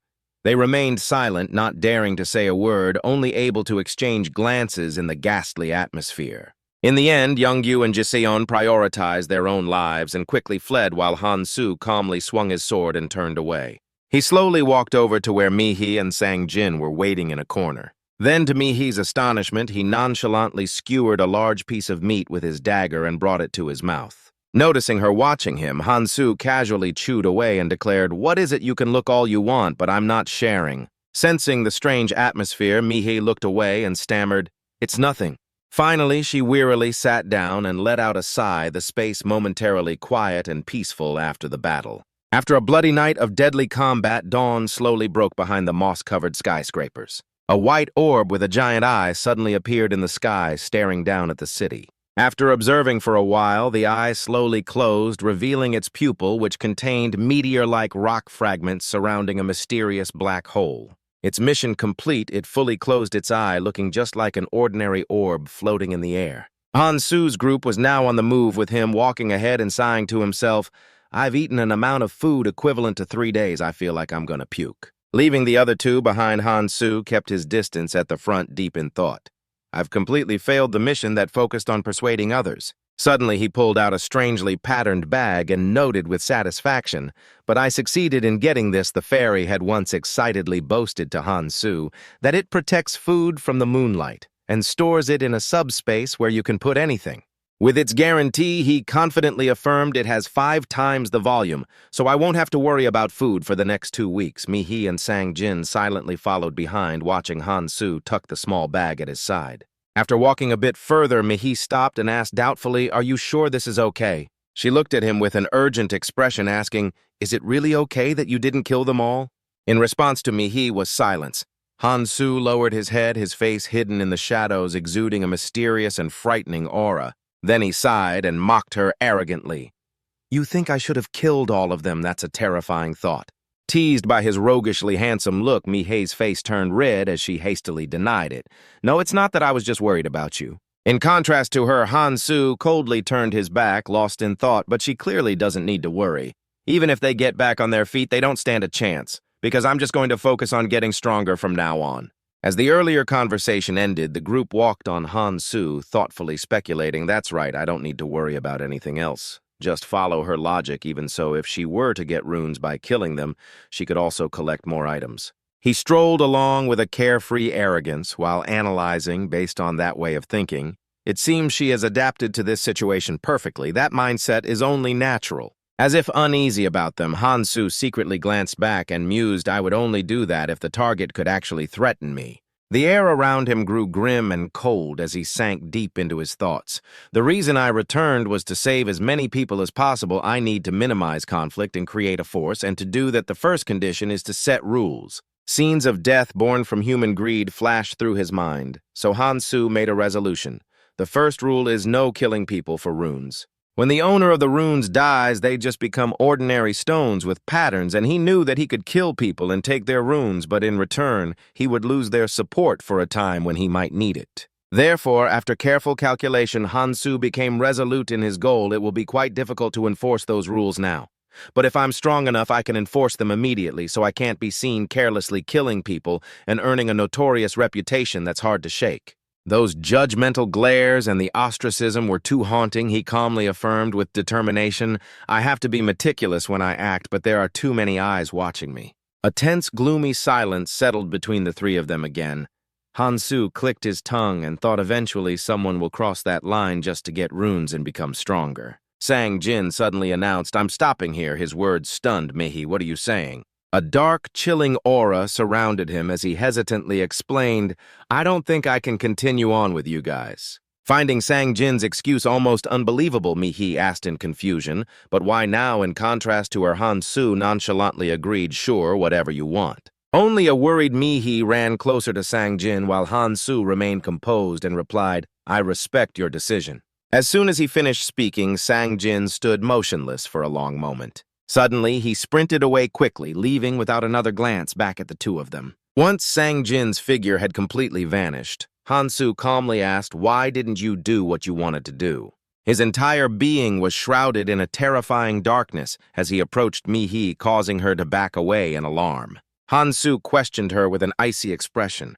Aren't you afraid of following me? Hearing his unexpected question, Mihi was so startled she let out a small gasp. Intimidated by Hansu's gaze, Mihi fearfully looked down and avoided his eyes. I am but. She recalled the horrific scene from last night's battle. Hansu was like a monster standing among the ruins and corpses. It was like an invisible wall warning me that as long as I don't cross that line, I'll be safe. With that thought affirming her decision, Mihi's face darkened in a panic of fear. Moments later, she declared with fierce resolve, if I leave now, you won't let me come back, so I'm going to stick with you for as long as possible. Hansu didn't immediately believe Mihi's declaration. He stared at her for a long time, gauging her trustworthiness. Although a little afraid, Mihi refused to back down and met his gaze directly. After testing her for a moment, Hansu grinned in satisfaction and silently praised her. Her intuition is pretty good after all. He led the way to the entrance of the subway tunnel and commanded, if that's the case, let's go. Meanwhile, at the site of last night's battle, Tae-sung struggled to drag his body, groaning in pain. Dragging himself over to one of his underlings, he trembled with rage, grabbing the man's collar and cursing between retches. You useless bastard. You're only good at barking. He completely owned you. He should have just killed all of you. With his ruined body and a severed leg, Tae-sung struggled to crawl on, boasting resentfully, Kang Han-soo, you made a mistake. My minor wounds are already healing once I'm fully recovered. I'll kill all that trash and then I'll hunt you down. From the eerie darkness, Tae-sung gritted his teeth and crawled out, demanding angrily, how dare you all leave me? Especially you, Mihi, I will not forgive this. The ground was stained with blood from where Tae-sung had dragged himself, and just as he was bellowing his threat, a shadow fell over him, startling him. Just you wait. A pair of boots suddenly appeared right in front of him, exuding a powerful presence. Recognizing the person in front of him, Tae-sung screamed in horrified disbelief. Sang Jin, this bastard, he was watching me the whole time. Why is he approaching me now? What does he want? No. This is my opportunity. Immediately, he widened his eyes and commanded arrogantly, Sang Jin, help me up. Sang Jin stood silently and repeated me. Tae-sung replied with feigned warmth, who else could it be? Come on. You're not going to abandon me after all we've been through, right? We have to help each other out. As if hearing something utterly repulsive, Sang Jin's face darkened menacingly as he watched the man loudly cajoling him. This is your chance to get stronger. To the side, the leader leaned over and cursed, you bastard. Tae-sung taunted him excitedly. Still trying to act tough, you're about to die, old man. Tae-sung remained oblivious, arrogantly giving orders as Sang Jin reached for the dagger in front of him. Kill that idiot over there first. The dagger seemed to hold a demonic dark power as it flew towards its target. Shrouded in darkness, Sang Jin approached Tae-sung with the dagger as the latter cheered excitedly. Excellent the rune we get from killing him. When he looked up again, Sang Jin was right in front of him. His words trailed off. "We can split it, so don't worry, and huh?" Sensing something was wrong, a stunned Tae-sung asked, "Why are you coming towards me?" Sang Jin's hand shot out, grabbing his collar and lifting him into the air. Faced with this sudden turn of events, Tae-sung struggled in a panic. "What the hell do you think you're doing?" Sang Jin, his face hidden in the shadows, slowly replied. I understand now his demeanor confused Tae-sung, since when was he this strong? However, Sang Jin refused to let go, hissing in a crazed voice. "I have to take this chance. I should have done this from the start, shouldn't I?" Amidst the man's terrified screams, he stared coolly as if looking at garbage let go of me. In the middle of their struggle, Tae-sung suddenly fell silent, his eyes widening in disbelief as his hands went limp. It turned out that the dagger in his hand had at some point been plunged deep into the man's stomach. Sinking into the agony of death, Tae-sung struggled to reach out with his blurring vision. "You bastard." He furiously grabbed Sang Jin's collar, his voice trembling. "How dare you?" Sang Jin's earphone fell to the ground, and he arrogantly reminded him, "You said it yourself that I should know my place. Maybe now it's your turn to learn yours." Sang Jin's usual calm demeanor was gone, replaced by a horrifying gloom and threatening words. "You're nobody on your own all this time. You've been doing things that really amused me, using my father to order me around." Tae-sung's whole body swayed dizzily, and he could only manage to choke out, "You bastard." Sang Jin reveled in the euphoria of killing, laughing manically with gleeful satisfaction. The blood-soaked dagger also fell to the ground, making a sickening sound. Unlike his demeanor just moments ago, Sang Jin collapsed to his knees beside Tae-sung's corpse. He wearily covered his mouth to keep from vomiting, struggling to suppress the disgust welling up inside him. Sitting next to Tae-sung's bloody body, Sang Jin repeatedly punched himself in the face, reminding himself, "Don't be weak anymore, this is nothing." Suddenly, a glowing runestone appeared beside him, signifying that Tae-sung's life had ended, and he tried to encourage himself. To him, this would be nothing for him. This is what needs to be done. I have to be like him. Witnessing Sang Jin take down Tae-sung, just now the panicked leader tried to bargain. "Wait. My friend, let's talk for a bit if you let me live. No, let's team up." At that moment, a thought flashed through Sang Jin's mind. Now I get it. He's still trying to persuade me, saying we'll be stronger if we team up, and then a truth dawned on him. "I finally understand why you didn't chase after me, Han-soo." Amidst the leader's hoarse pleas to spare him, Sang Jin approached like a savage demon, thinking, "In your eyes, how pathetic must I have looked." The image of Tae-sung standing before Sang Jin. "I don't need you to protect me." He remembered weakly collapsing behind Tae-sung after being attacked. "If only I had been brave enough to fight with you in that moment of crisis." He had backed away in constant fear while watching the fight. "If only I had resolved to become stronger instead of cowering before your power." That image was forever seared into Sang Jin's mind, and that twisted admiration made him change himself. "Could I ever stand by your side?" Looking at the two runes floating above his hand, Sang Jin resolved, "If I were stronger, you wouldn't have abandoned me like that." Thinking of how he was a coward who let himself be bullied, he realized nothing had changed from the past. Back then, Tae-sung and his friends would tease and bully him back. Then I would have cowered and been wary of others. Sang Jin's eyes changed completely, filled with a thick, swirling bloodlust, as he fiercely drew a line on his neck and vowed, "Now I will prove it. I will become stronger just like you." The scene was officially steeped in death as he swaggered away, filled with a craving. "If I use these fools and catch up to you, then even you will see me in a different light." Strange, crow-like birds circled in the city sky, carrying a grim and ghastly aura of death. Suddenly, they became aggressive, letting out ear-piercing shrieks and swooping down below as if they had spotted prey. Down below, Mihi stood still, watching them charge towards her. Without using any physical force, she simply took a deep breath. Instantly, a powerful gale generated from Mihi's roar blew the mutated crows away. In just a moment, the mutated crows were defeated, falling to the ground in unison. Just then, a deafening shriek erupted from behind Mihi, startling her and making her turn around in alarm. It was a lone, mutated crow that hadn't been defeated, and it was charging at her in a rage, intent on attacking. Just in time, a sharp, blinding flash of light slashed through the monster, tearing it in two. As the crow fell, a familiar figure appeared. It was Han-soo, who had swiftly eliminated it. Seeing him coolly collect the item, Mihi said with some anxiety, "I needed your help after all." But in response, Han-soo wasn't angry and gently reminded her not relying on others and acting alone are two different things. After collecting the rune stones, Hansu calmly explained to Mihei, if a skill has a weakness, it's only natural to seek help from a teammate. This is your share. He advised Mihei like a leader.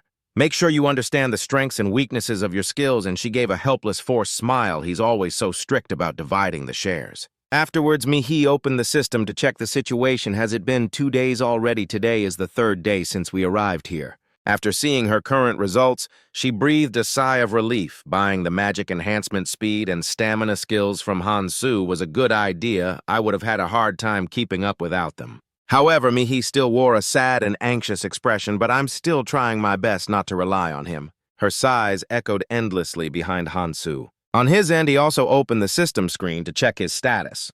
My stats have improved quite a bit. Looking at the numbers displayed before him, Hansu was pleased and calculated happily. Great, the best method is to keep the stats balanced. I won't have much trouble if all my stats are at a balanced level. That way everything will grow evenly. While they were both checking the stats on their accounts, a voice echoed through the space with an announcement. Mic check, can everyone hear me? It commanded them to move quickly. Gather at the starting point immediately. Anyone who is late will be penalized. It turned out to be the fairy's voice, and Mihei exclaimed in alarm. It's the fairy. Hansu quickly called to her. Let's go. The two of them traveled together, moving swiftly toward the designated meeting point. As they walked, Mihei suddenly glanced over at Hansu, looking like she shyly wanted to say something. Seeing Mihei hesitating and blushing, Hansu coolly prompted her. If you have something to say, just say it. Glancing over again, her cheeks still tinged with a shy blush, Mihei slowly said, okay. Finally, mustering all her courage, she shouted out in embarrassment, Hey, Hansu, do you have a girlfriend? Hansu froze upon hearing the question. After saying it, Mihei felt flustered herself, thinking, was that question too personal? The air around Hansu remained gloomy and cold, but Mihei couldn't stop her thoughts. I know I shouldn't be thinking this, but he seems unusually generous, so I couldn't help myself. She was so flustered that she subconsciously picked at her nails. Actually, there was another question I wanted to ask, too. In contrast to Mihei's worried confusion, Hansu grimly thought she seemed so timid, yet she's surprisingly blunt. Suddenly, he thought of how Kang Tae would probably go crazy with joy if asked this. Kang Tae would love this question, even if it were asked just to be polite. He would believe it and gloat. I'm so popular, while Keldian would coldly mutter, what an idiot. As for Mihei, Hansu was a bit surprised at first. She was trembling so much she couldn't speak back. Then Mihei had trembled and stammered, I have a question. Never mind, it's nothing. In his vague memories, a cheerfully smiling girl with shimmering golden hair appeared, a girlfriend he thought with gloomy disappointment. Right now, she is someone I haven't even met yet. I can't lose her again. In the end, Hansu decided to answer truthfully, though vaguely, I don't remember. That answer made Mihei sad and disappointed, and she lowered her head. And so neither of them spoke again as they slowly approached the city ahead.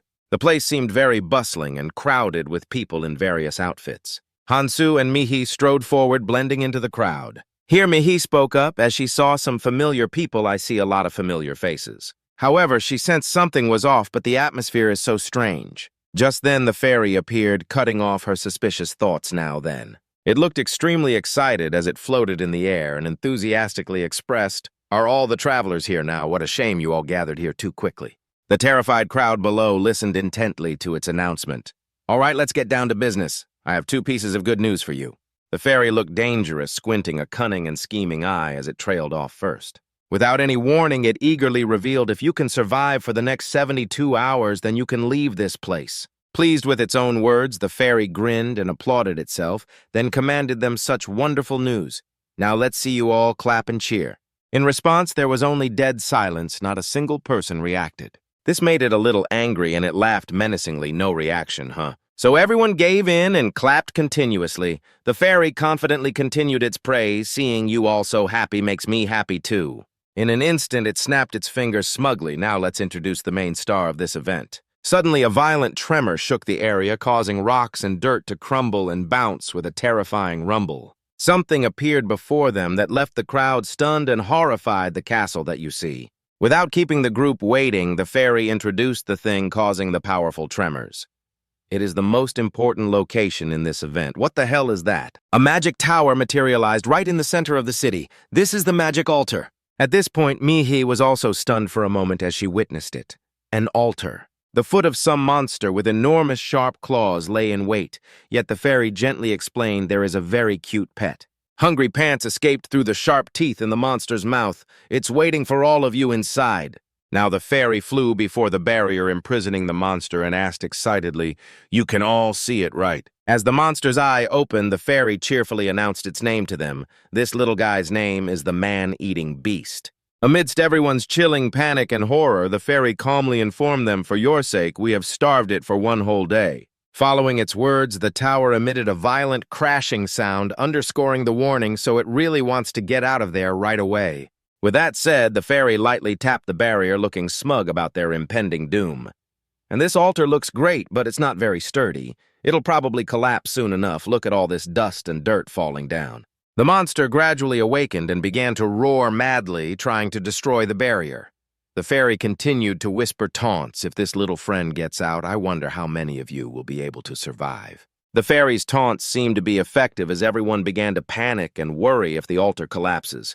Does that mean we have to fight that monster? It laughed with malicious glee at its wicked plan and probed, "Now I'll give you the second piece of news." At this point, the fairy maintained a leisurely, almost bored demeanor as it floated about and announced, "Luckily, there is a way to make it fall asleep. If it's sleeping, it won't claw at the altar walls or try to escape now, will it?" Knowing they were on the verge of madness with worry and confusion, the fairy leisurely used a teasing, challenging tone. "I wonder what that method is. Does anyone want to guess? If you do well, I might even give you a blessing." The crowd only felt tense and resentful, thinking we don't need it. Seeing that no one was playing along, it shrugged in annoyance and complained, "You all are such boring actors." At this moment, the fairy's truly malicious nature was revealed. It growled menacingly, "The method is simple, 5 people each day." That number made many people suspicious. 5. It then clarified, "You just need to feed it 5 people each day." Such shocking news left everyone stunned. The fairy then continued its calculation. "Since it's for 72 hours, you'll have to feed it 3 times, correct?" After hearing the entire demand, Han-Su fell silent, quietly calculating. There are still over 60 people left, and if we use this method, 1/4 of the people here will become its sleeping potion. Interrupting his and everyone else's thoughts, the fairy snapped its fingers and used words to stir their resolve. "It's up to you to decide whether you want to use this method or not. As for those of you who are still hesitating, let me show you something." A video was projected into the air for them to see. In it, the giant monster was brutally rampaging everywhere. Pathetic screams and cries for help echoed as people were trampled to death by it. "Run!" The monster, with blazing red eyes like a demon, slaughtered indiscriminately, causing the screams to echo endlessly. "Help me!" The final recorded image was the sight of it grabbing people and stuffing them into its mouth to satisfy its hunger. At this, the fairy casually leaned against the screen and revealed its source. This recording is from another training area. The people there decided to fight together. Its words sparked a heated debate among the crowd. "Fighting that thing is unthinkable. That's why I said it. We only have one option left." Suddenly, a hand rose from the back of the crowd, drawing everyone's attention. The man in the woolen cap, stunned and tense, stammered out a question. "How are we supposed to choose the people?" In response, the fairy questioned him coldly, "Why are you asking me that?" Everyone fearfully turned to stare at the man, causing him to start in panic and stammer well. Seemingly fed up with this foolish human, the fairy grimaced and reluctantly suggested, "Whether you force someone or draw lots, figure it out yourselves." It also didn't forget to emphasize the requirement. As long as the offerings are alive, you can do whatever you want. After toying with them for a while, the fairy seriously declared, "You should know that you must make a choice within 1 hour. Let me start the countdown for you." It didn't forget to lure them into its trap. That way you will be safe for 24 hours, and then you'll have another 1 hour to choose the next sacrifices. The clock is ticking, counting down their very lives. I hope you all choose wisely. Everyone was now in the complete panic, screaming and grumbling in despair. "We're all dead for sure now. That damn demon." While the rest of this crowd was frantically trying to figure something out, a frightened Mihi asked Han-Su, "Hey Han-Su, what do you think we should do?" However, he simply closed his eyes and replied coolly, leaving her bewildered. "The outcome has already been decided no matter what." The man in the woolen cap refused to give up and declared boldly, "We need to be fair." Immediately after, he frantically took the lead and proposed, "Let's draw lots. We can choose 5 people on the first day and then another 5 on the next." Just then, Sang Jin appeared with a scornful sneer. "Why should we do that? The startled and wary group turned to watch as he brazenly approached. Only Mi-hee was in disbelief to see Sang-jin, while Han-soo, who seemed to have anticipated it, remained calm. Sang-jin gave a dangerous, cruel smile and questioned, "Why do we have to be fair to each other?" Sang-jin lowered his head and stepped forward coldly. "What did you just say?" The man in the cap stepped back, his voice hoarse, not daring to answer directly. "I just said it." The corners of Sang-jin's lips curled into a contemptuous smile, one that was not warm but filled with killing intent. "Is there any reason to be fair?" Hearing this, the man in the cap became agitated, his hands trembling as he retorted heatedly, "Then what do you want us to do? You can't just walk in there while that monster is inside." Sang-jin didn't flinch. His voice was curt, as if returning a question he had prepared long ago. "Why not?" He placed his hand on a nearby iron pillar, his movement slow but filled with a cold resolve, and then said, his voice soft yet firm, "We have a simpler way." As soon as the words left his mouth, his actions spoke for him. Sang-jin suddenly snapped the pillar in two, the sound of rending metal ringing out like a death sentence. The surrounding crowd immediately turned pale at the sight, their faces cringing before his overwhelming power. Amidst the clatter of the iron pillar hitting the ground, Sang-jin declared authoritatively, his voice like a command, "We start with the weakest and most useless ones." He calmly brushed the dust from his hands, a casual gesture, as if he had not just done something so violent, and then added quietly as if confirming, "And we just need to throw in 5 people, is that right?" Having said his piece, Sang-jin turned his eyes, scanning the crowd like an arrow searching for a target. Sang-jin's gaze flickered toward Han-soo, a cold excitement rising within him. "All I have to do is demonstrate my superior strength, and everyone here will have to listen to what I say." At that thought, he couldn't help but smile like a child who had just found a new favorite game. "I like this." Waiting for the silence to settle, Sang-jin raised his voice, persuasive and domineering. "This is no time to be wasting. We must sacrifice the weak so that the strong can live. Fighting that monster together is not an option." During this, Han-soo simply folded his arms and listened in silence, his gaze a wall of patience. Everyone knew this would be incredibly difficult, but there was no other choice. Sang-jin looked up toward the tower, his voice taking on a righteous tone as if he were declaring a new ideal that all must follow. "No one will have to fight it anymore.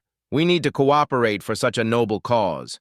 Then he glanced at the man in the cap, his eyes as sharp as a blade, his next words hitting like a direct arrow. "And to achieve that, we don't need weaklings like you." Sang-jin narrowed his eyes, his voice as cold as a final verdict. "So it's obvious we should throw the weak ones in first as sacrifices, isn't that right?" Having said that, he suddenly looked directly at him to gauge his reaction, his voice rising in challenge. "What do you think about this, Han-soo?" Sang-jin screamed inwardly. "I'm not as weak as I used to be. You've noticed, haven't you, Han-soo? I'm much stronger now. I will help you because I have no intention of making you my enemy." Images of the past quickly flashed through his mind. "I've had a better start from this point on.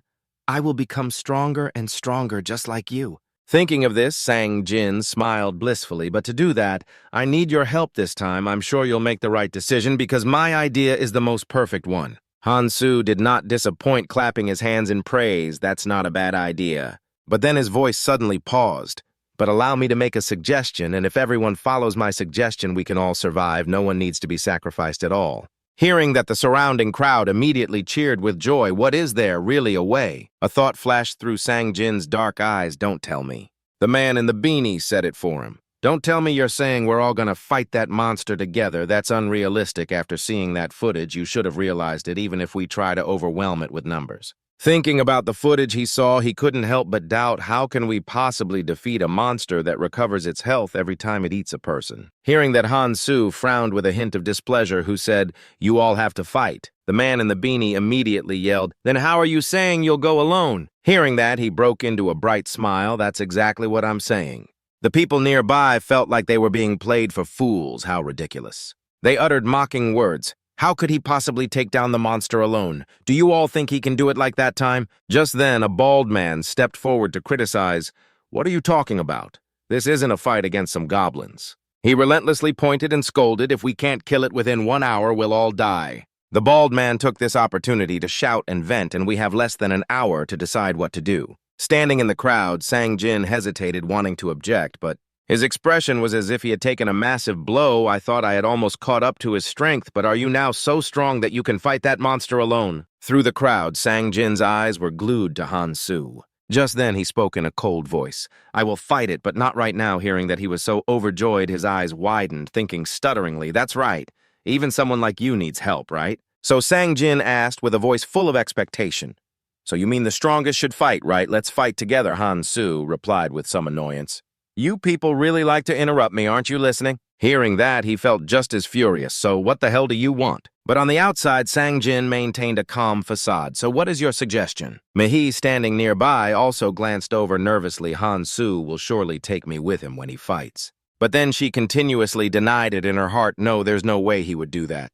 At this moment, Han Su's voice slowly rang out. It's simple. If I raise my strength and stamina to the highest possible level, I can fight the monster one-on-one, so let me give you all another offer. Sang Jin's group all listened with wide eyes. Suyeol's group was just as attentive. If all of you give me all of your stat runes, he said in a firm and resolute voice, I will take responsibility for killing that monster. The moment he finished speaking, the surrounding crowd immediately burst into an uproar. Who would sacrifice their runes? That's 60 runes. It's too many. But Han Su paid no mind, simply starting to calculate in his head strength and stamina at 100, agility and perception at 50. And if I also use recovery items and skills along with a few tricks based on my previous combat experience, this is entirely possible. If I can do it, I can get it. He growled out each word in his mind, the second hidden piece. Han Su began to recall the information he knew. Even Chaldean Eris and Kang Tai couldn't defeat it. The only one who figured it out was the raging sovereign Clementine. Even he, who had a berserker passive, had to be on the verge of death to defeat that monster. Thinking of this, he clenched his fists in determination. I must get this hidden piece. I'm much stronger and faster this time than before. Han Su spoke up once more. I don't care who gives them. Once I have received a certain number sufficient to defeat the monster, I will enter the shrine and face it immediately. Glancing at the time, he kindly reminded them, hesitating any longer won't do any of us any good. The bald man immediately became evasive upon hearing this. Weak people can't have that many runes. If we had that many, we would already be much stronger. After saying that, he didn't forget to incite the others. Everyone give me your runes, I'll fight, or we can draw lots to see who gets sacrificed if you all can't decide. Just then, a voice interjected, you selfish bastard. He angrily turned his head and asked, what bastard? The long-haired man nodded without hesitation. Yes, that's you. You'd obviously be the first one thrown in if we started with the weak ones, so why should we give our runes to someone as weak as you? He slowly approached the gap between the one at the top and the one at the bottom is as vast as heaven and earth. The long-haired man didn't bother to hide his contempt, or is it because you only have a few runes so you don't want to give them up? Looking down on him, he gave a pitying smile. It's obvious that a weakling like you would run away immediately because you're of no use here. Hearing that, he gritted his teeth in anger. How dare you talk to me like that? The long-haired man drew the blade at his hip threateningly. Don't do anything stupid, old man, or do you want to have your limbs chopped off and be thrown in there? He stepped back in fear. You think you can treat me like this just because you're strong, don't you? People have any respect for your elders. Although he was so scared his whole body was trembling, the bald man still shouted defiantly, Don't you know what democracy is? He found that a bit ridiculous. Democracy, huh? Fine, then let's vote. The long-haired man's voice suddenly deepened on whether to give up our runes to save someone like you or to sacrifice you instead. He didn't forget to add, and of course we'll vote anonymously, just like in your precious democracy, all right? Hearing that, he stammered, unable to form a complete sentence. You. Immediately, the bald man ran over to Han Su and begged someone like, you can easily take his runes, right? He continued to spout shameless words. If you kill a few of the strong ones, you can easily get them. Before he could finish, the bald man was punched by the man in the beanie. What is this guy saying? Are you trying to die? Reeling from the pain, he immediately cried out, Save me, I'll give you all my runes. I have a family back home, have mercy on me. Hearing this, the surrounding crowd grew louder. Throw him in first. If the monster isn't satisfied, we'll just kill everyone. The scene made Han Su let out a deep sigh, a sigh that seemed to carry all his fatigue with the endless repetition of violence and the instinct for self-preservation. He felt a sense of resignation, a vague bitterness. They never know when to back down, when to step up. As always, I knew this would happen. We need to resolve the conflict here. That thought forced Han Su to step forward, his voice rising powerful yet calm, like someone trying to restore order amidst the chaos. Everyone be quiet. His eyes swept over every face, every expression of fear and calculation. Then he presented a way for them to choose. I'll give you all a few options to find those who need to be sacrificed if no one is willing to hand over their runes. Then Han Su began to point each option stated like a cold command targeting the weakest individual's choice. 1 choice, 2 choice, 3, and that makes 5 people. This is an order for the weakest individuals. Those words immediately ignited a reaction of panic and resistance. The bald man recoiled, his voice trembling as if trying to escape a predetermined sentence. No way, me. Then he erupted in fury, his roar filled with defiance. Are you saying we have to be sacrificed to that monster? The bald man's eyes looked as if he wanted to eat Han Su alive, cursing relentlessly, his words filled with fear and resentment. You bastard, are you abandoning us because we're weak? At this point, the clock had counted down to the 29th minute. Mi-hye stood alone in silence before the tower gate, her hands clasped. Her face was downcast, her eyes filled with unconcealable sorrow and worry. Just then, Sang-jin slowly walked over. He looked at her and said in a low voice, "If you're going to be like this, you might as well just go with him." The words were like a needle piercing the void. Sang-jin uttered it like a comforting guess. Maybe he'll let you follow him, but Mi-hye cut him off. Sang-jin. A faint blush appeared on her face, a mix of seriousness and shyness. You still don't know what kind of person Han Su is, do you? Hearing this, Sang-jin was startled. His heart jolted as he glanced over. Mi-hye gazed towards the tower, her eyes shining brightly as if chasing something out of reach. I want to go with him too, she said in a carefree tone, but I can't just follow him forever, can I? But Sang-jin couldn't seem to sympathize with this freedom. A sense of emptiness welled up inside him. Will I always be left behind? He lowered his head and asked softly, so what are you going to do now? Just keep waiting for him. Hearing that, Mi-hye smoothly turned around, her voice gentle yet firm. No. There was a hint of playfulness in her voice. If I did, that Han Su would scold me, and then I'd be no different from those other people. As she finished speaking, Sang-jin was pulled back to reality, the scene from a few minutes ago replaying in his mind. When Han Su started criticizing those 5 people, his voice was like a sharp spear piercing the crowd's chaos while others were busy. What were you doing? I don't care, even if you were resting to recover. His words landed like a heavy stone, striking their ears and bringing a sense of numbness. But since you've made your choice, you must bear the consequences yourselves. Han Su's eyes were as cold as ice, holding no pity. His words were not a random accusation, but a firm judgment. They didn't leave you behind because you were weak. Your own weakness is the reason you couldn't keep up with them. The 5 people being used as an example averted their gaze, their faces pale under the pressure of his words, and a proposal emerged as his cold conclusion. You're already here and you still want benefits. If you want a chance to survive, take 2 ancient runes each day, all 15 of you. Han Su crossed his arms, his nonchalant attitude suggesting he had thought through the conditions carefully. This is all I can offer. Your job is to hunt and return what you've borrowed from me within the next 72 hours. If anyone runs away without paying me back, let me know. He extended his hand in an inviting gesture, calm but with a hidden challenge. I'll make up for that amount. Just try it if you have the guts. Back in the present, Mi-hye was replying with infinite trust. Han Su always keeps his promises, so he will definitely handle this himself. As she said this, her eyes filled with determination. That also means I have to act quickly so I can catch up to him. Sang-jin lowered his head to hide his expression. You could just come with us. After a brief pause, he raised his voice and added, the others would be happy to have you with them too. Hearing this, Mi-hye smiled until her eyes crinkled, but she still firmly refused. Thank you, but not yet. I'll give you my answer later. After speaking, she walked away without looking back, leaving her confident figure to slowly disappear into the night. Sang-jin stood there, his gaze unconsciously drawn to her retreating figure. A quiet pride swelled in his heart. I don't even need to see her fight to know. Mi-hye's figure seemed to glow in his eyes, the image of a changed person. She's gotten stronger since the last time we met.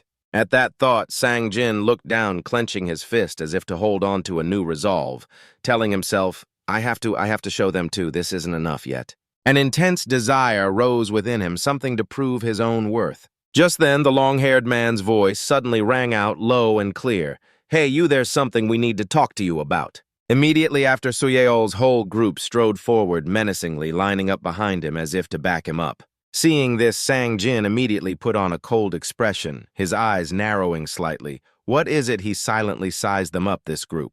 But before he could finish his thought, Suyeol quickly spoke up, his tone meant to ease the tension. Why so tense? He stepped forward and gave a slight nod of introduction. This friend of mine is a bit shy. I hope you understand. I'm Park Suyeol. After speaking, he pointed behind him, slowly revealing his purpose. It's nothing important. You're the leader of those people, aren't you? As fellow leaders, I thought we should have a little chat, those people over there. Hearing this, Sang-jin fell silent for a moment, his mind racing before he replied, I am the leader. The two shook hands, a friendly but probing gesture, as Suyol smiled openly, trying to break the ice. We're just friends, but they do listen to me, come on. That makes you a leader. You're amazing. Your team members are so strong. You're embarrassing me from what I saw earlier. You also know that person named Han-soo. Suyol then quickly changed the subject, the smile never leaving his lips. I want to ask you about him, is that all right? Sang-jin looked straight at him, briefly surprised, before nodding cheerfully without any hesitation, of course. Scene changed to inside the tower where the monster is imprisoned. In the gloomy space, dim light cast down on the cold steps, a low voice mumbled from the darkness, goblin poison has no effect on it. Han-soo picked up the poison vial, his gaze heavy, turning it over in his fingers as if in thought. So I need to use paralysis poison, this much should be enough. His gaze shifted to the beads in his hand, quietly observing them, as if considering every card for the upcoming battle. Next is the Flying Leopard's bead. It restores a small amount of stamina. Finishing his thought, he casually tossed a bead into his mouth, a bitter taste spread out, but his body immediately felt a bit better. I found this while hunting.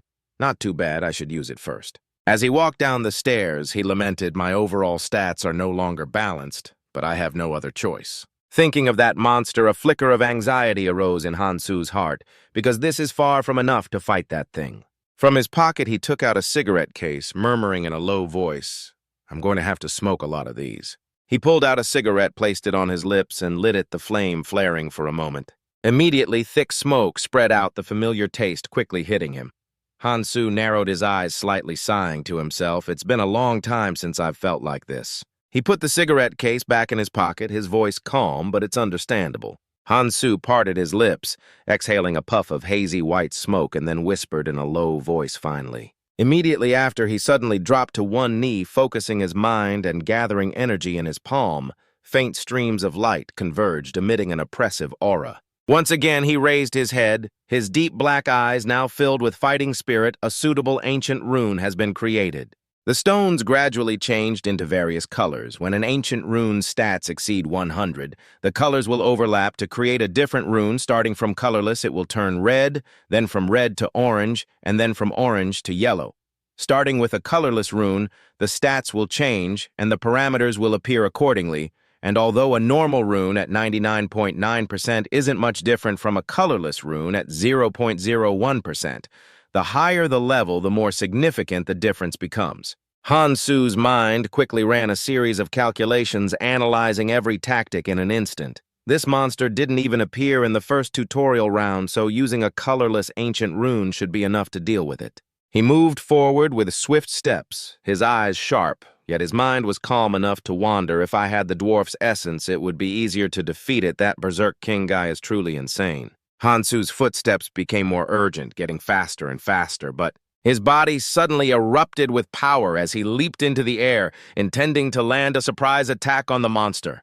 A firm assertion echoed in his mind. I can be sure of one thing as the only one who completed the hidden piece.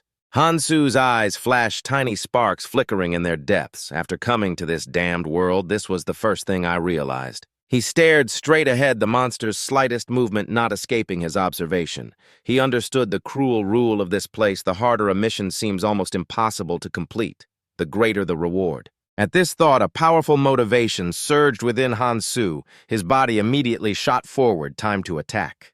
The monster also seemed to sense the danger. It growled and opened its mouth wide, revealing its cold, sharp teeth. At the same time, on another side, a group of people had just passed through the barrier. The long-haired man quietly reminded them in a low voice, all right, everyone, remember to stay silent when you enter.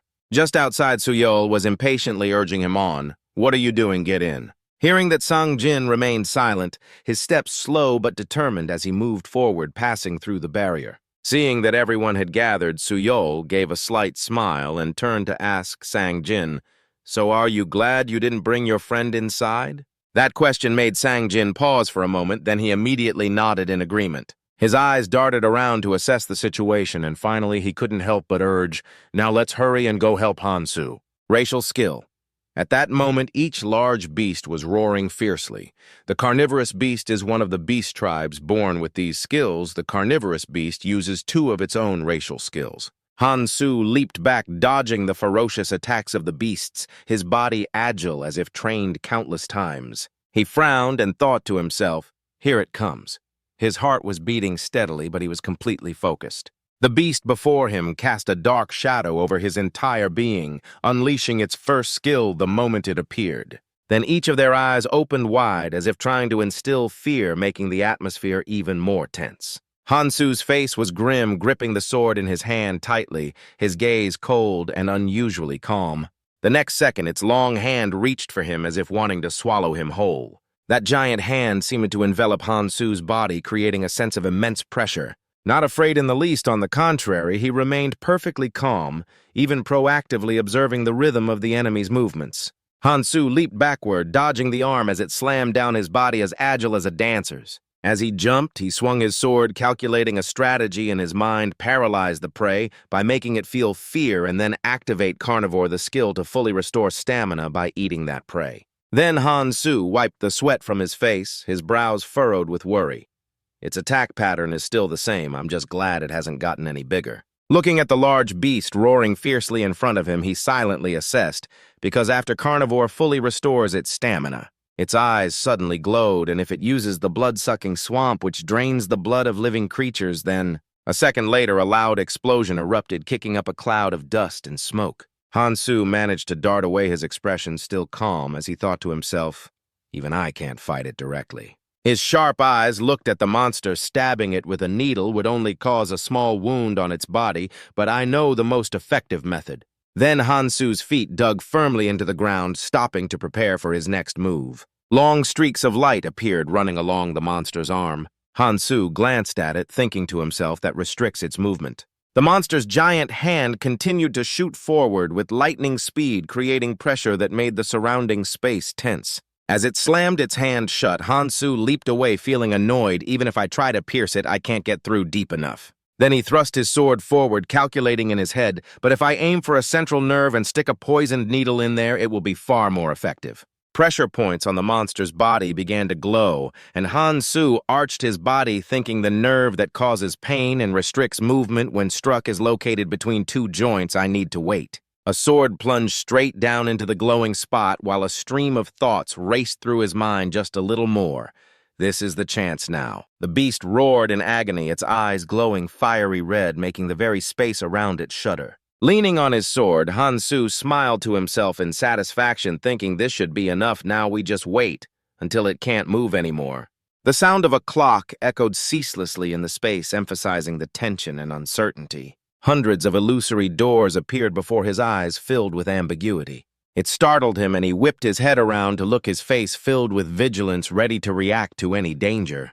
The stubborn beast launched an attack towards Han-Su, its power spreading out and making the space tremble. It sent him flying directly, his body sliding back but still maintaining absolute alertness and focus. His feet dug into the ground, creating friction to stop sending dust flying everywhere. The beast had a ferocious expression filled with bloodlust. It bared its teeth, its eyes wide and menacing, filled with intimidation and threat. Han-Su calmly chanted in his mind, unique skill fear, preparing to seize every advantage. Instantly, a thick black smoke enveloped the beast, causing it to scream in pain and panic. At that moment, he stood holding his sword high, silently assessing the effect. Varies from person to person depending on their mental strength. Magic resistance also contributes to reducing the skill's impact. A powerful killing intent radiated from him, as Han-Su told himself, but compared to the monsters I fought in my past life. Then he spat out the candy stick in his mouth, his lips curling in contempt. This thing is nothing but a joke. Most importantly, I'm confident I can defeat it with the experience I have. Just then, its arm shot out, and Han-Su immediately dodged it, gritting his teeth while thinking to survive. After facing so many ferocious monsters, I've relied on my combat experience and knowledge to learn how to master my senses most sharply. Soon after, he put another cigarette in his mouth, his gaze drifting into the distance as memories flooded back when Kang Tae said that fighting was just about predicting the enemy's actions. I laughed out loud, but now I finally understand. Just then, another body of the beast flickered into view before him, making him stare intently and say to himself, I can see what he was talking about now. Next, a surprise lunge came, but Hansu managed to leap back and dodge in time, quickly analyzing in his mind the spot it's about to move to is the spot it's about to attack. With a cold expression, he silently assessed, I can partially predict its moves, but it's not simple. Exhaling a long puff of smoke, Hansu said with regret, if I hadn't increased my strength and stamina back then, I wouldn't be able to attack or dodge its blows like this now. Even so, fighting inside this altar is still very difficult. Finally, he glanced around, a glint in his eyes, and thought to himself, considering the number of cigarettes and the time I have left, I need to speed this up. At that moment, Suyol, standing high above with his group, spoke. Seeing it this close, his strength is truly no joke. Right after a man with his hair tied up, scowled and cursed, I can't believe he's fighting that thing alone. What a lunatic, he even has time for a smoke. That man gritted his teeth and replied he must have been confident he could defeat it from the beginning. But he's hurrying more now, there's not much time left. Behind them, Sang Jin silently watched the figures bad-mouthing ahead, wondering to himself, honestly speaking, he didn't have to take our runes right, he probably robbed us on purpose. Just then, Suyol walked over and replied not necessarily without that many stat-boosting runes. He might not have been able to defeat that monster. Hearing that the man with tied hair immediately ordered, let's go head down quietly. Unexpectedly, at that very moment, Sang Jin suddenly called out, Hansu, we're here to help you. Hansu was startled and turned his head to look. A flash of surprise crossed his face before it gradually turned into an unreadable coldness. Sang Jin put on a clueless expression, seemingly unaware of the danger, and continued to ask, can you wait a second, we're coming right down. At that moment, Suyol jumped, his face pale as a sheet, and frantically asked, what the hell are you doing? Then he immediately slammed a hand on his shoulder, his eyes filled with menace, his voice trembling with tension. I told you to go down there quietly. What if we get discovered? Of course, Hansu is supposed to know we're here. Suyol became even more frantic and hastily explained, but if you shout like that, the monster will also know where we are. Sang Jin awkwardly scratched his head, replying with an embarrassed look, you're right, I didn't think about that. Upon hearing that, he broke out in a sweat, his eyes widening as he questioned again, you didn't think of it, was it just a coincidence? Then, as he turned away, Suyol muttered continuously, each word seemingly suppressing his rage, that idiot, he does things without thinking. But Sang Jin paid him no mind. He turned, waved mockingly, and said in a sarcastic tone, oh dear, I feel so terribly sorry. Instantly, Hansu broke out in a sweat and couldn't help but exclaim, all right, this guy. At this, Suyol laughed in frustration, the corner of his mouth twitching. We're delayed because of that idiot. His voice echoed in the air, carrying a cold confidence, but don't worry. Then he tilted his head, his gaze fixed on the monster below, and continued to analyze in a calculating tone. Once they lower their guard after dealing with that carnivorous beast, we can eliminate them both. Neither of them will have time to notice us. While observing the situation, Suyol frowned slightly, thinking to himself, but more importantly, after watching that guy fight, I'm certain of one thing. His gaze unconsciously settled on Hansu, his heart filled with an ice-cold certainty he is very dangerous. At that moment, as Hansu's blazing red eyes swept up towards him, Suyol shuddered involuntarily, thinking in fear he isn't human like us, he's a tiger that is full but still dangerous, a monster hiding its claws as it waits for its prey. That thought made him break out in a sweat, his heart pounding erratically as he realized he's not just strong, I can never forget what I saw that day. His mind was dragged back to the events of the first night where Suyol had witnessed Hansu charge forward alone with his sword, single-handedly defeating that group without a moment's hesitation.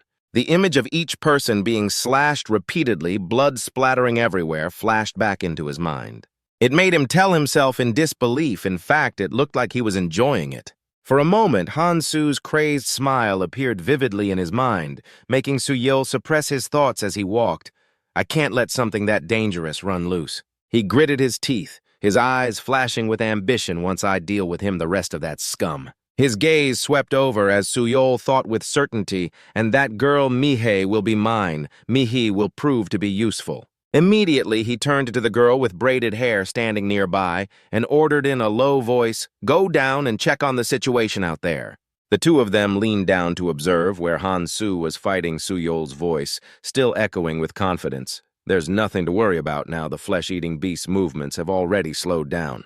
Hearing that, Sang Jin's eyes widened, staring in disbelief at the person below for a moment, he was speechless. Right after he slowly turned his head away, the corners of his lips curling into a dark, unreadable smile.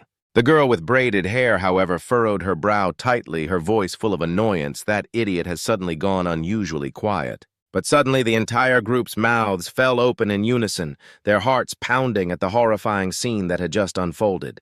The ground beneath their feet shook violently, causing everyone to stagger, almost unable to stay upright.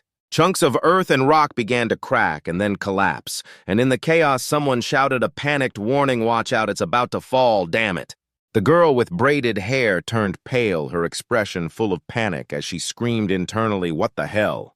A moment later, the entire group collapsed to the ground, panting heavily with sweat beading on their foreheads, and the girl with braided hair cried out in panicked confusion. Why did the stairs suddenly collapse? As she managed to get back up, the girl with braided hair glanced around while walking, thinking to herself, "We're trapped, but the monster is already exhausted, so..."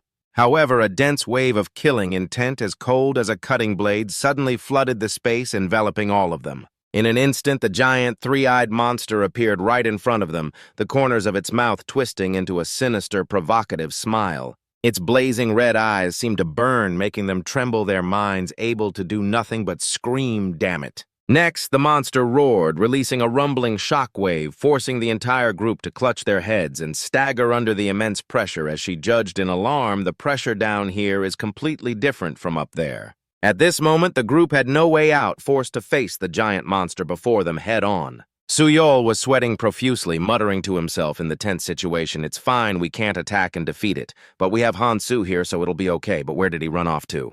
Suddenly, the girl with braided hair glared and pointed at a figure climbing upwards, shouting in panic, "Where are you going?"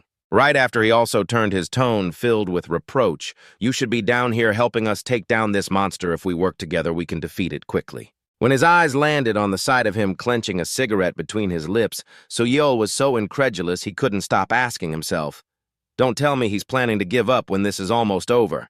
Hansu frowned, his expression still indifferent, his voice cold as he said, "I was going to, but everything's ruined now because of you. That monster has now fully recovered its stamina." Looking at the group's panicked faces, he briefly thought to himself, "I barely managed to dodge its attacks thanks to that cigarette." Right after, Hansu turned away sharply, telling himself with contempt, "There's no way they're skilled enough to fight it." Seeing this, Suyol's group was startled, their faces suddenly turning pale. Taking out a vial, Hansu stared into it, his eyes flashing with calculation. "Once it finishes them all off, how much paralysis poison do I have left? It'll be difficult for me to face that flesh-eating monster again." Then he casually put his hands in his pockets, thinking to himself as he walked away, "I'll just have to level up more and try again," while outwardly taunting them, "If you can then try killing it yourselves." Instantly, the group below shouted mockingly, "So you're just going to turn tail and run?" The woman with braided hair scowled, her voice full of menace. "It seems you've forgotten that your friend is here too."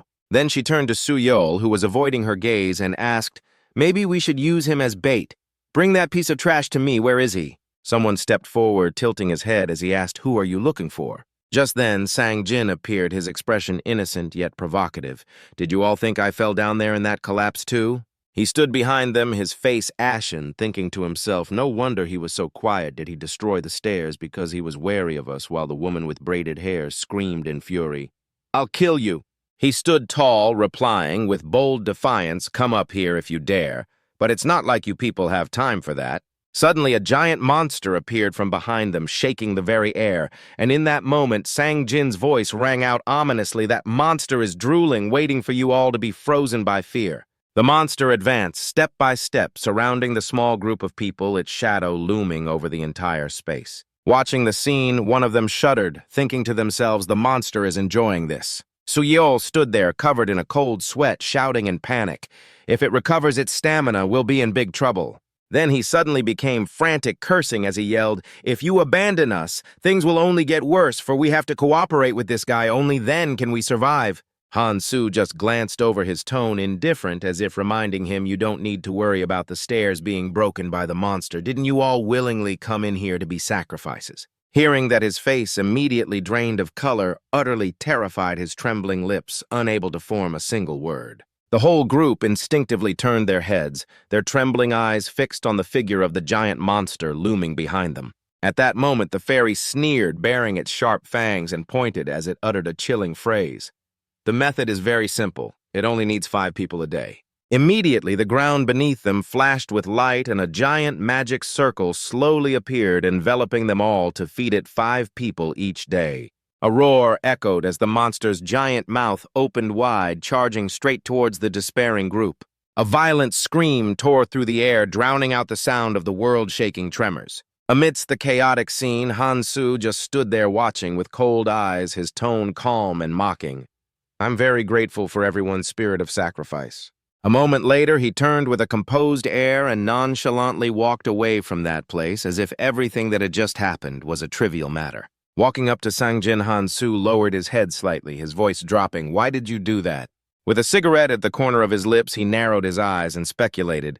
"I know you brought that group here for a reason, but you'd better watch your mouth from now on." Sang-jin briefly looked up, a glint in his eyes, then lowered his head again and muttered, "I finally understand now." A second later, the corners of his mouth curved up, breaking into a mysterious smile. The atmosphere grew heavy as Sang-jin slowly raised his head, his expression turning serious, his voice ringing out with resolve, "The way for me to become useful." His brow twitched slightly, then Sang-jin proposed firmly, "From now on, please use me as a tool, Han-Soo." Han-Soo paused, his calm eyes sweeping over the boy's face with a gaze that was both scrutinizing and cold, but he didn't reply, letting the silence stretch on. 2 men stood facing each other amidst the ruins. Han-Soo spoke indifferently. "You want me to see you as a tool and use you. Why should I do that?"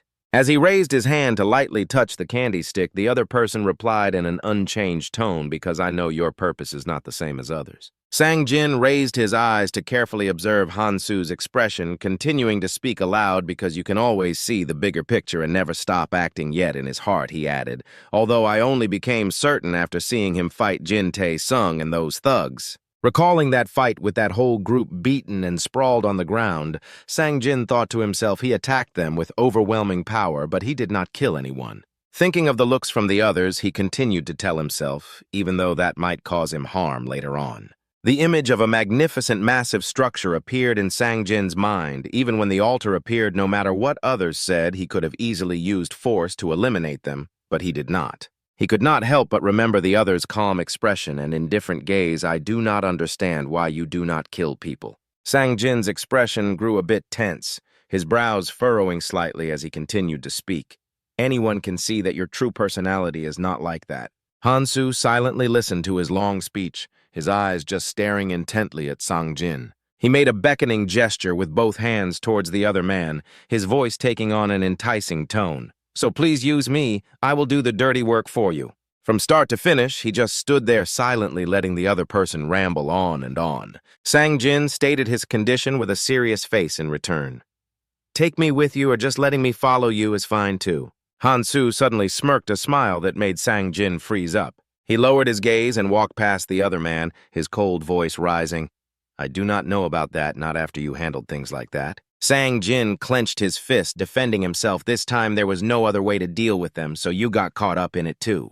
He turned his head to follow the other man, with his eyes a tense drop of sweat rolling down his cheek. "But next time I will not let anything happen to you." Sang-jin whipped around and shouted towards Han-Soo, "Promising it will be different next time, I guarantee it. Please reconsider." He strode onward with no intention of stopping as the other continued trying to persuade Han-Soo.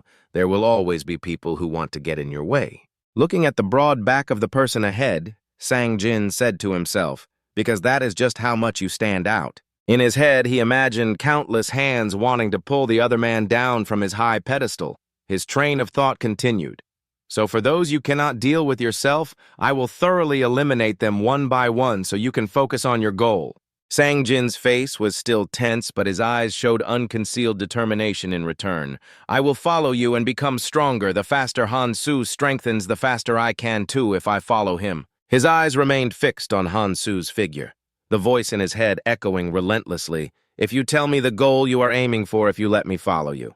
Then Sang-jin was suddenly startled, his body flinching slightly. The silent back of Han-Soo walking ahead slowly turned. He swept an emotionless gaze over the person behind him, his tone indifferent. "Even if I were to agree with you, what would you do if a situation arose where you could not join me?" The coldness in his eyes lessened, and his lips curved into a slight smile. "For example, if you were forced to stay behind." The two were once again standing face to face, surrounded by the same ruined scenery. This was a hint. Joy glinted in Sang Jin's eyes as he guessed inwardly, so that means something will happen in the second training round. He placed a hand on his chest as if making a pledge. In that case, I will become stronger and find you, and then you can continue to see me as an ally. Hearing this, Hansu just lowered his eyes, the smile on his lips becoming more pronounced, go on down. He turned and left without any hesitation, causing Sang Jin to curse in astonishment. Damn it, is he still refusing? He quickly stepped forward to chase after the other's back while shouting, Kang Hansu, please give me a chance. I will make up for all the mistakes I have made until now. The tip of his shoe toyed with the lollipop stick, crushing it out of shape. While Sang Jin was still loudly trying to persuade him, please use me, he just glanced emotionlessly at the other man and spoke indifferently, do not misunderstand what I am saying. As he strode forward, he said to the other man, meet me here tomorrow at 1 o'clock. A gentle smile played on his face, his eyelids drooping as he added, because at that time the monster down there will not be here. These words were beyond Sang Jin's expectations, causing him to freeze in confusion for a moment. Holding the small box, Hansu turned to leave without explanation, only adding, also take all those ancient runes down there, you kill those 10 guys, so you take their ancient runes. Finally, he said his goodbyes and left, leaving Sang Jin standing there frozen. Let us hope we are in a better mood when we meet again. I am heading out, goodbye. As he walked, Hansu thought to himself, I am still not too sure about him, but I will definitely need him later. At the same time, Sang Jin was screaming silently. He recalled the words Eris had spoken at that moment in his mind, no matter what, you are returning to the past to save humanity. Her armor was covered in dust, yet she spoke calmly, but ironically, there will be people who want to stand in your way at times like that. Prepare a punisher for yourself. A golden stream of light appeared in his imagination, a straight back. Those who will act in your stead, the Punisher. Eris stood before a group of people, her cloak fluttering in the wind, one hand holding a sharp spearhead. They wore metal armor of various colors and styles, an essential element that not only Alice but all monarchs possessed. These people with cold eyes holding sharp weapons bathed in fresh red blood, they are the ones who do the dirty work for the monarchs and help their monarchs get closer to their goals. Hansu stood with his arms crossed thoughtfully, recalling his own past. In my past life, I was also a Punisher at first. I was even planning to choose Anvi Aaron. A swirl of white light rose from Sang Jin's open left palm. He continued to mutter to himself, but I will give him a chance. I do not know how much I can trust Sang Jin either. Strange blue streaks of light appeared among the players as the second training round began. Their bodies were covered in dirt, each one striving to survive.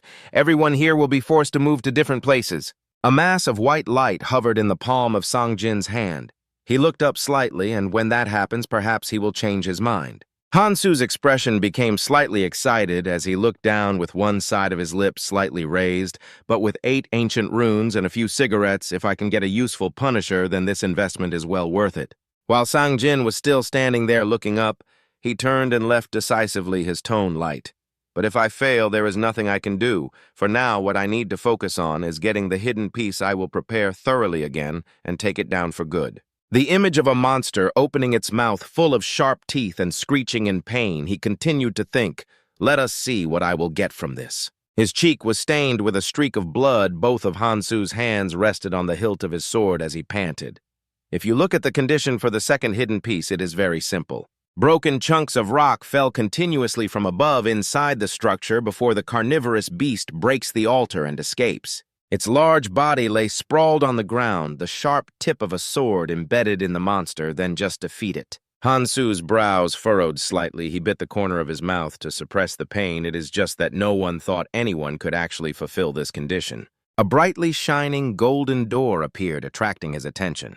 The system's voice rang out with an announcement as Hansu approached the golden rays of light. Hidden quest completed. A hand covered in scratches, dirt, and dried blood reached towards the light.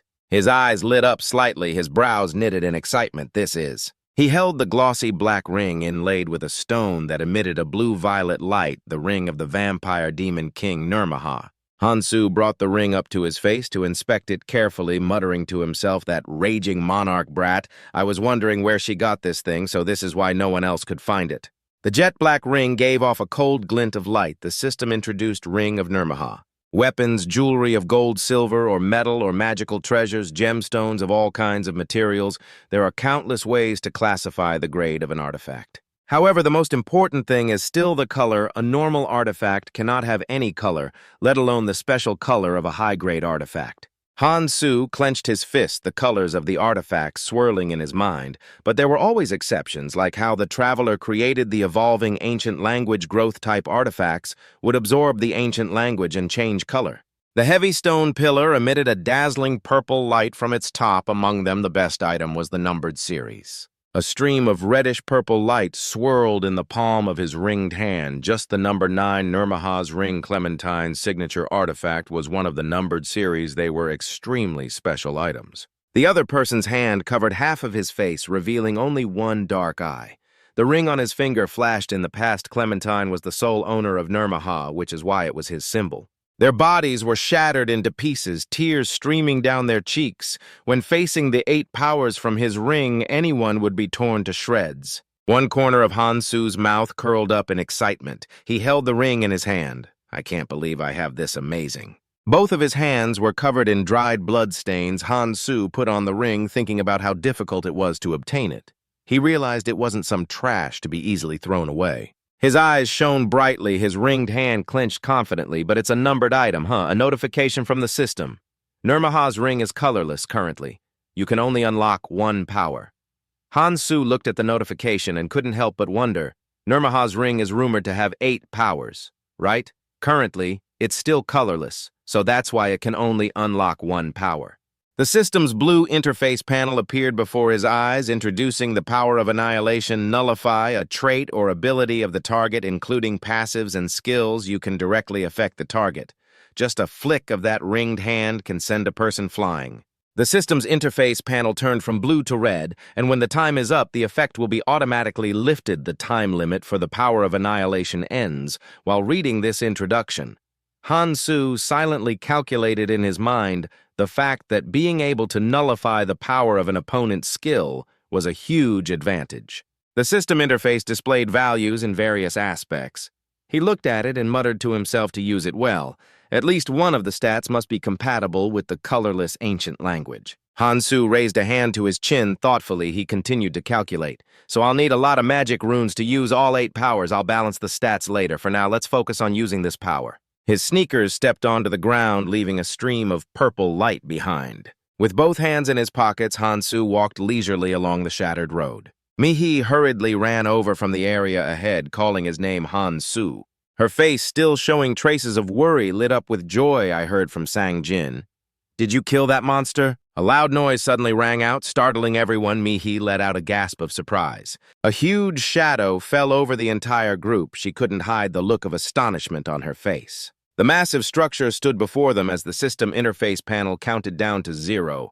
Someone shouted in alarm, "The altar." The entire group was terrified by this event. Someone couldn't help but scream, "It's gone." Han Su, standing opposite her, just calmly asked in return, "Didn't I tell you?" On his face, still bearing a fresh wound, a gentle smile hung at the corners of his eyes.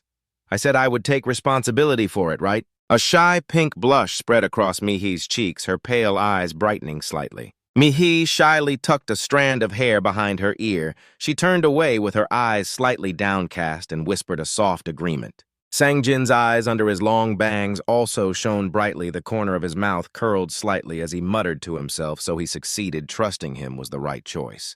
The gentle smile on Han Su's face faded. He returned to his cold demeanor and said it will be a while until the next training session begins. Han Su turned and walked in another direction, saying to those around him as he went, "So let's go hunting now." Mi-hee lowered her head slightly, the shadows hiding the expression on her face. Han Su won. After a moment's pause, her words made him whip his head around. "I want to split up." The wind gently lifted the ends of Mi-hee's hair, still maintaining her posture.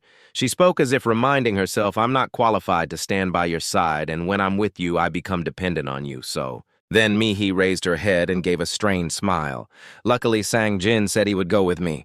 I also know a lot of people here." Sang-jin glanced at the people around them and continued, "For Mi-hee, she's very welcome. Everyone likes her a lot." Han Su looked at the girl standing opposite him, thinking to himself, "It's a bit of a shame, but splitting up with her now is for the best." He glanced away, his train of thought continuing. "We'll be splitting up when the training begins anyway, so she's already started thinking about needing to be independent outwardly." He didn't hesitate to acknowledge it. "That's a good decision." After saying that, Han Su decisively turned his back and left, leaving a speechless Mihi standing behind him. His advancing footsteps were suddenly halted by a call wait. He turned his head to look back. Mihi's eyes showed confidence. The next time we meet, I won't give up so easily. The wind gently stirred a lock of her hair. She gave a gentle smile and said her farewell. See you again. Hearing that, Han Su lowered his head slightly and let out a small laugh, his long bangs making it hard to see his eyes. She and Sang Jin stood side by side behind him. He turned and continued walking with a faint smile on his lips, sure. Then, just as he seemed to be leaving for good, his voice came back, catching the boy's attention. Hey, Sang Jin. He continued to speak without turning his head. You said you wanted me to use you, right? If you're serious about that, then tell me. Han Su's next words made his eyes light up with joy. He whipped his head around to look straight at his back. The decision is up to you. 1 week later, Han Su was leading everyone at the gathering point. A fairy's voice echoed from the sky. You've been waiting a long time, haven't you? The second training session begins. It smiled with its eyes closed, placing a hand on its chin and clearing its throat pretentiously. Its mouth widened into a grin, revealing 2 rows of sharp teeth. There are more people in this round than I thought, but who cares? The fairy wore a malicious smile, its smiling eyes unable to hide its sinister nature. I had already predicted this below. Han Su just calmly faced it with a calm, expressionless face. The fairy snapped its fingers with a click, its tone full of excitement. All right, then let's change the location. It spread its hands wide in the air, a blue light emanating from the ground beneath their feet. The scenery suddenly changed strangely, making everyone tense. What is this? There's a light under our feet. Che-un fearfully grabbed the arm of Suyol, who was standing beside her. Han Su's gaze finally turned serious. His lips pressed into a tight line as he told himself it's finally starting. His sneakers landed, one hand pressing against the ground to stabilize his body. The other players were also transported one by one. One of them saw the surroundings and couldn't help but ask, "Where are we?" Che-un's face was filled with fear. Han Su, standing not far away, just stared straight ahead. Calmly, a voice rang out. Is everyone here before entering the second training? Let's decide on the number of people. Hearing that the players showed countless different expressions, fear, anxiety, wariness, someone blurted out the number of people. The voice continued while the players' emotions were extremely unstable. From now on, ensure there are no more than 7 people in one room. The players stood in a circle in the closed room. The voice continued.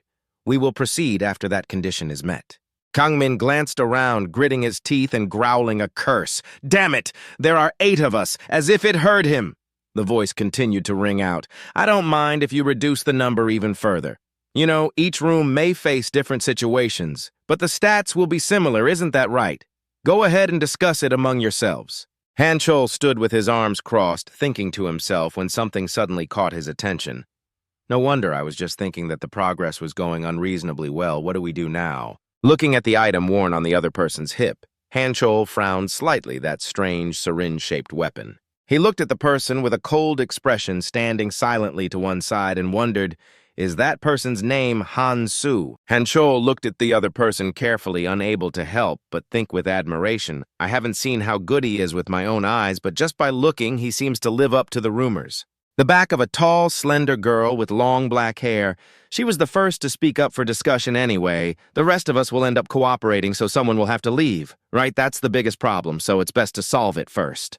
Jimin smiled, her eyes crinkling. She raised a finger and playfully suggested, how about we introduce ourselves first to prove our worth? She spread her hands slightly as if to rally everyone, her words carrying the same intention to prove that you are a valuable person. A foot stomped firmly on the ground, stepping forward. I'll go first.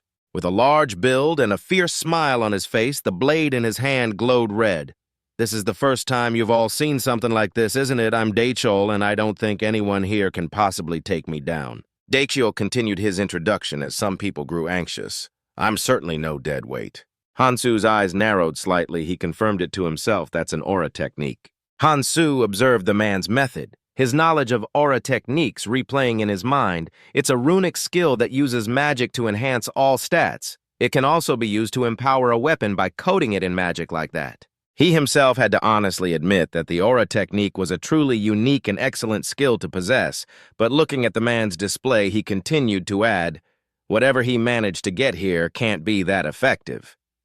Daechol looked full of confidence, Han Su thought to himself, but I guess it's still better than nothing.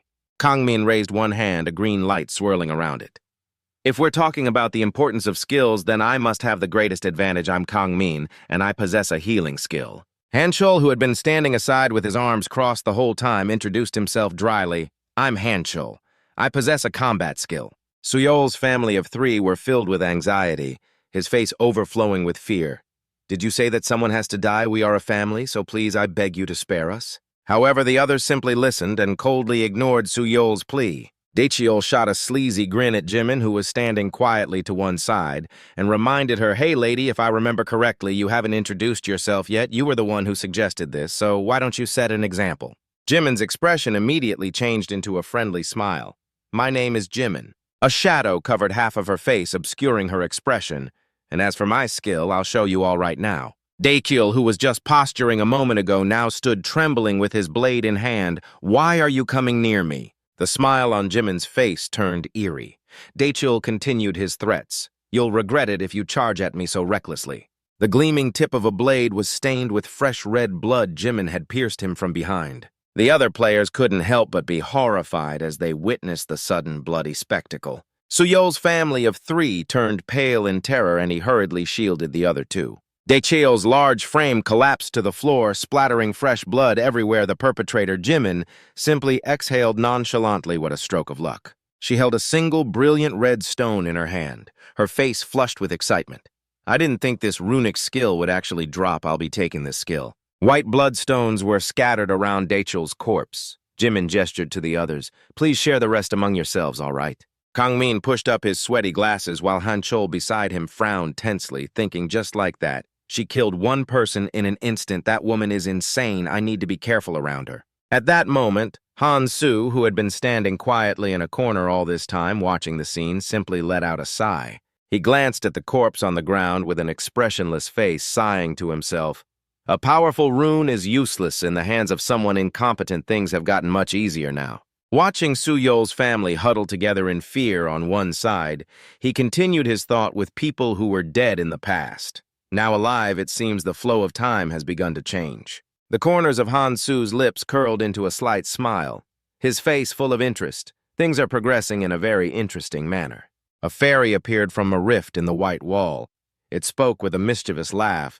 You've reached the number 7 before any other group. Let's see, excellent. Now then, let's start the explanation, shall we? The scenery before their eyes suddenly transformed into a vast blue sky and majestic mountains. The fairy continued. Let me show you first what lies before you is the road to ascension. Your mission here is quite simple. It spoke to the group standing at one end of a wooden suspension bridge. You must continuously ascend for 3 months and reach the dormant volcano at the center of the 2nd floor. That is your first objective. The fairy chuckled, pointing towards a distant mountain as it explained.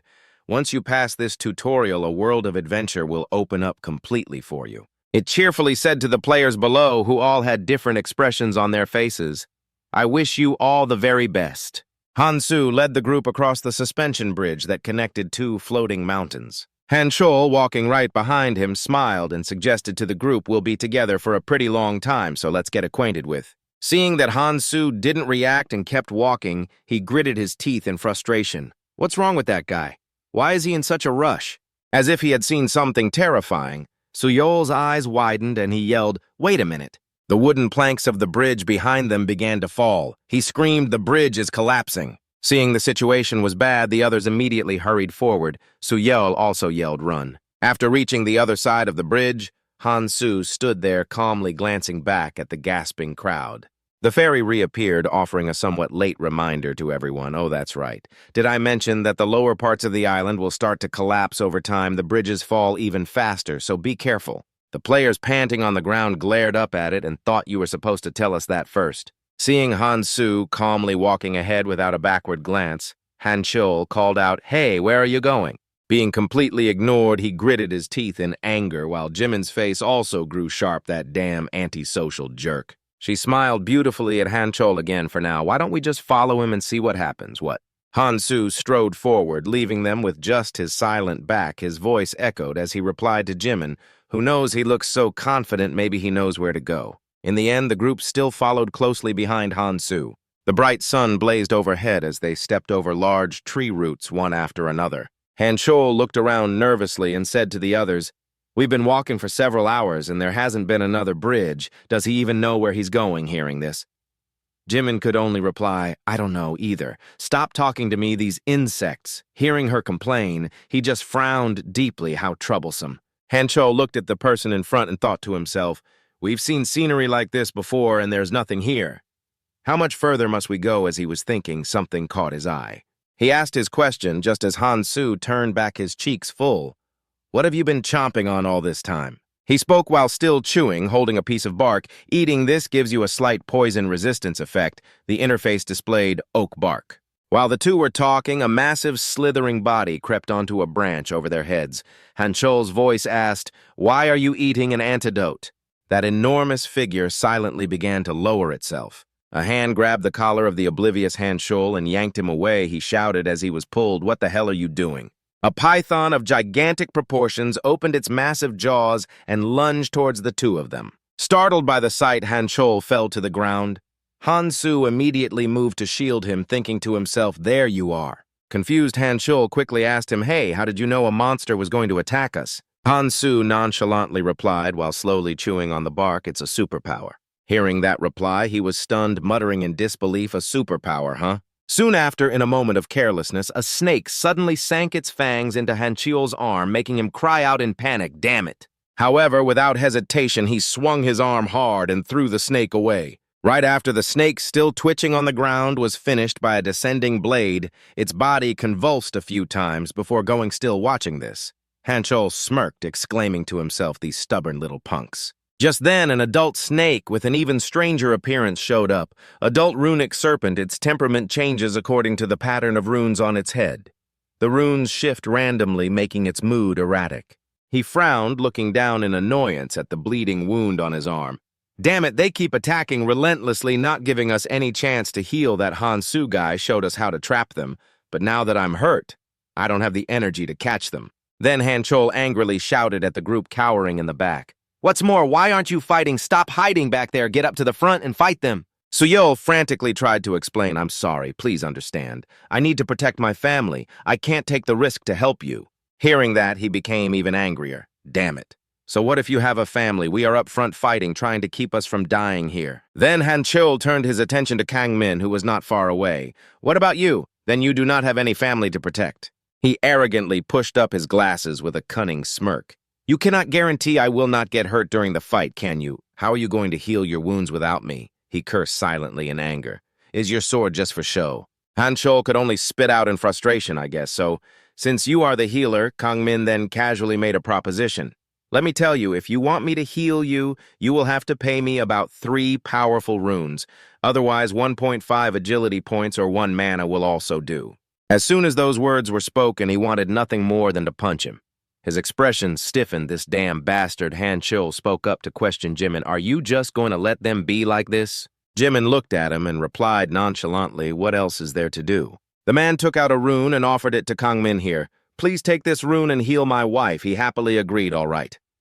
Han Chol stood helplessly in this contrasting scene, right? I am probably the only one who finds this situation terrible. Seeing him standing still, Kang Min urged him, "What are you just standing there for? Come on, get over here quick." Han Chol was indignant, but could do nothing else. This bastard is acting like this because he has a healing skill. My luck is rotten. I ended up picking all sorts of weird people. Suddenly, a telepathic message came through Kiol. "Can you hear me?" A hint of doubt flickered in his eyes. The person on the other end asked about his situation. "Young Han Chol, how is the new place you have arrived at?" Han Chol asked back irritably, "Do not ask how are things on your side. From the party with the 2-gun symbol on my side, it is not too bad. It seems there is a rescuer up above, so just clear a path and climb." The other side continued, "Try to find some new teammates to help you on your way there." Han Chol was incredibly dejected. "I want to do that too," but the person added, "Our group will grow stronger and stronger, will it not? You have got this." He began to observe Han Su's cold demeanor. "I do not know among these people who could possibly join me a guy who claims to have superpowers." Next, he looked at Jimin fighting fiercely, or this crazy sword-wielding woman. Then Han Chol shifted his gaze to Kang Min's face, which held a look of disdain for everything or this cunning healer. Finally, he looked at the family of 3 huddled together in happiness, that useless family of 3. The person on the other end reminded him of an essential point is not survival. The most important thing, Han Chol wearily pushed the matter aside. I will put finding teammates on the back burner for now. That person also promised Captain, I will come see you later. However, he did not know that all his actions had been noticed by Han Su. He clearly saw the party symbol on Han Chol's hand slowly fading. Their monarch trait is developing too fast. This was like a monarch's crown, a part of the player trait monarch, which all monarchs like Eras and the Raging Monarch possessed. They are the standard bearer who leads everyone. It is the ability to lead a group and make them stronger. The members of the group will all follow their leader. A person possessing the monarch trait can bestow a certain power. The monarch grants their group members a unique symbol. That symbol is imprinted on the back of the group members' hands. Those with the same symbol can connect with each other, they can talk to one another, and thus their combat synergy increases. Han Su carefully considered this as he struck down a snake. The number of people a monarch can recruit is limited, but right now everyone is busy searching for members. Just like that, he obtained another rune, and if I have to compete with them, it will be quite difficult. Han Su fiddled with the rune in his hand, his expression unchanging as he thought, in the end, if I want people to follow me, I must be strong enough to support them. The battle ended. The corpses of giant serpents were scattered everywhere. Next to the bodies were sparkling runes. Hearing the worried voice behind him, he walked on calmly. It seems the number of monsters has decreased, but that does not mean the danger is over, as fewer monsters might mean we are in the territory of a stronger boss. Han Su calmly pushed aside the thick green leaves, it seems so. He calmly looked at the scene before him. We are close to the lair of the mutant rune serpent. Seeing the ferocious rune serpent coiled around a tree, finally I am close to the objective that brought me here. It seemed to have sensed someone approaching an adult rune-eating serpent. As Han Su was about to step forward, Suyol quickly stopped him. Wait. He fearfully asked what was on his mind. Do you really think we have to fight that snake? I think if we do not get close, it will not attack us. Why do not we just leave now? But what Suyol received was his cold reply. If you want to leave, then go. I will fight it myself. If everyone else climbs up ahead to avoid it, I will not mind. Han Su continued forward, ignoring the man's flustered words. No, that is not what I meant. We should stick together. Why are you doing something so foolish as to fight it? He threw him a sharp, annoyed glare. You seem to be mistaken about something. I am not traveling with you. Han Su added a comment that left the man stunned. We are merely heading in the same direction. Eventually, we will go our separate ways. Jimin could only decide to leave. Well, my hands are tied in this case, Suyol asked in a panicked tone. Wait, in that case, who in our party is going to fight? She was even more disgusted by his cowardice. I mean, we cannot force him to come with us, or are you planning to stay here and follow him? Suyol stood frozen, stiff, stammering, and unable to form a reply. Jimin led the group away, not forgetting to remind Han Chol, who had not moved yet, let us just get going now. He was still hesitating. He is just as stubborn as people say, but I cannot just leave him like this. Kang Min urged Han Chol to come along. Why are you still not leaving? He directly shut down his thoughts. If you are still thinking about how to drag him along with us, then just forget it. Han Chol asked doubtfully, why is that? Kang Min could only sigh helplessly. Everyone has needed my healing so far, but not him. He has not needed healing a single time. It is scary. He acts as if these fights are just a trivial matter to him. People like that do not listen to others. He added another sentence. And from what I can see, he is not the type to last long fighting. On his own hearing this, he felt it was a shame for Han Su's exceptional talent. He is that good, and yet I cannot get him to join the group. What a pity it seems he is also difficult to manage. Meanwhile, the rune serpent had bitten a tree trunk into 100 pieces. With his agile speed, he escaped in that perilous moment. Seeing it bare its fangs and claws to attack again, Han Su understood when the magic rune is active, it avoids me, but when it feels my rune is gone and the threat has vanished, it attacks me instantly. He also noticed the symbol that was constantly glowing on the rune serpent's head. Han Su gripped his sword tightly, leaped up, and struck it before it could react. After a moment of close combat, he realized something. It is stronger and faster than the scaled serpent, but it is far from being a match for the carnivorous monster I fought last time. When it is attacked, the rune switches to a defensive state to increase its defense, and at that point my attacks become weaker. But Han Su remained nonchalant with a candy stick in his mouth. An unnecessarily long fight would not put me in a tough spot, but it would still be annoying if something happened. Looking at the rune serpent's fierce appearance, the way to defeat it is simple focus on the trees right in the middle of that clearing that looks like a nest. He had already noticed the nest it was constantly protecting behind it. And so Hansu directly ignored the rune serpent and rushed towards the nest. Just ignore the snake attack that place first. It will instinctively let down its guard to protect the nest, and then its weakness will be exposed. He knew it had fallen for the trap and turned to chase him. Gotcha. Hansu immediately braked hard, skidding to a stop and creating a thin cloud of dust that swirled around him. With just the sharp sword strike he unleashed, the rune-eating serpent cried out in excruciating pain. After finishing it off, Hansu turned and headed towards the tree. It lost its life just like that, but he did not stop. Now that I am getting to it, this is faster than I thought. What Hansu wanted was the egg placed in the nest, the egg of the rune-eating serpent. Just then, the egg began to move unusually. Hansu held an egg in his hand. At the same time, he took a small nearby stone to tap and scrape the surface of the eggshell, the egg of a rune-eating snake. Immediately after, a crack formed and a cracking sound echoed. When the first piece of shell fell, a long, narrow, bright yellow eye flashed from within. The egg gradually peeled open, and finally an adorable little snake was born. It was so small compared to its adult form, a juvenile ancient-tongue serpent. But this little one had a very unique characteristic. According to the theoretical knowledge about juveniles, it would hunt ancient runes and then spit them out immediately. Hansu offered 3 stone tablets carved with ancient script and urged it, "Come on, eat up." The juvenile looked at the items before it with excitement and immediately opened its mouth. It ate any 3 ancient runes and spat out 2 ancient runes that its owner desired. He reached out to catch what it spat out, thinking to himself for anyone else losing 3 to get only 2 would be a net loss. However, Hansu had a different opinion. He gently stroked the juvenile's cheek in praise. "You can eat any of them. As long as you spit out exactly what I need, that's all that matters. Good job. Right now, I need to focus on increasing my magic and physical damage resistance." After finishing the task, he watched it slither into his sleeve and said, "You can rest now." He felt a new motivation for the next step. With this little one, I'll be able to reach my goal, or maybe I should act right now. Meanwhile, in another place, the family of 3 was still struggling in the forest, unable to find their way. The daughter, hugging her mother, asked in a small voice, "Where are we going, Daddy?" The father's voice turned stern. "Be quiet." After speaking, he looked down at the map in his hand, his face flustered and anxious, breaking out in a sweat. He thought to himself, the island map we got from leaving the room doesn't show the detailed structure. We can't move recklessly because we don't know what's out there. Where can we go to be safe? If only they hadn't abandoned us. But just then, a rustling sound suddenly came from the bushes. The wife approached him and cried out worriedly, "Honey, there's a noise over there." Suyel spread his arms to shield his wife and daughter. Though trembling with fear, he tried his best to protect his family. Could it be a monster or another traveler? "Get behind me!" However, luckily for them, the person who appeared was Hansu. Seeing him, the man couldn't help but be surprised. "Kang Hansu, you're back." He stepped out from the bushes, approaching them and asking, "What are you all doing here?" The man, being tactless, joked mockingly, "Did you run away in the middle of the fight with that python monster?"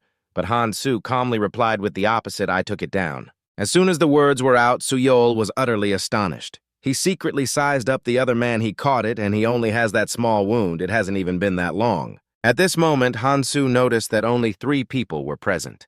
He asked a question that made the man freeze, "But where are the others?" Finally, Suyol hesitated and began to recount they. A while ago, a conflict had broken out between the family of 3 and the rest of the group. He had questioned them loudly. "What are you talking about? Leave this place. What do you mean?" Then, feeling that he was in a weak position, Suyol lowered his voice and forced a smile, pleading, "It would be too dangerous for us if we had to split up. Please don't do this, can't we? There's no need for us to fight among ourselves." Hearing that, Hanchol let out a sneer. "So you just want to take it easy and hide behind us." The man was immediately at a loss for words. Well, Jimin also gave them a cold look. He's right, a large number of players have already been eliminated. It's a hassle to have useless people in the way. Kangmin agreed, "I don't care who gives me ancient runes, but I should definitely be finding powerful ones myself to get stronger. I can't let weak freeloaders tag along." After telling the whole story, Suyol was still incredibly angry. Muttering and cursing, he said that and went a different way. "They even blocked the path so we couldn't follow those bastards. How dare they look down on others like that?" But he suddenly noticed Hansu had no intention of listening and was turning to leave. Seeing this, Suyol quickly called out, "Hey, where are you going? I'm older than you and I'm still talking to you." His expression was cold and indifferent as he replied, "Let's move, we're wasting too much time." The wife suddenly felt worried and quietly asked her husband, "Honey, should we too?" but he quickly shook his head, signaling no. Han-Su's footsteps grew more and more distant from their family. Afterward, the family of three decided to follow him in silence. Suddenly, he stopped and turned to look at them, asking, "What do you think you're doing?" Although a bit startled, Suyol still justified himself with a plausible reason. "Didn't you say from the beginning that you wouldn't go with us? You just go on your way, we'll go our own." Han-Su didn't bother to expose the lies, simply turning back and continuing on his way. "What a lame excuse, but whatever, suit yourselves, I'll be fighting alone anyway." After that, he began to eliminate the monsters that appeared on the path.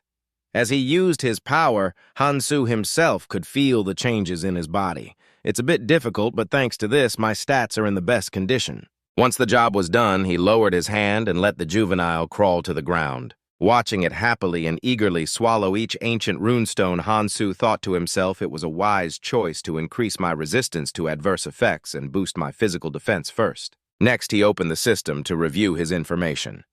Kang Han-Su, strength colorless, 0.03% vitality, 88.8 accuracy, 84.0 perception, 85.1 magic, 58.4 physical resistance, 32 effect resistance, 29.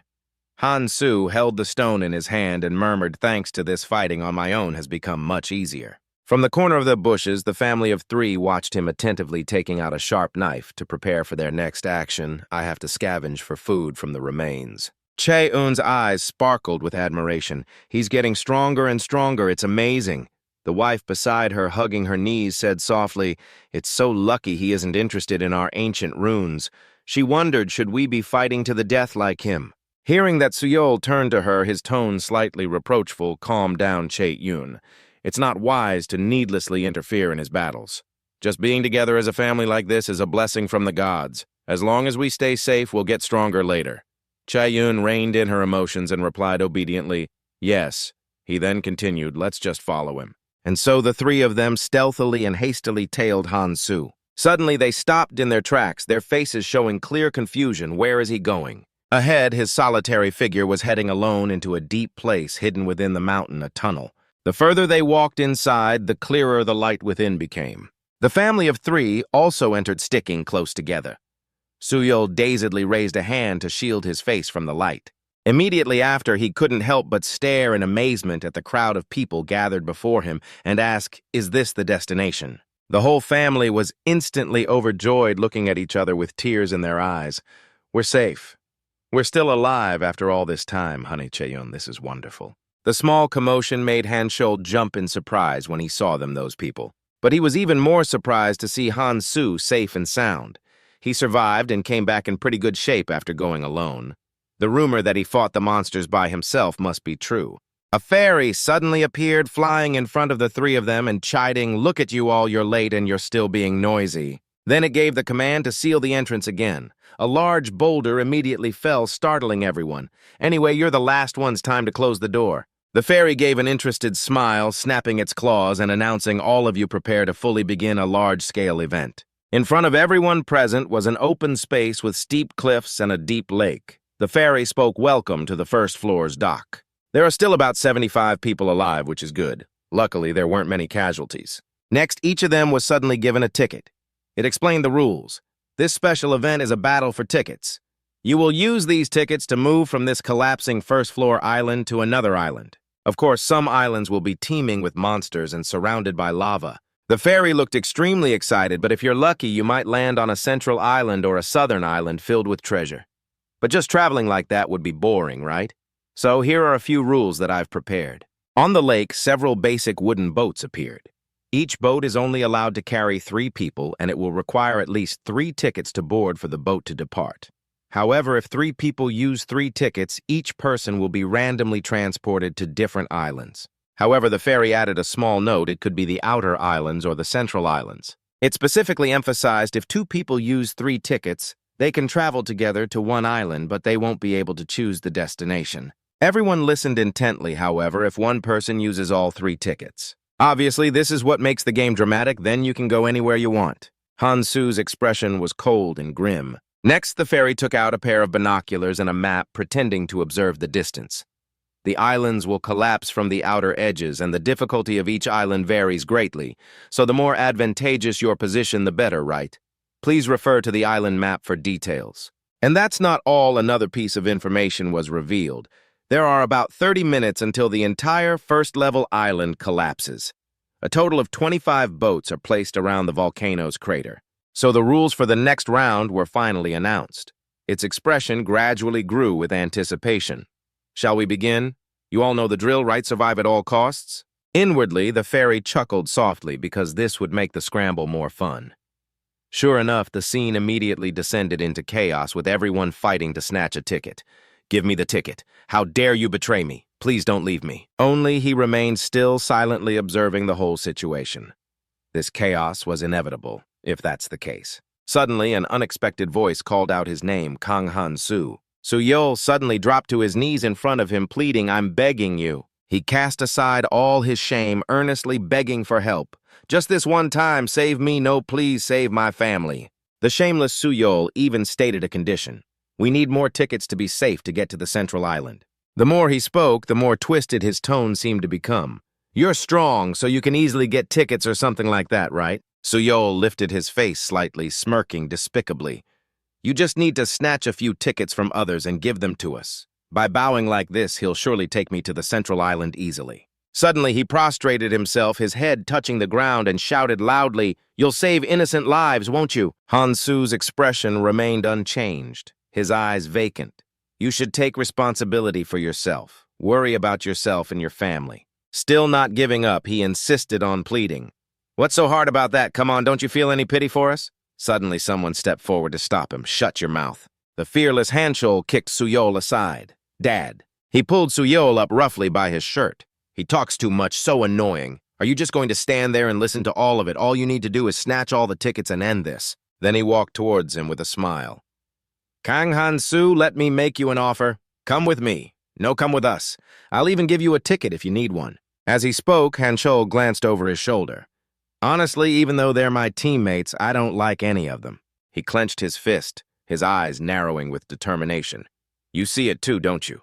You're as strong as the rumors say.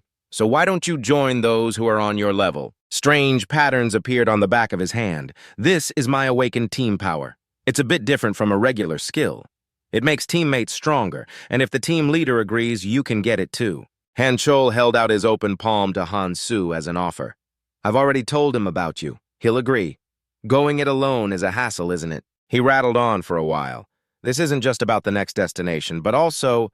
But he bluntly shook his head and refused. "No, I refuse." Hanchol was stunned. This wasn't what he expected. "I was sure you would agree, huh?" Seeing Han-soo turn to leave without a second glance, he shouted, "Wait! We're completely different from those people. Maybe you still don't understand how much a team can strengthen you." He gazed outside as the sun slowly set behind the mountains. "I understand very well. How could I not? That bond back then." His face looked a bit haggard, his lips pressed tightly together. Han-soo stared into the distance, thinking to himself, "But this time I have a new goal. I will do this completely alone." Hanchol put one hand on his hip, trying to act unfazed. "So you're not going to listen to me, huh, damn it? Then I have no other choice." Suddenly, something whizzed past. "Hey, take this." A thin piece of paper fell to the ground. He said in a calm, indifferent voice, "I snatched it from that pathetic guy." Soo-yeol, aching all over, slowly stood up. "My ticket." Then he glanced over at him, trying to taunt him. "It's a shame you refuse, but I can't just let this go. I've always wanted to cooperate with someone as strong as you." His eyes widened, and he grinned broadly as he spoke. "I'm going to meet the others at the central island, so just consider this an advance gift. I'll definitely see you again, and I'll ask you again then." Han-soo said nothing, just looking down at the ticket on the ground with the answer already in his mind. It's useless. That's not important anymore. Soon, someone spotted the ticket on the ground and cried out.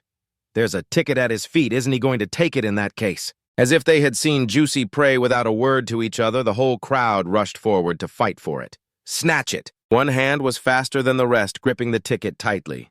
"This is mine now." For that single ticket, everyone trampled and fought one another. "No, it's mine. Give it back. No, I won't. Do you want to die?" Terrified, Chae-yun rushed forward, grabbing a man's arm and crying to stop him. "Dad, please spare me!" A furious man grabbed her shirt, lifted her off the ground, and roared, "What, you're that old geezer's family? Aren't you fine? Then I'll let you all die together."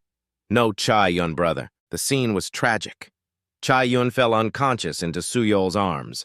They put families together to witness this kind of spectacle. That's exactly what they wanted. The fairy bared its teeth in a mysterious grin. It was as if it was single-handedly manipulating puppets to its will. No matter how hard everyone struggled in this place, even death was orchestrated from the start. Suddenly, a voice from behind startled Han-Su. "So why did you refuse Han-Chul's offer earlier?" He looked at Jimin and asked personal reasons. "What do you want?" She narrowed her eyes and smiled faintly. "I'd like to make an offer as well." Then her eyes suddenly widened as she raised a hand that glowed with a mystical circle. "Come with me." But Han-Su turned away without a word, causing her to burst out laughing. "I expected as much. But before you go, I have one question." Jimin glided past him. "You're not here on a mission just to be distracted by something like pity, are you?" As she spoke, she glanced up at Han-Su's reaction. "I trust you don't possess that much compassion." Hearing this, Han-Su said nothing, only glancing down for a moment. He paused for a moment, then a wicked smirk crossed his lips. Compassion. Outside, wooden boats floated in the sky. Those who couldn't get on board were simply going to die. A boat was drifting back to shore. In the end, only one boat remained for everyone here to fight over. The others sat on the ground, their faces blank with confusion. People on this island would have no way of knowing what happened on the islands behind them, and those who left weren't even guaranteed to survive the traps on the island ahead. One by one, they whispered in strained voices, "Please take me with you. Han-Su, you know me, right? Please, just this one time. Hey, you can save us." His face seemed to darken. "There are so many people here I should have saved." Han-Su stood tall and motionless. "But in this multi-island training zone, the monsters are too strong. I can't save everyone." He turned his head slightly, calculating his options. "So I have to do what needs to be done." Gradually, a group of people came to stand directly in front of him. "Because if I fall here, this regression will have been meaningless. I'm sorry." Han-Su tightened his grip on his sword. "But the fate of those who can't move on to the next island." A voice shrieked, echoing through the area. "I know it all too well. Please don't kill us!" Floodwaters suddenly gushed in. Down below was a poisonous sea. It hurt so much. They cried and screamed desperately. They would melt away when the seawater flooded the island. "Just let them die. All I can do is watch." Han-Su remained unmoved, firm in his conviction. "Everyone can hate me as much as they want." His eyes seemed to glow as he spoke slowly, word by word. "So instead of letting them suffer and be exploited until death, I have my own form of compassion." Outside, a gentle breeze was blowing. Han-Su sat down gently, opening his palm. "You're really something. I didn't expect you to be brave enough to do that, though. It's a shame things ended so easily for you." The fairy zipped over from out of nowhere. "But you truly are a rising star. Don't worry, we never go around spreading rumors about the things people do to survive." It chattered on excitedly. "I will be waiting for you on the central island ahead." Han-Su glanced down slightly but remained firm and unwavering. "I will have no regrets." He clenched his fists as if trying to give himself strength. "I'm not coming back to save the people here, but to aim for the final victory. I can't be swayed." After thinking for a moment, he looked up and ahead. "I must keep moving forward." Han-Su sat on the boat, gradually flying up into the air. Approaching the floating islands, the next target is the central island. In a certain land, the system's voice rang out clearly. "Excellent. All 1,921 adventurers have made it this far. Welcome to the land of opportunity, the central island." A castle gradually appeared in the morning sun while a voice echoed on the central island. "There are exactly 3 important things. In its very center is a giant glowing red crystal, guarded very carefully, protecting the castle that stores the crystal. Besides that, a horrifying secret is hidden here behind the gate in the dungeon, getting stronger through training in the underground dungeon. And finally, when the gate was slightly opened, was when the horrifying monsters came to life one by one. The monsters are coming.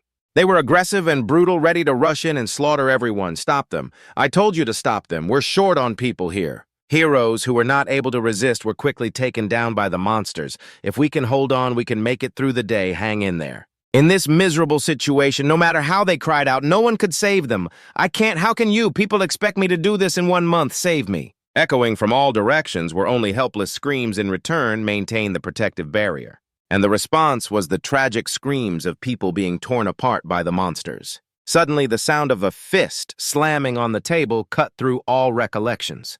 "We need to set some rules." Youngwook angrily looked at those present at the meeting and questioned them. "Our protective barrier was almost completely destroyed in just 1 day. The damage is immense.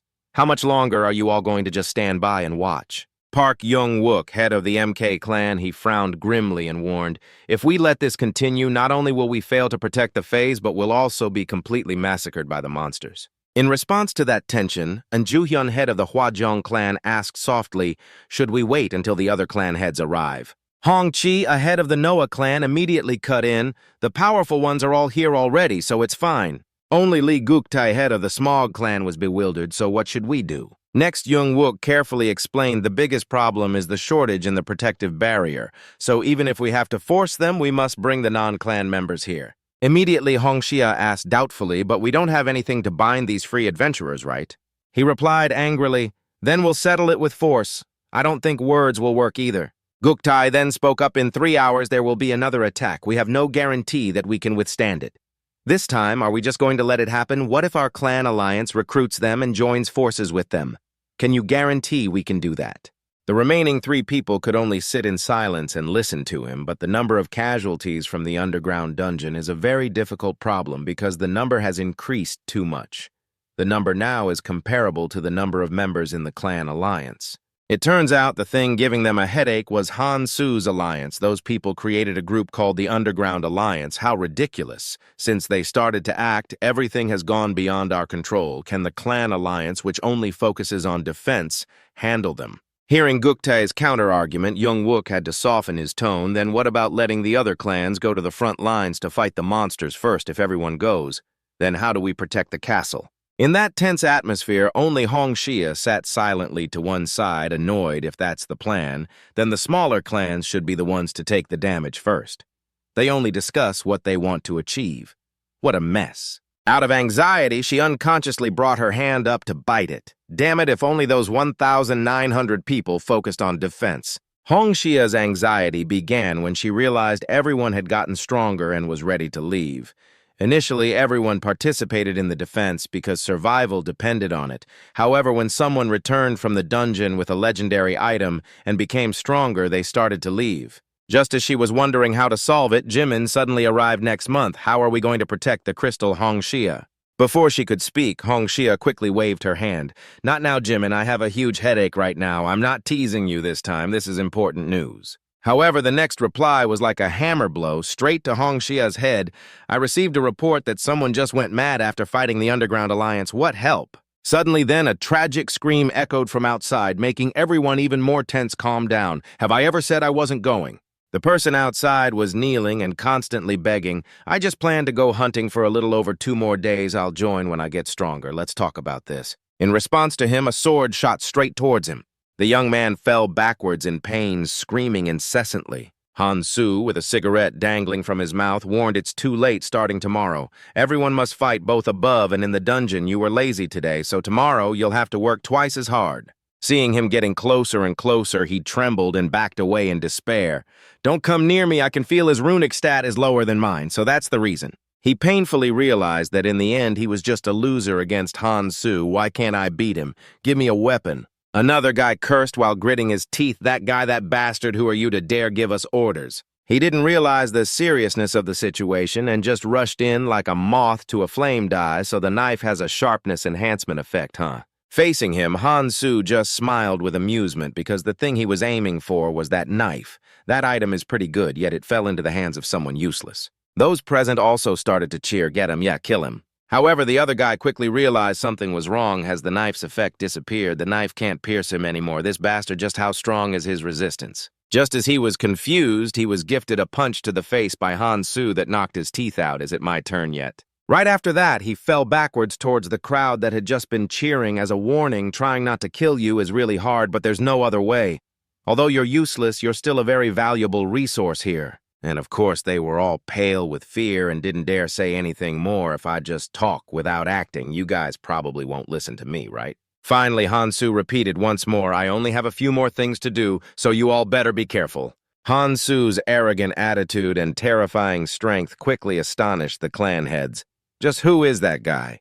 A moment later, Han Su also sat down at the meeting table with them. Ju-hyun and Hong Xia both watched him carefully with concern. Even someone with a headstrong personality like Young-wook had to be on guard. So that's the guy Han Cho mentioned. Why is there a magical beast on his shoulder? Facing the four great clans, Han Su proposed without a hint of hesitation. Starting tomorrow, the Underground Alliance and the Clan Alliance will join hands and will alternate between hunting and defending. If anyone has a different opinion, speak up.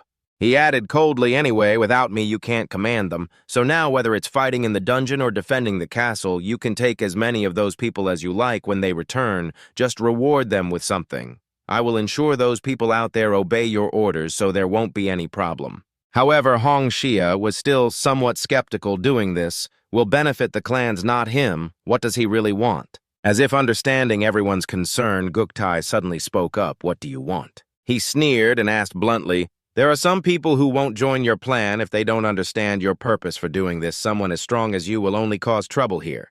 Are you sure you don't have some other motive? Han Su only replied coldly, as long as the basic principles are followed, no one will object. Seeing the other party still mumbling, he didn't say much and stood up directly. Who knows what, if you suddenly change your mind and destroy the clan alliance, I'm not interested in these petty debates. Right after that, Han Su's entire body gradually dissolved into the air like smoke, but if you're worried.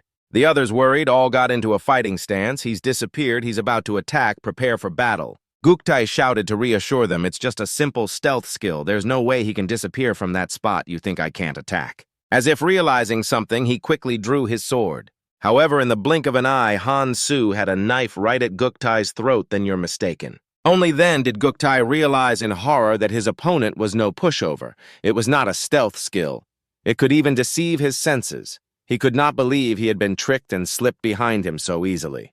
The personal guards panicked upon seeing their master threatened. Before coming here, I already experienced what you people did down there, so do not even think about tricking me, master. Han Su paid them no mind and continued his proposal. Calm down. I have no intention of making enemies with you right now. The current situation requires us to form an alliance against the monsters, does it not? The others were furious, but knowing they were no match for Han Su, they could only endure it. Just try your best to do your part. I also want to do my job well here so I can survive. After speaking, Han Su calmly left, though his heart was filled with doubt. The two factions have always fought each other, so forming an alliance now is too difficult, but I do not have time to go easy on them. This is just the beginning. What comes next will be much harder. Suddenly, someone hurried to stop him. Wait, if you leave now, I will be very sad. Han Su glanced over at Jimin. She just smiled and proposed our conversation. This time I want a different answer from you. What do you say? In the ancient-looking space light shining through the window frame pushed back some of the darkness, a voice broke the quiet atmosphere. I have asked you before, have I not, whether you wanted to join our guild? Jimin moved closer to where Han Su was standing still. She leaned in close to him and spoke in a voice just loud enough for the two of them to hear. This time I want to formally extend an invitation. Jimin placed her hand on Han Su's shoulder and said seriously, what do you think? Is it not lonely to explore by yourself, or is there already someone in your heart? His expression was cold, not wavering in the slightest at her words. I heard you were with a girl named Mihi at Gangnam Station. Jimin glanced at him to gauge a reaction on his face, but there was none, so she thought to herself, no reaction, that must be a no. Seeing Han Su's silence, she slid past him with a cheerful smile. Then there is no problem, right? It would be great if you agreed to join. But in response to Jimin, Han Su seemed not to have heard a word, making her turn back in surprise. What, I need to get to the city wall? You are not even going to pretend to listen to me, are you? He let out a weary sigh outside the door. Sunlight shone through the glass onto Han Su's face amidst Jimin's echoing curses. What an annoying bastard. A bloody scene at a city wall, a section of which had collapsed, the ground below soaked with blood from the battle. Gather the bodies here. We need more relief supplies over here. Those with support skills this way. A warrior with light brown hair came to report, Sergeant, the southern city wall has been more or less secured. Hearing this, Han Chol ordered the young man to rest and inquired about the situation. The wounded fall back and the rest of you get some rest. How is our guild holding up? The ground was now littered with defeated steel skeletons, one skull even pierced by a fresh steel spear. We defended better than last time. We also assigned positions to everyone without any delay. Warriors sat exhausted on the ground, one with a bloody mouth gasping for air, another with a bandaged nose. The participants from the Underground Alliance were quite uncooperative at first, but still did a great job. The brown-haired warrior from before looked at everyone with some concern. Thanks to them, we did not suffer much damage. Han Chol looked at the scene and gave a stiff, reluctant smile. In the current situation, they could not afford to be careless anyway. The fallen skeletons were being piled up against that monster guarding the defensive line. What other choice did they have? The scene of Hansu holding his greatsword and leaning on it like a staff, standing imposingly as he looked over the pile of corpses. He raised a hand to wipe the dripping sweat from his face, his eyes scanning the area to assess the situation. It is truly shocking to see him handle such a large number of monsters by himself. At this, Han Shol recalled how he had been rejected or completely ignored by Hansu, and he felt endlessly bitter. If he were just a bit more polite, I would have invited him to the Guild Kang Hansu, so God is finally starting to be fair, is he not? Han Shol looked at the scene before him and quietly murmured, "At this rate, we can still defend the city wall steadily." Suddenly, a tear ripped open in the sky, revealing a horned demon that caught everyone's attention. "Wait, Sergeant, there is a crack in the sky." The demon jumped out of the tear it had just made and cheerfully addressed everyone. "All right, everyone, you have been waiting for me for a long time, have you not? You have all had enough rest for the past 2 days, right?" Seeing the cheerful demon, everyone became extremely bewildered and fearful. Damn it, it is a bad omen whenever this blasted demon shows its face. The fairy put on a mischievous expression and clapped its hands together now. "For those of you who are feeling bored, we will start the main event from today. Demons will appear in the city defense battles. Although demons are more powerful entities than those monsters, do not worry too much." An image of a demon with blazing red eyes and long purple crystals appeared. "The undead you have been killing all this time do not drop anything, but killing a demon will drop small crystal fragments." A blue screen began to appear in front of everyone, surprising them all. "This is a real opportunity for you all. You can exchange these crystals." A similar blue screen appeared in front of Hansu. He stared at it intently, listening to the fairy's words to get the wonderful artifacts in the exclusive shop here. On the blue screen, squares appeared with images of a shield, a potion, a flag, a knife, and a hammer, and it is not just for artifacts, you can also use the crystals. In a small corner, an icon of a running person appeared with the number 600 crystals prominently displayed to buy an escape ticket and get out of this place. Do you not all want to get out of here quickly? Hearing about leaving this place, everyone was astonished and began to discuss it amongst themselves. If we get crystals, we can escape from here. This is an opportunity we must seize. Just as the fairy finished speaking, the air was torn apart by a mysterious stream of black and red energy. So do your best to collect those crystals. From inside the rift, a clawed arm began to emerge, then gradually a head with long fangs and eyes as red as blood. It let out a powerful roar, an ear-splitting sound that terrified everyone. The monster advanced quickly toward the people, causing everyone to panic. Damn it, it is coming this way. Contrary to their earlier enthusiasm, everyone now started shifting responsibility to one another. Because the monster looked too terrifying, someone go out and face it first. We do not even know how strong it is. I want those items too, but just then, a voice cut through the tension, making everyone turn to look where it came from. Everyone fall back. Hansu, holding his sword, soared up into the blood-red sky. The monster stood there imposingly waiting with its 2 long horns and deep red eyes that looked as if they could swallow a person whole. Hansu brought his sword down forcefully on the monster. The monster did not yield its other hand, beginning to use magic to prepare a counterattack. It slammed its arm down toward the spot where Hansu was about to land. Hansu looked at the monster with an assessing gaze. As expected, even though it is just a low-level demon, I cannot inflict critical damage on it with a normal attack. I am out of strength-enhancing cigarettes, and before this, I had boosted my defense and magic resistance with the ancient serpent's rune meal. The monster was completely unharmed by Hansu's attack. It stood tall without a single scratch, so my attack power is still insufficient. Hansu focused all his strength into his right leg, which glowed with a faint blue aura. He activated a skill to fight, so for now I will have to make full use of the artifacts I got from the Dungeon Swift Hunter's agile boots. As soon as he activated the skill, his speed increased rapidly. Hansu dashed away with his sword. The user's movement speed increases during combat. I will attack it with the fastest speed possible. Hansu swung his sword once more, his body soaring through the air straight toward the demon. Hansu delivered another direct blow down on the demon, but it quickly used its hand to block the attack. Yet another blow rained down. The demon used its right hand to block it, but it seemed to be at a slight disadvantage. His serious face flashed past everything quickly, his blue eyes holding an added hint of danger. Hansu slashed his sword straight into the demon's body, leaving it no time to defend. Angered, it began to gather power in its hand to prepare to annihilate him. The demon swung its arm straight forward and a beam of light flew in Han Su's direction. The blast of energy rushed straight toward Han Su, forcing him to quickly use his sword to block it. Because the powerful attack struck right where he was standing, everything around him exploded, sending earth and rock flying everywhere. At that moment, Han Su held his sword horizontally in front of him, looking cool after using his skill, the first power of the Nirmaha Ring Annihilation, instantly nullifying an enemy's skill or power upon contact. On the wall above, everyone watched him fight intently, unable to help but marvel he's facing that demon all by himself. Han Chul was so surprised he let out a cry of admiration, but was quickly reminded by the person beside him just how much stronger has he gotten. Get ready, Han Chul. We have to seize this opportunity too. Han Chul looked at his captain beside him and asked doubtfully, "Captain, are you saying we have to join the fight? I'm not sure that's a good idea." The captain next to him reminded him, "If we don't, then others will." As soon as he finished, everyone grabbed their swords and charged toward the demon with excited looks. "It's just one demon," one very enthusiastic warrior shouted. "Everyone, gear up, I'll take it down, us too." Jimin stood by watching the scene unfold calmly. "I don't like this either, but should we join in Hong Xia?" She, standing beside him, quickly advised, "No, just wait." Hong Xia watched him fight intently. "Kang Han Su, I need to see just how capable he is." Han Su began to raise his sword to fight as more warriors charged in from behind. He looked to his left at the warriors holding slender swords. Then he glanced to his right at the ones carrying spears and axes. Han Su let out a weary sigh. How shameless this demon will use its special demon tribe skill.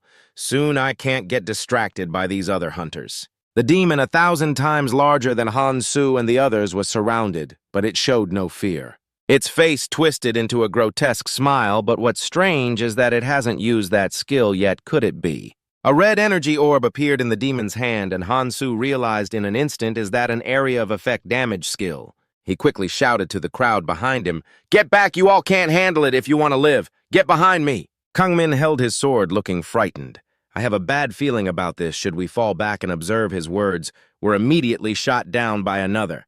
"What are you talking about? We have to stay close to at least land the final blow for the points." The fireball in the demon's hand was about to strike. It brought a pillar of crimson fire that sent earth and rock flying, incinerating everything hellfire. Another man with a shield, despite looking scared, said confidently, "Don't worry, I can handle that fire with this new item of mine." He trembled, trying to stand his ground. "If I land the final blow to take it down, the reward will be all mine." Before he could finish his words, the fire reached him, and raw fear was now clear on his face. The flames spread quickly as screams echoed one after another, "Run, help me." The crowd panicked, and those who weren't fast enough were consumed by the flames. Someone yelled, "It's coming this way!" Han Su stood facing the flames, his sword on his back. The ring on his hand suddenly flared with light. Han Su muttered under his breath, "Hellfire, huh?" Instantly, the sword in his hand turned an icy blue. Han Su's gaze sharpened. "I wonder if I can maximize the ring's power." He swung his sword down, and the raging inferno was instantly split in two. A power with immense destructive force, the power of annihilation. Astonished shouts rang out from all around. What was that? Did he stop the fire with his sword? As the smoke cleared, his face became visible through the haze, smudged with a few streaks of dirt. That last slash tore a massive fissure in the ground, which just goes to show that monster is not an easy opponent. His hands gripping the sword trembled slightly from the strain. The demon let out a terrifying growl, and Han Su gritted his teeth and told himself, "But right now, the only one who can fight back against this demon with its power of the triple hellfire." The demon slowly advanced toward him as if wanting to devour him. "Is just me alone." A deadly crimson gleam flashed in its eyes. Han Su glared back, his whole body tensing in alert. It suddenly raised its hand and unleashed a lightning strike. Han Su was already in position to block the attack. A violent shockwave blew past those who were hiding behind him. Guktai, who witnessed the entire scene, exclaimed in surprise, "Is he a traveler just like us? We all came from the same starting point.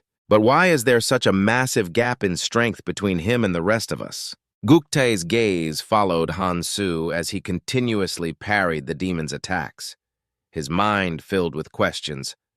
"I have to think of something fast." The others were in a similar state of shock and awe.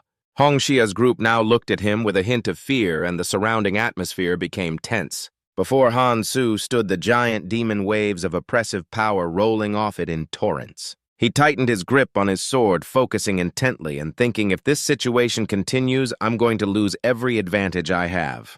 Back to an earlier time on a narrow street, urgent shouts were echoing. Prepare for the next monster wave. All guild members gather here. We need to fortify our defenses quickly. Meanwhile, Jimin leaned against a wall alone, her cold eyes watching the people hurrying back and forth. Suddenly, a voice from behind startled her. "If you just wait for him, you won't accomplish anything today." Jimin instinctively retorted, "What do you mean?" The person who had just arrived was Hanchol. He scratched his head, his voice tinged with helplessness. "I mean, there's no point in just waiting here because I've already waited in vain countless times." Jimin stammered a little, her eyes flustered. "Who were you waiting for?" Hanchol sighed and replied, "Who else would it be besides Kang Han-soo?" He stepped closer to stand beside Jimin, tilting his head as he spoke.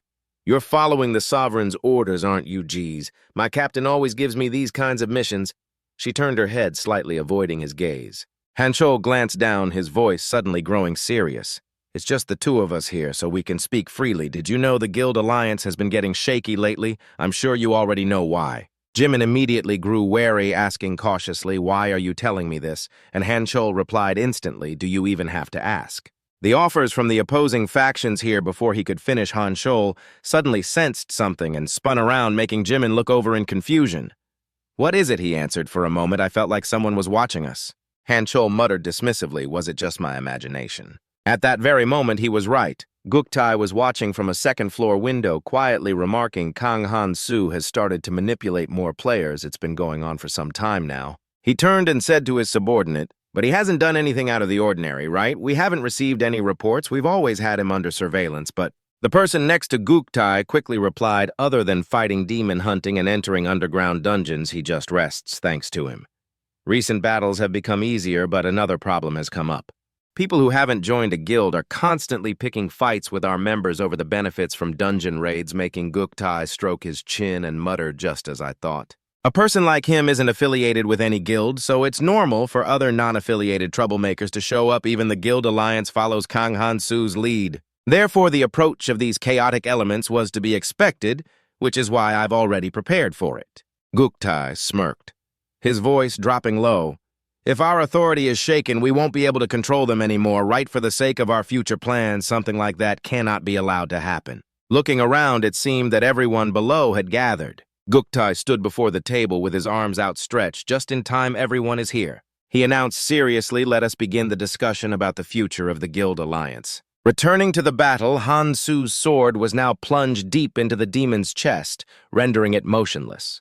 He slowly pulled out the broken sword, his movements deliberate yet powerful. Then Han-soo forcefully threw the demon's corpse to the ground and said dryly, "It's useless now." Drenched in sweat, he reached out and pulled Juvenile up, a hint of joy in his voice. "Great, I've reached level 60. I can finally get it." A blue system window appeared, high-level items sold in the crystal shop, most of them exclusive to major guilds, and the items in this shop have incredible effects. Han-soo stared at the shop interface, thinking if the items from the crystal shop fall into the hands of the guilds, they'll definitely fight fiercely over them, causing a lot of needless conflict, so I have to buy everything I can from here first. Han-soo spoke, but a greater obstacle was here. The shop panel announced item exchange successful. 60 crystals have been deducted. As soon as the sound ended, a chain exuding a purple murderous aura appeared. He thought to himself, "I can use most types of weapons." A weapon with sickles on both ends connected by a chain, Han-soo mused, "But it's better if I just stick to what I'm familiar with." He picked up the new weapon to test it. The system panel lit up Dekrados's challenge. His eyes lit up with interest. This weapon would make the battle much easier. He tightened his grip, took the chain, and spun it continuously.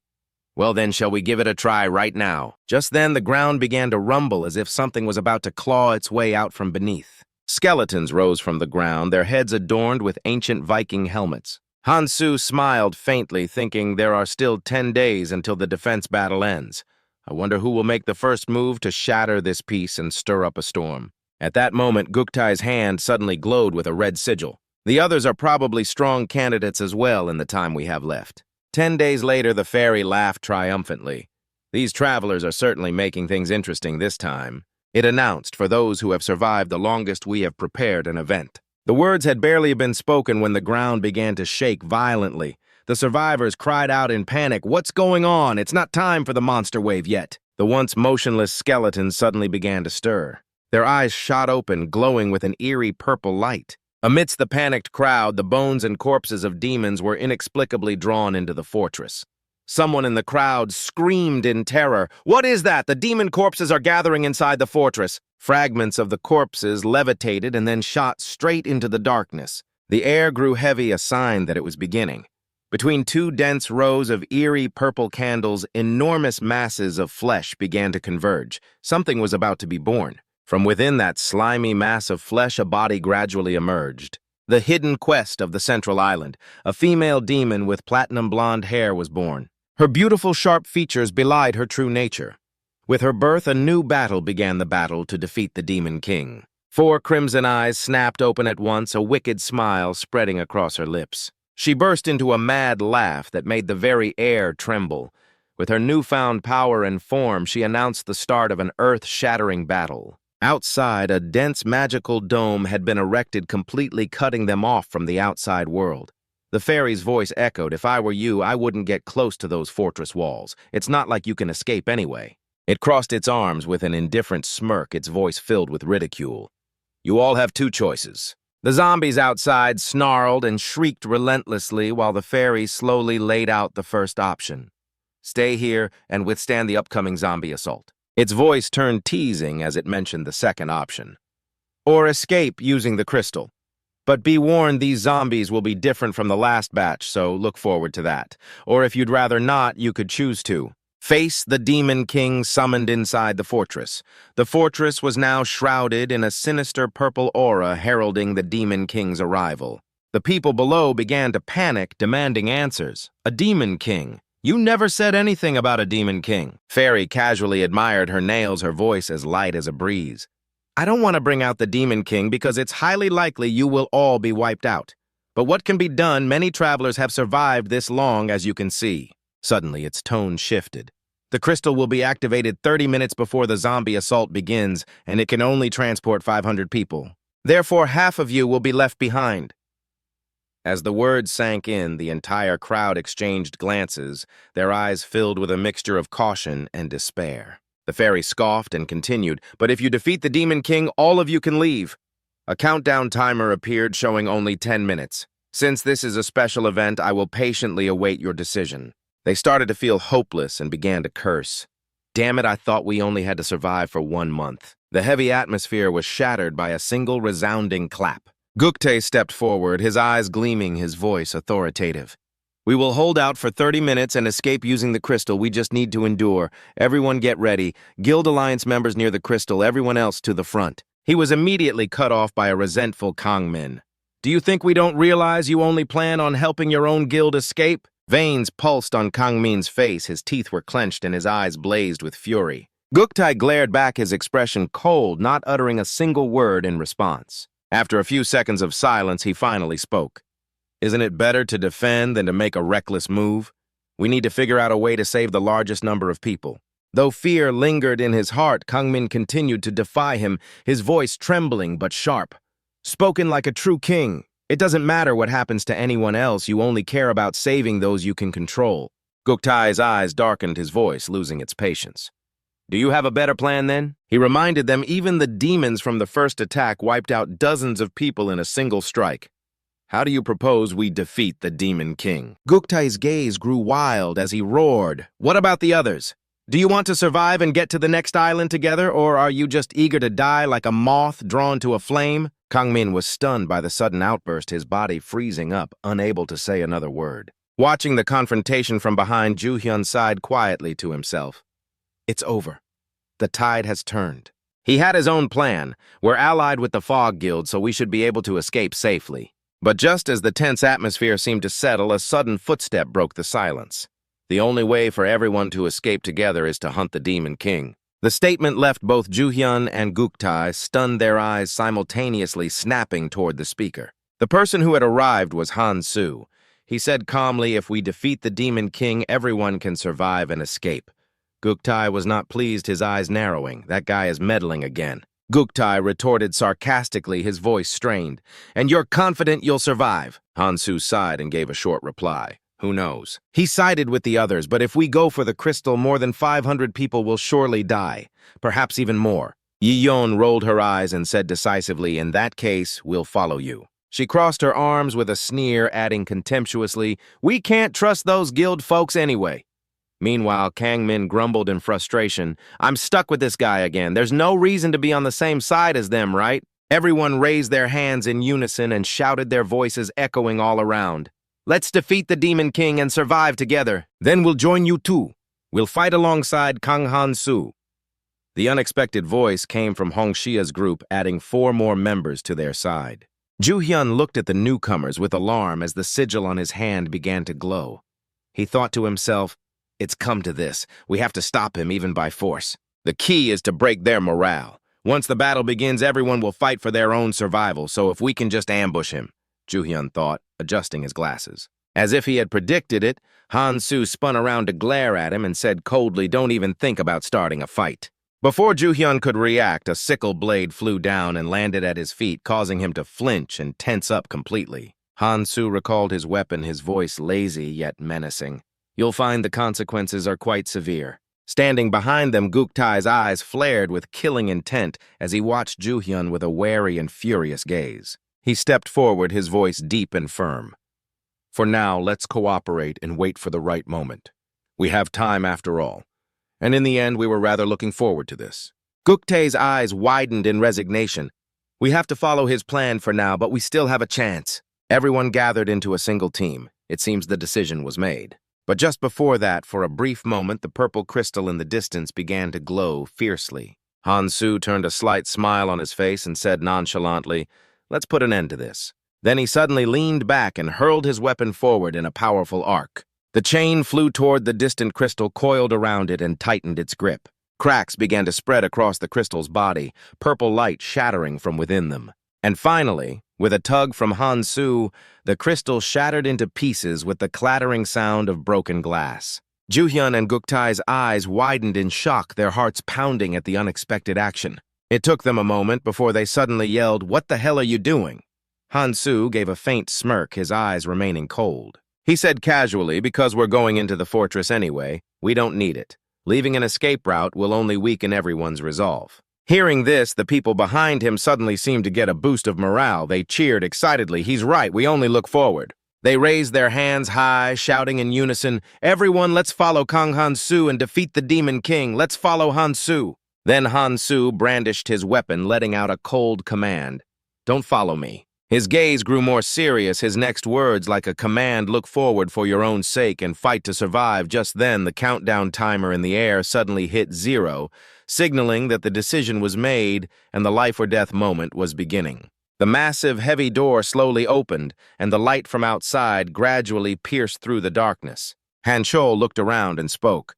I can't believe this is the same fortress we saw before. The interior is completely different. Inside the gloomy, terrifying space, a large crowd of figures slowly entered. Candlesticks hung high on the walls, each candle flame flickering softly. Everyone advanced towards a long corridor which grew pitch black the deeper they went. Seeing the eerie scene, everyone's face darkened with fear. The Demon Lord stood in the distance. She lightly bit her nail with a bewitching smile. It's been a long time. You've come all this way for some fun. I can't just let you leave like that.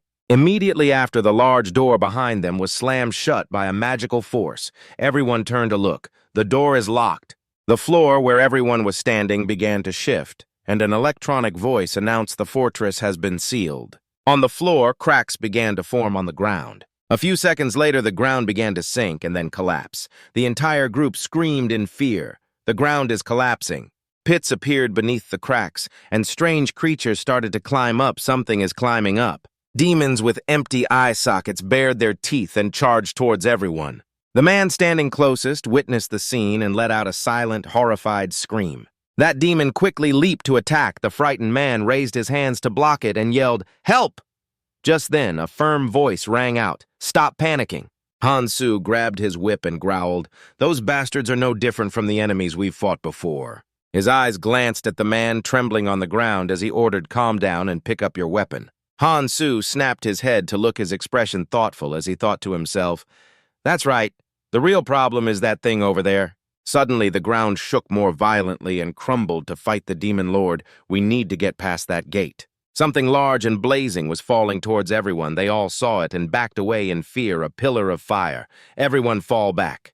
Just then, shadow soldiers in iron armor slowly appeared, and the system voice announced again, "Demon Gatekeeper." It slowly opened its heavy eyelids, revealing a blazing red eye within. Two giant demons gradually stood up. Everyone there screamed and huddled together. Demons, they're coming out of the fire! One of the demons calmly raised its arm, preparing to attack. It didn't hesitate to strike, launching a blast of power towards the group and creating a huge explosion. Get out of the way. Han-Su and his comrades frowned slightly at the demon's attack power.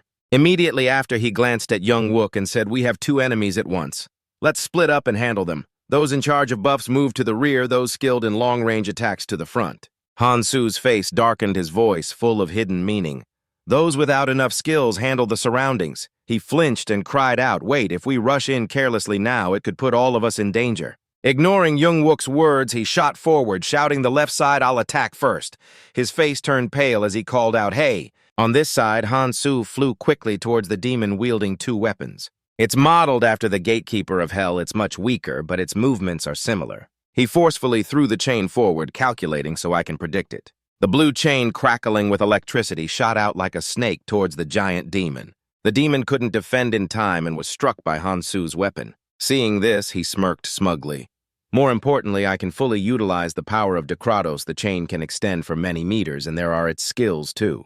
The demon tried to raise its sword again, but this time it was bound tightly by Han-Su's chain power of Dekratos suppression. After securing its sword, the blue chain shot forward. The demon seemed to be weakening.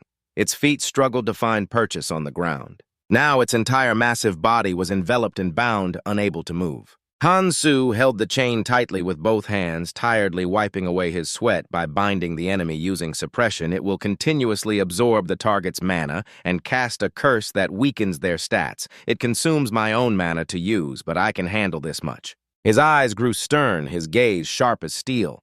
"Are you all just going to stand there and watch?" Everyone standing in the distance flinched in surprise. Jung Wook forced a difficult smile, his forehead breaking into a sweat as he exclaimed, "That's right, we can't just stand here watching. Prepare to attack." Jung Wook's face filled with killing intent as he shouted, "Bring glory to your guilds!" The people behind him responded enthusiastically. "Yes, sir." Hong Xia gently tucked her hair behind her ear. "Those with low stamina support from the rear, everyone, let's go."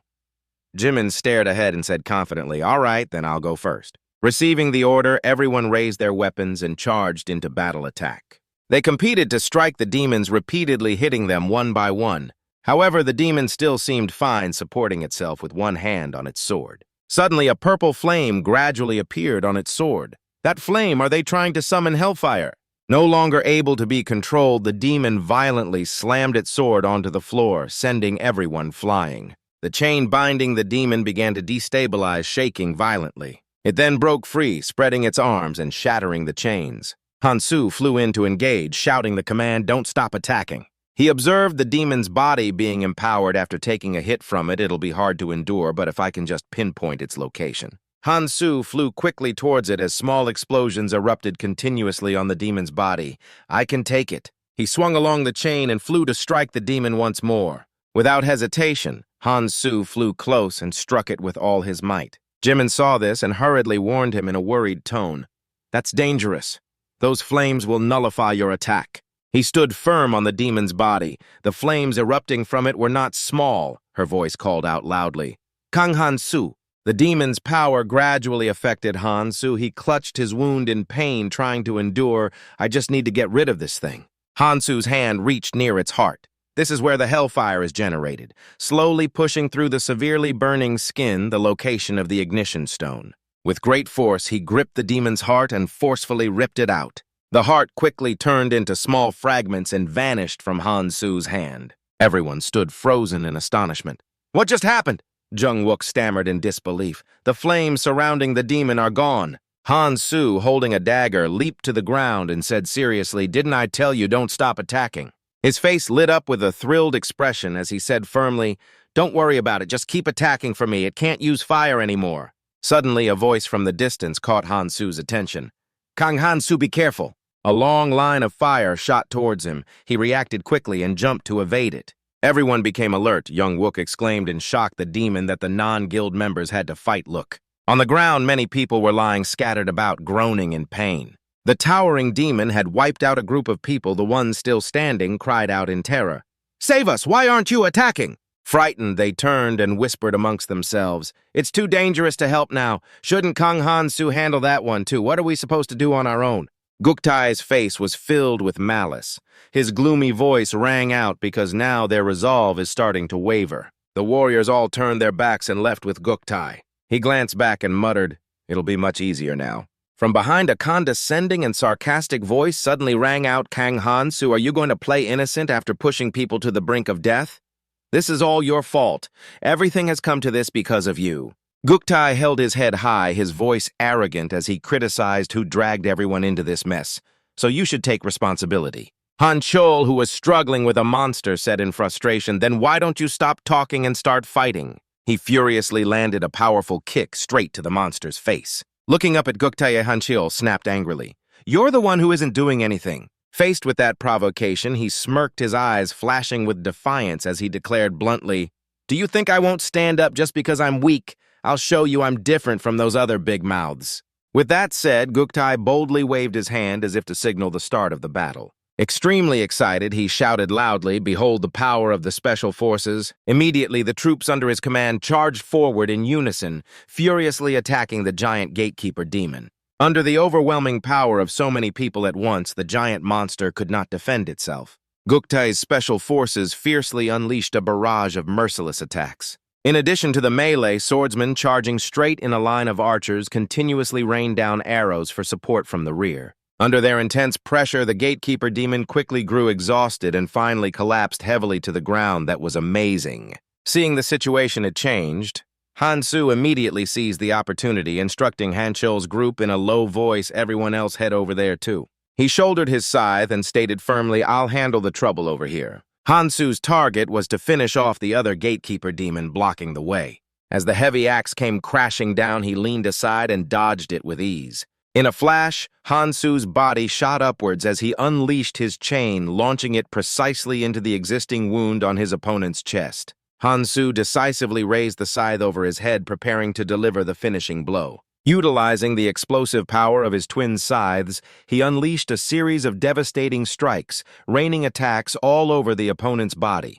His face was cold without a single ripple of emotion. Witnessing this firsthand, Ju-hyun could only turn pale, thinking to himself, "He's single-handedly taking on monsters that would require dozens of us to defeat." Not wanting to lose face, he hastily gave an order. "What are you doing?" The special forces quickly moved up to assist under Ju-hyun's urging, finish them off quickly. Han-su calmly thought, although he didn't create the special forces just to show off for now, I'll focus on the fight in front of me. Seizing the opportunity, he threw one end of the chain hook forward with all his might. The gatekeeper demon's massive body was tightly bound by the chains, immobilized in midair. Han-su immediately rushed forward, aiming straight for its weak point, and unleashed a fierce barrage. Young-wook and Han Chol also charged in, bravely joining forces to deliver a critical blow. In the decisive moment, Han-su swung his scythe straight down, causing the heavy armor on the monster's body to crack and shatter. Jimin didn't miss the opportunity, her eyes gleaming as she excitedly jumped into the fray. The gatekeeper demon's neck was now tightly bound by Han-su's chains. He gathered all his strength and cleanly severed its head with a swing of his scythe. As the giant head fell, the battle concluded and Han-su landed softly on the ground. He raised a hand to wipe the sweat from his cheek, his gaze sharp and cold without a ripple. From a distance, Guktai watched in silence, his body trembling slightly as he felt the overwhelming pressure emanating from Han-su. In the end, victory belonged to Han-su's side. Everyone gathered together, remaining silent for a long while with no one making a comment. Ju-hyun was the first to break the silence, suggesting in a cold voice, "These are gemstones. Let's now exchange the fragments for the best holy relics available and store them immediately." He enthusiastically stated, "The next objective, we've developed the special forces with the help of the allied guilds, so nurturing them should be our top priority." Guktai nodded in agreement. "I'm thinking of letting the Smog Guild use what we have for now. They will be our shields." Taking the gemstone, he stated firmly, "I have been appointed as the temporary commander, but the special team is an allied force, so I'm not sure I can command them as I wish, so let's not worry about that for now." The appearance of the special forces made Young-wook suspicious, since when could the Alliance create such a strong group like this? Hong Xia replied coldly, "From what I've found, it seems they've been quite secretive about this." She sharply deduced the reason they were able to control the guildless loners and form an alliance. The fear of the crisis must have been a huge factor in bringing them together. Her gaze shifted to the dark corner where Han Su was still standing silently, and Hong Xia continued nonchalantly. But that character over there doesn't seem to care very much. She approached him and chatted cheerfully. Han Su, it looks like the Alliance is trying to give you a hard time. He just shrugged and replied bluntly, don't worry about it. I have a general idea of what's going on. Hong Xia was slightly surprised. You have a general idea of everything, precisely, Han Su emphasized firmly. Unless they act directly, I'll just observe. He smiled and declared with certainty, I'm already prepared. Han Shul approached the group and quickly added, but now those guys will have to fight on the front lines, so won't things be a bit easier for us? Now that they have to step forward, they can't just hide in the back under someone else's protection. Jimin brushed her hair back and grumbled irritably, I doubt that will work. What if they just huddle together and do nothing? Even if we help them, they'll just keep ignoring us anyway. Young-wook concluded firmly, regardless, to escape this place, we will have to face the Demon King. If they want to live, they will have to fight. Glancing around, Hong Xia whispered in a low voice, but based on the current situation. Painful groans from the members could be heard all around. I can't move my arm. I can't fight like this. I thought we only had to face the Demon King. Maybe I can survive if I join a guild. Can we really fight and win against the Demon King? Amidst the pessimistic scene, a voice cut through the hesitation. Stop complaining. Yi-yeon stepped forward and stated resolutely, if you want to live, then defeating the Demon King and finding a way out of here is our only option. She walked straight up to Han Su and added warmly, isn't that right? Yi-yeon gently started a conversation with him. I don't believe I've introduced myself. I'm Song Yi-yeon. She moved close to him, articulating each word, Kang Han Su. Jimin burned with fiery jealousy. That woman Hong Xia could only whimper helplessly as she squeezed her shoulder. Ouch. Han Su bluntly swatted away Yi-yeon's outstretched hand. What do you think you're doing? She replied suggestively, how heartless, it's nothing, I just wanted to introduce you to someone. Yi-yeon turned away and continued casually, if you're interested, just let me know. She smiled and remarked, you see, there is someone who is very interested in you. Jimin gritted her teeth and criticized Yi-yeon. What does she mean by that? She's actually scary. Hong Xia pulled Jimin's hand off her shoulder and said wearily, please get away from me. They recalled with suspicion when we talked to her, she ignored us. She's fine with anyone, as long as they don't mean her harm. We tried to talk to her before, but she just ignored us. Maybe she's afraid of something. Han Su gave a decisive command. If everyone is ready, let's go. Han Shul sighed dejectedly. Now he's ignoring me too. They quickly moved on to the next location. Standing before the giant gate, Han Su said in a firm voice, once we get through here. Suddenly, a gleeful laugh echoed out. Are you really planning to challenge the Demon King? A fairy appeared and taunted them humorously. Honestly, you travelers this time are really amusing. Well, I have some good news for you all. The information it personally delivered left everyone utterly stunned. You don't need to defeat the Demon King to open the gate to the next island. The fairy announced the time limit in a loud voice. You just need to endure for 30 minutes. It cheerfully explained the mechanism. Just withstand the Demon King's attacks for 30 minutes, and the gemstone on the throne will be activated. Simple, right? For a gate that can take you to any island without restrictions, that's pretty easy, isn't it? The fairy broke into a sinister smile. You can also buy an escape ticket with gemstone fragments, but that's not the official way, you know. Han Su immediately realized they had all been tricked. He's only telling us this now. Of course he is. The fairy released the seal on the gate and taunted excitedly, now do your best to withstand the Demon King. See you on the next island. Seated on a high throne was a supremely majestic figure with widespread wings and a bloodthirsty gaze. The Demon King excitedly chanted an incantation to summon its minions for battle. Arise. Floating cells in the air suddenly opened their eyes and began to move non-stop. Countless skulls emerged from them, jostling against each other as they multiplied. And so the Demon King's army of the undead had officially taken form. The skulls carrying a deadly aura flew towards them. Before Han Su now stood a beautiful demon queen sitting arrogantly on her throne with legs crossed. As she raised her hand, grotesque skull flames were instantly summoned around her. Seeing this, Han Su chuckled smugly to himself, for the demon queen before him was no stranger.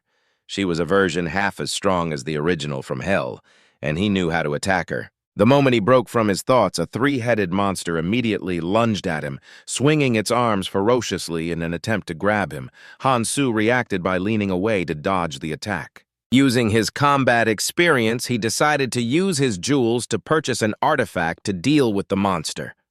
Han-Su's hand suddenly emitted streams of blue light, summoning a dagger that perfectly matched and synergized with the dagger Kratos' judgment. Instantly, he crouched, channeling all his power to throw the dagger with immense destructive force to Kratos' justice. The three-headed monster took the full impact of the throw, the dagger embedding itself right in its middle skull, sending it stumbling backward. I will use the two special skills of Kratos' justice throw and recall for an effective attack, he thought, then directly channeled power into the dagger in his hand. Han-Su's eyes were now brimming with killing intent. He swung his arm, causing the dagger to split into multiple hovering copies. Then he immediately raised his hand and pointed forward, commanding the daggers to fly straight towards the Demon Queen. But unfortunately, she was no easy opponent, so the flying daggers ended up striking the three-headed monster under her control, causing it to shriek in pain. That direct blow surprised the Demon Queen with Han-Su's strength, but instead of feeling fear, it only made her more excited. Immediately after, the Demon Queen shot to her feet as purple hell-like flames erupted beneath them. She waved her hand, creating a magical whip with significant destructive power, and taunted, "How pathetic." The Demon Queen cracked her whip. Seeing this, Han-Su immediately swung the chain in his hand to block her attack. The two magical weapons clashed, flashing like an explosion, proving that their powers were on par with each other. It was not just one strike. A frenzied storm of whiplashes rained down from the demon relentlessly. Wherever she struck, he met her blow with his chain. The two were locked in a fiery struggle, the sound of the chain and brilliant sparks flashing with every impact. After fighting for a while and seeing no clear winner, she secretly cast a spell seeking an opportunity for a surprise attack on Han-Su. At that very moment, the Demon Queen targeted the monster skeletons scattered around. She made them instantly assemble flesh growing over bone to form a skull-headed wolf monster, and then she commanded it, "Tear them to pieces." The monster obeyed and lunged, swiping its claws at Han-Su, forcing him to reflexively leap up to dodge the creature's fatal attack. As he landed, he realized the situation was spiraling out of control, and that fighting both of them at once would be extremely difficult. Not wanting to waste any more time, Han-Su took advantage of the beast's distraction to turn to the others fighting the skulls and said, "I will deal with the Demon Queen, you all handle the summoned monster." Hearing this, the fighting Han-Sheol turned and yelled, "There are too many of them coming for us. If this continues, everyone will be overwhelmed by the ant-like swarm of monsters." Han-Sheol, still fighting, glanced over and saw Guktai's group just standing there while he and his teammates were nearing exhaustion. "Hey, you guys get over here and fight." Hearing that, Guktai turned and coldly ordered his subordinates fall back and avoid the engagement. "Let's go." Then he and his group moved aside to stay out of the battle's reach. With the chaotic situation at hand, plus the fact that Guktai was not only useless but was also abandoning everyone, Jimin became enraged and cursed aloud. "I knew those scumbags would do that." Seeing all this, Han-Su did not look surprised at all by the traitor's true colors, as if he had known this would happen all along. He simply asked, "So that is their decision." With that, he turned and ordered Jimin hold off the Demon Queen for a moment. Hearing this, she became exasperated. How are we supposed to stop the Demon Queen without you?" While they were arguing, the Demon Queen had already begun to frantically concentrate her power. Suddenly, a colossal arm of only bone and muscle appeared, tearing through the space around it and creating violent tremors. It was all summoned by the power of the Demon Queen. The fist immediately swung forward as she intended to crush Han-Su and his group with a single blow. He was too surprised and stunned by the sight before him to react in time. Fortunately, just as the punch descended, it was blocked by Young-wook and his greatsword, saving the lives of everyone behind him. However, the punch was so powerful that it made him cough up blood. His eyes bulged as he gritted his teeth and warned them, "We cannot hold this for long." Realizing time was short, Han-Su immediately grabbed his sickles and chain and dashed away as Young-wook urged, "Settle things quickly and get back here now." Meanwhile, one of Guktai's subordinates muttered to another, "There are too many people and monsters here, I cannot even see what is in front of me." The other one chimed in, "Are you sure it is okay for us to just wait here? Shouldn't we at least help buy some time?" one of them started to say, but he froze mid-sentence, having been stabbed from behind. The man then tumbled to the ground with a dagger still embedded in his back, to everyone's astonishment. "What the hell?"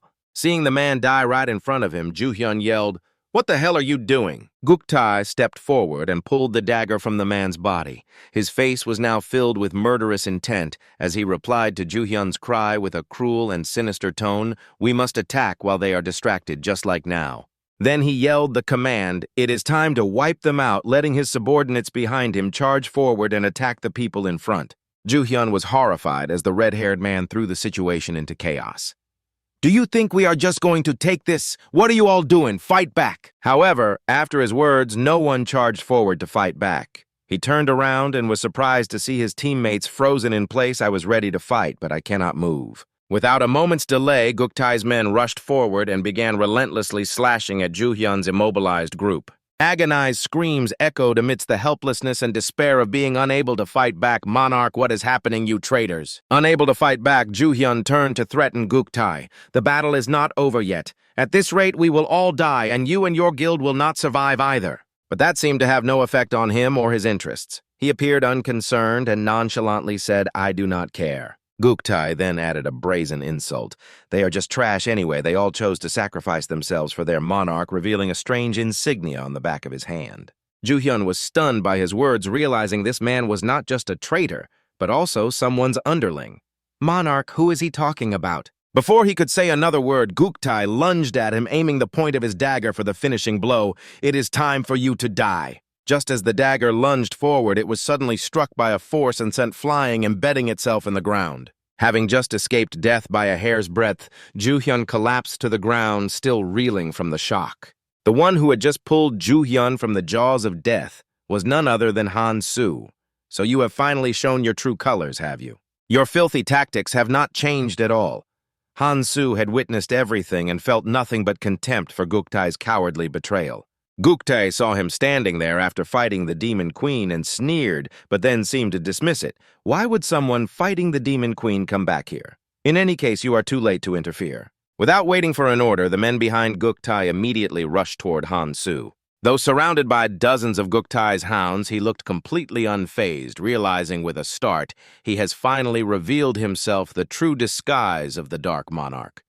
The mark of the Dark Monarch, a pawn that I must destroy at all costs. As for Guk-tae, he was secretly rejoicing, thinking victory was within his grasp. "Kang Han-soo, even if we cannot kill you, if we just hold you up for a little while, the Demon Queen will finish off the others soon. Then you will be all alone." "I am prepared for sacrifice.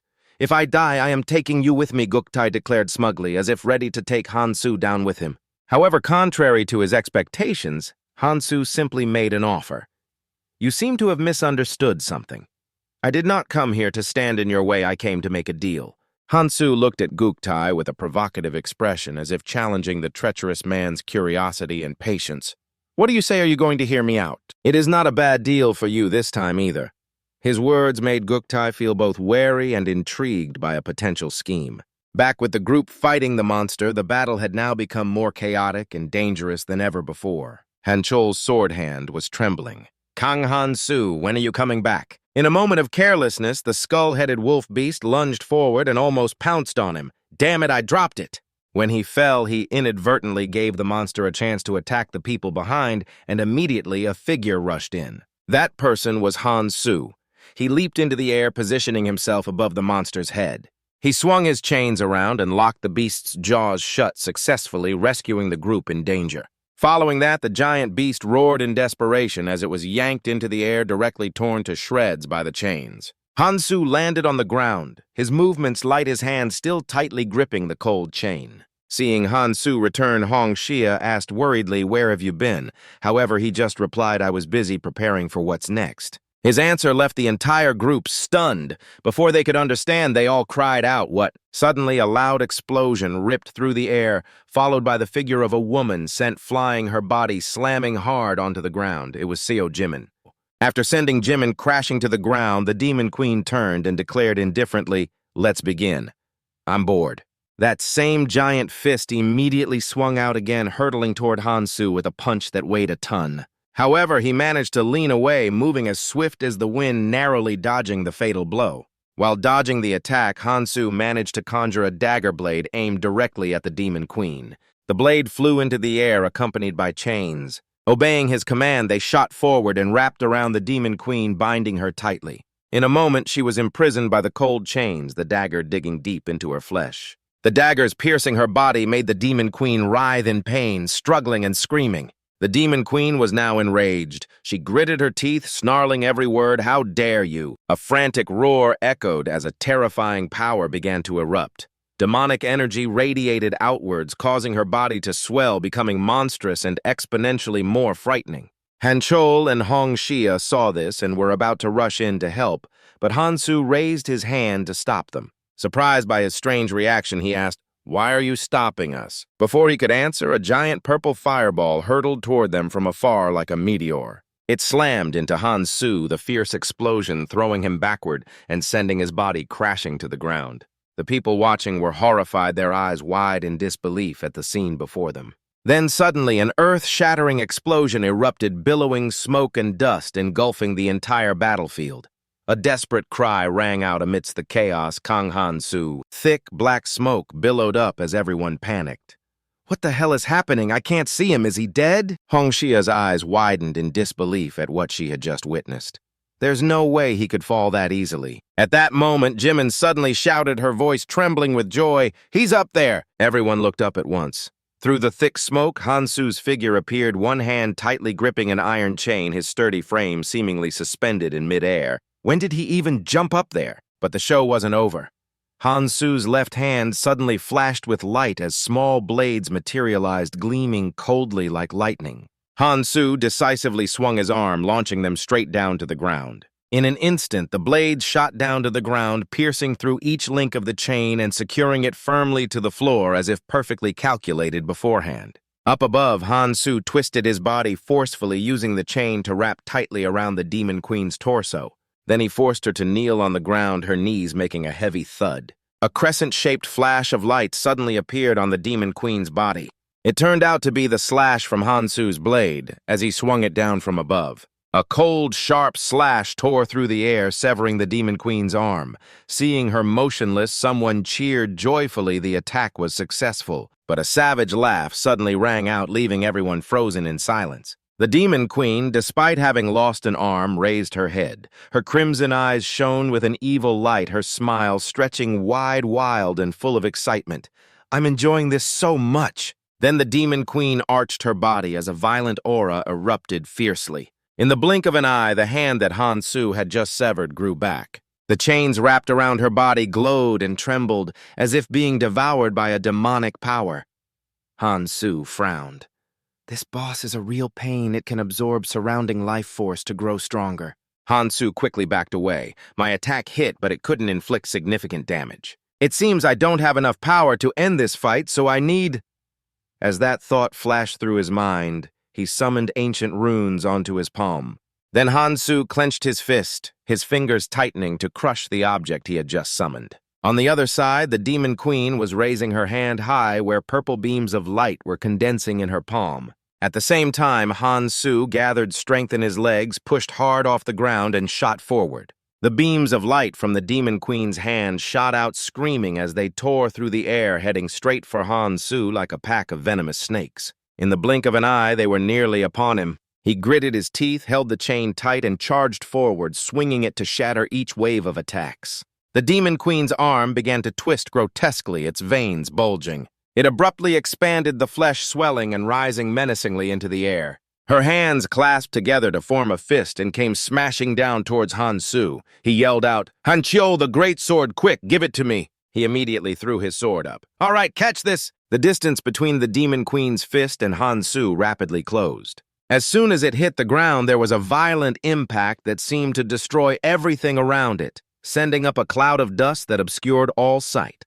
The atmosphere then fell deathly silent as everyone held their breath and waited. The ground beneath the fist had shattered with cracks, spreading out like a spider's web. Just when it seemed he would be vaporized by this attack, Hansu suddenly swung his sword, shattering the Demon Queen's hand and launching himself into the air. Her blood splattered out. The Demon Queen's crimson eyes widened as she growled in terror. How could he? He ran along her arm, pushing forward. After getting close, he leaped up to deliver a blow. A blast of poisonous gas erupted from the Demon Queen's mouth, but Hansu quickly managed to evade it. Right after he gathered all his strength and swung the sword in his hand, the steel blade tearing through the air and striking down on her shoulder.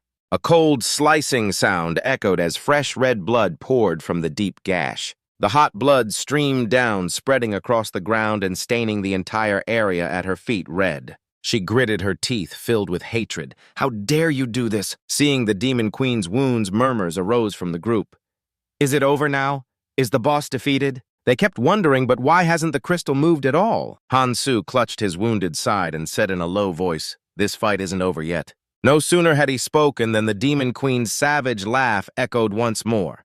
"That was good, I'll give you that." She glanced at him in praise. "It's been a long time since I've felt pain like this." The Demon Queen stood tall, unleashing a wave of power to regenerate her arm that was so immense it blasted Han-Su backward. She declared, "I will fight with all my might so your efforts are not in vain." Han-Su's body was sent flying, crashing hard against a wall with a loud thud. An orb of energy condensed in the Demon Queen's hand as she prepared to aim at him. At that moment, a spear suddenly shot forward, its metal tip flashing. It pierced straight into the Demon Queen's hand, causing the attack she had just condensed to dissipate. The one who threw the spear for that last-minute save was Hong Xia. The Demon Queen turned her head, her gaze sharp and cold. "That's right. There are still a few insects left here, aren't there?" She roared in anger, immediately unleashing a stream of dark power that condensed into a menacing skull and hurtled straight toward her. In the brief moment before Hong Xia could react, Jimin suddenly shot up from the side. "Hong Xia!" She swung her blade powerfully, the flashing steel cutting the skull into smoke that slowly dissipated. The two girls fought side by side. Hong Xia said, "Good job, Jimin. That only bought us a little time, but let's retreat quickly now. There's no way we can defeat the Demon Queen." The Demon Queen raised both hands high, condensing a massive amount of power. "If you think you can escape, then try. I will make all of you disappear right here." Then she straightened a sharp finger and slowly drew a line downward. Her cold voice rang out, mixed with contempt. "Now, as for you, this is your reward for helping me have some fun in this fight." Following the line drawn by the Demon Queen's finger, the power she had just unleashed was aimed at Han-Su, who was getting up from his previous fall. He raised his head, his eyes glinting coldly as he stared straight ahead. A wave of power crashed down as if to engulf everything. A thunderous explosion echoed, sending earth and rock flying in all directions. Its force also impacted the surroundings, sending the crowd flying. "I'm being swept away by a whirlwind, help me." After the violent tremor, the entire area seemed to be submerged in a sea of thick, hazy dust. On one side, Hanchol struggled to get up, panting in terror. "I can't believe we were blown away by the shockwave from the Demon King's explosion." Young Wook, who had erected a barrier, was still trembling, an unceasing worry rising in his heart. "Kang Han-Su, I don't know if he can still hold on." In the thick smoke, a figure faintly appeared. Then suddenly a blue ray of light shot up, piercing through the layer of dust. The dark figure threw a blade, and by his silhouette it was clear that it was Han-Su. The blade flew straight, plunging deep into the Demon King's chest and causing fresh blood to spurt out. She roared, "I didn't think you'd still have the strength to unleash a sword attack like that, especially after taking the full force of my magic explosion." Han-Su was breathing with great difficulty. He forced himself to sit up, hands in a defensive stance, his sharp gaze looking up. "Finally, I can now have the peace and quiet I've always wanted." The Demon King curled her lips into a contemptuous smile. She reached out and forcefully pulled the blade from her chest, growling, "You think a feeble attack like that could bring me down? If only I had a little more time, if only I had the true power I've always desired, you lowly human. You're quite impressive. I never thought you could do this to me." At that moment in the corridor, Hanchol, Young Wook, and the others were all looking intently in one direction. Someone shouted, "The Demon King is down, look over there." All eyes turned towards the glowing crystal. The display read, "Condition met, the crystal is glowing, it could be." A code of characters appeared surrounding the crystal. At the same time, the system announced the crystal gate has opened. Han-Su stood up strongly amidst the cheers. "Kang Han-Su, he defeated the Demon King. We all did it. We can all go to the next island." Suddenly, the body on the ground began to tremble violently. In the middle of the room, a violent surge of purple power erupted. Han-Su raised his hand to shield his eyes. This erupting flame, what is happening? He was stunned, his face full of confusion. The Demon King's heart was already shattered. How could this be? Suddenly, Han-Su's pupils contracted violently as if he had realized something terrible, that is. Within the intense flames, the Demon King slowly rose. "I finally found some joy in fighting, but we cannot let this battle end like this." Her face was now distorted, her long tongue sticking out grotesquely as she declared, "Even if I have to pay a heavy price, I will annihilate all of you right here." The Demon King's entire body exuded a dark aura. Before this body of mine burns to ashes, I will finish all of you. Suddenly a fairy spoke in a cold voice. That is enough. Space suddenly cracked open and a giant hand appeared. It squeezed her body tightly. Did you think you could use your true power in this area? From within the crack, a pair of cold, authoritative eyes glared. Anyone who violates the rule against using magic to regenerate themselves will be punished. Power flowed from the hand, binding the Demon King tighter. The fairy laughed familiarly. Now, Demon King, you will be the one to disappear from here. It looked down disdainfully, its cold voice echoing, I never gave you permission to do that. The arm extended from the crack, pulling the Demon King back in its grasp. All independent actions are unacceptable. According to the rules, I will take you back. She struggled furiously. You brought me to this place, and now you stop me from using my power. I will not leave like this. I will destroy all of them, those insects. The fairy's eyes narrowed, its face darkening with disgust. This is why I hate dealing with mongrels. It spoke only 2 words, be quiet. In the blink of an eye, the Demon King was crushed to pieces. The people who witnessed the scene quietly swallowed, partly out of fear and partly out of disgust. The fairy awkwardly wiped the blood from its hand with a handkerchief and smiled reassuringly. That was a bit noisy, wasn't it? Don't worry, I'll take care of the rest now. You get your reward right. It then raised its voice. Congratulations on defeating the Demon King. Not many people get to enjoy an event like this. Next, the fairy flew over to Hansu and announced, by the way, you only get 1 reward from the Demon King, so I will give it to you, the one who contributed the most. It threw down a magic stone. Here is your reward. Hansu reached out and caught it. The system displayed the information when used. All ancient language stats will be temporarily adjusted to 99.99% for 1-day penalty. After the effect ends, all stats will decrease by 0.01%. Mission complete. The fairy flapped its wings and flew away. I will take care of the rest. If you want to use that magic stone, just think of the island you wish to go to. See you on the next island. The juvenile inside him slithered out and looked curiously at the magic stone. Hansu smiled to himself. With this, I've achieved my goal of reaching the central island. His subconscious recalled the energy I just felt a moment ago. It was definitely power from hell. Hansu fiddled with the stone, telling himself, I still have a long way to go. Just then, Hanchul spoke up in confusion. We tried so hard to kill the Demon King and we only get 1 reward for it. Young Wook encouraged him from the side. Don't worry, everyone knows you took them all down. Another person agreed. Besides, even if someone else wanted it, they wouldn't be strong enough to take it from you. Hongxia adjusted the communication device on her arm. I don't know, the Fog Guild won't let this slide, but they're being strangely quiet. I need to contact the guild members at the rear because they didn't show their faces when we confronted the Demon King. Jimin wondered, why don't we just deal with it now? Hansu spoke up. It's already taken care of. Hanchul was bewildered. What do you mean taken care of on the other side?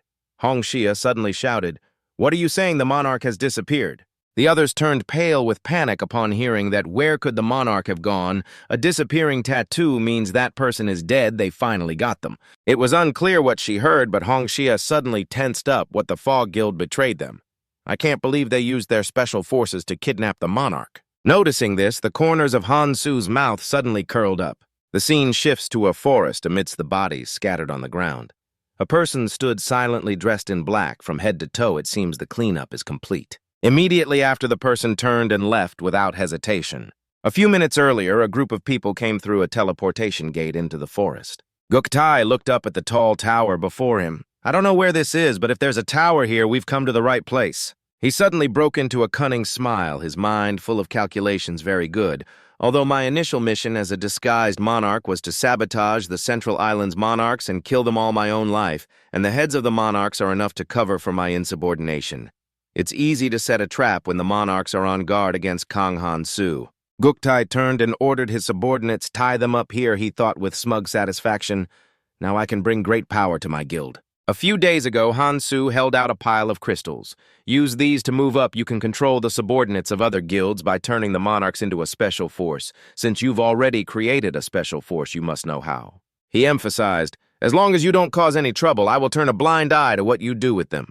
Guktai sneered inwardly, that fool making a deal just to escape a momentary crisis. After his subordinates finished tying up the people, he ordered again, contact them, because it seems we're in a different location than the rendezvous point. Suddenly, someone warned there's someone over there. As soon as the words were out, a figure flashed by. Guktai reacted, someone's there. I didn't sense anything at all. The whole group was bewildered as a cold voice spoke up, so you really came.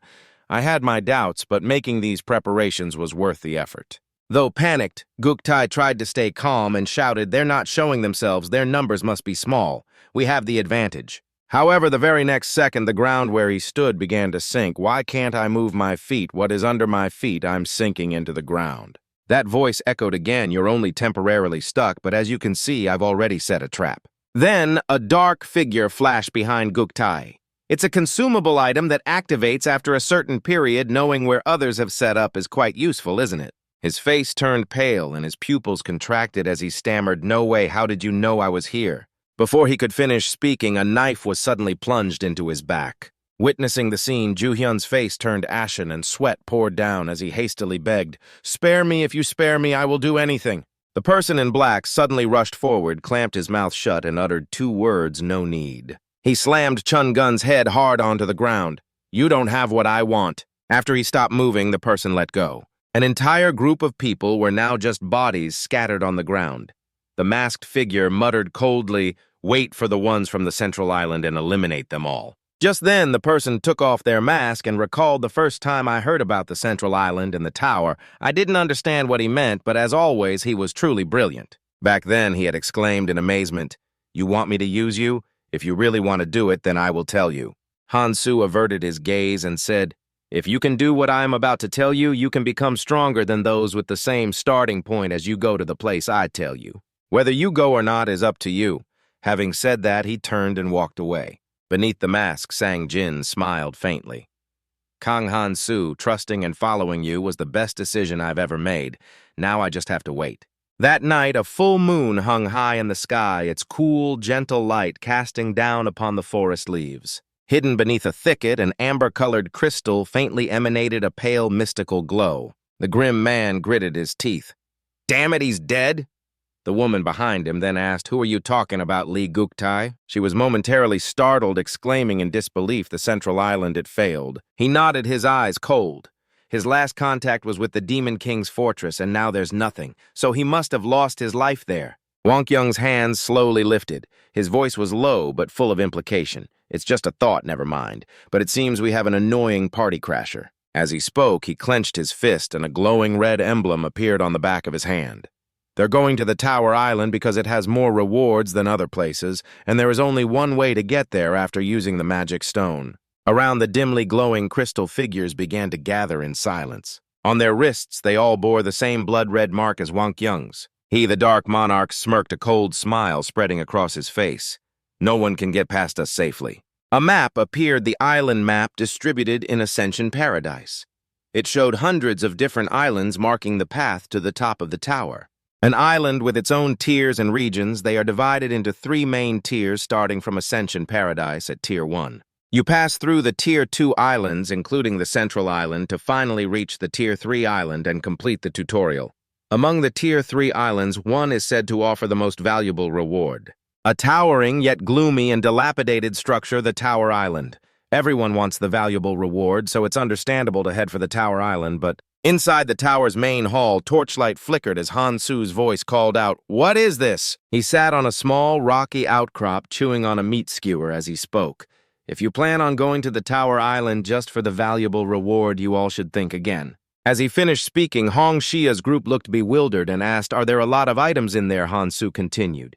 "Didn't you all almost die on the Central Island last time because you were greedy for the reward?" He glanced at them.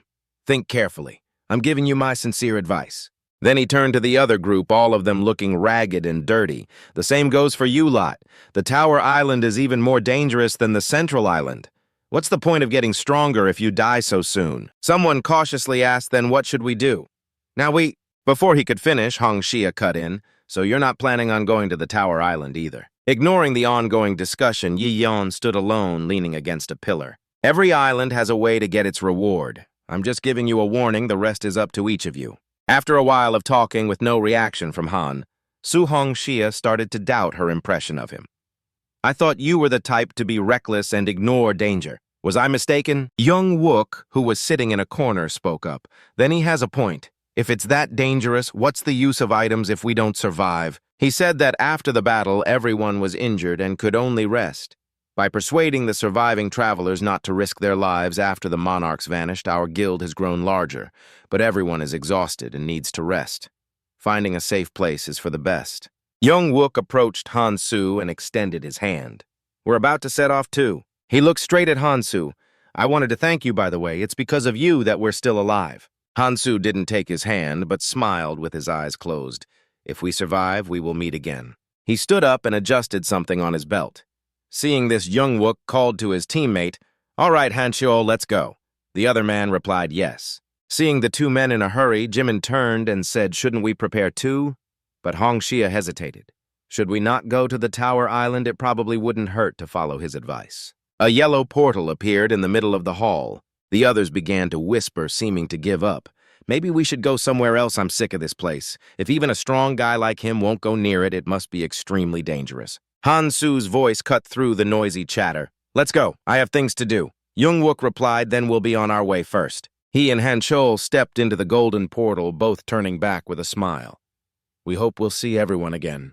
Hongxia said coldly, if you want to say goodbye, feel free. Jimin closed her eyes and stepped forward, no need. I'll go first then. Hongxia replied, haltingly right. Hansu watched the scene unsure of what to say.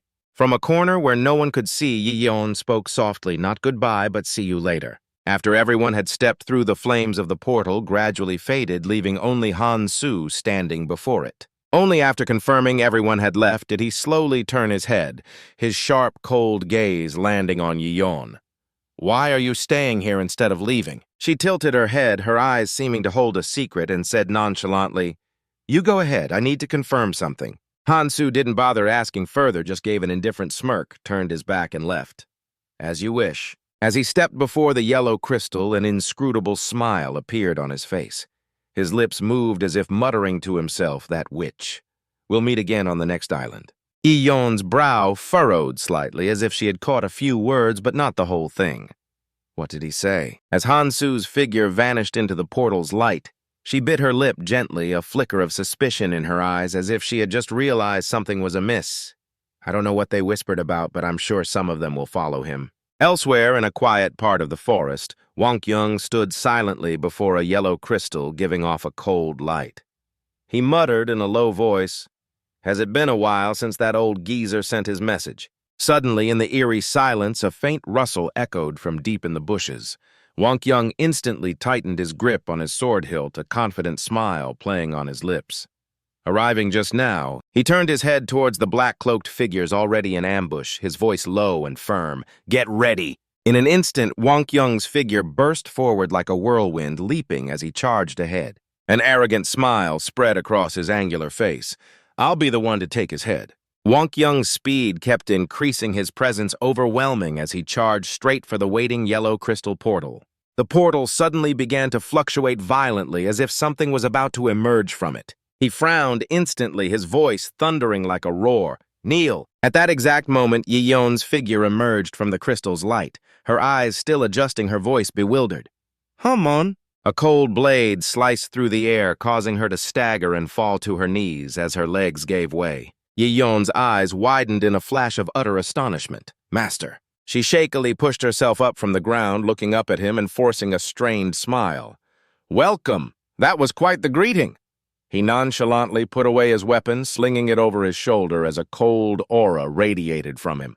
Why are you the only one? Where are the others? Yi-yeon smiled faintly, her voice low as if concealing something.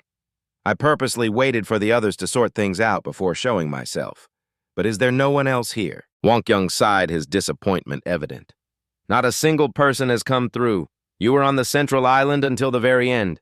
They must have moved on to another place. He turned and walked away, his steps heavy with frustration, while Yi-yeon trailed behind, trying to salvage the situation. She muttered anxiously, I clearly saw it myself. That cunning bastard who knew those guys would listen to him like that. She suddenly remembered Han-su's words, which were seared into her mind. He had said the Tower Island is even more dangerous than the Central Island. What's the point of getting stronger if you die so soon? His tone was as if he were trying to convince everyone the Tower Island was too dangerous. Hearing Han-su's name, Wonk-young's brows knitted, his gaze suddenly turning sharp and menacing. Him again. He stomped his foot in anger, slamming his fist powerfully against a nearby tree with a resounding thud.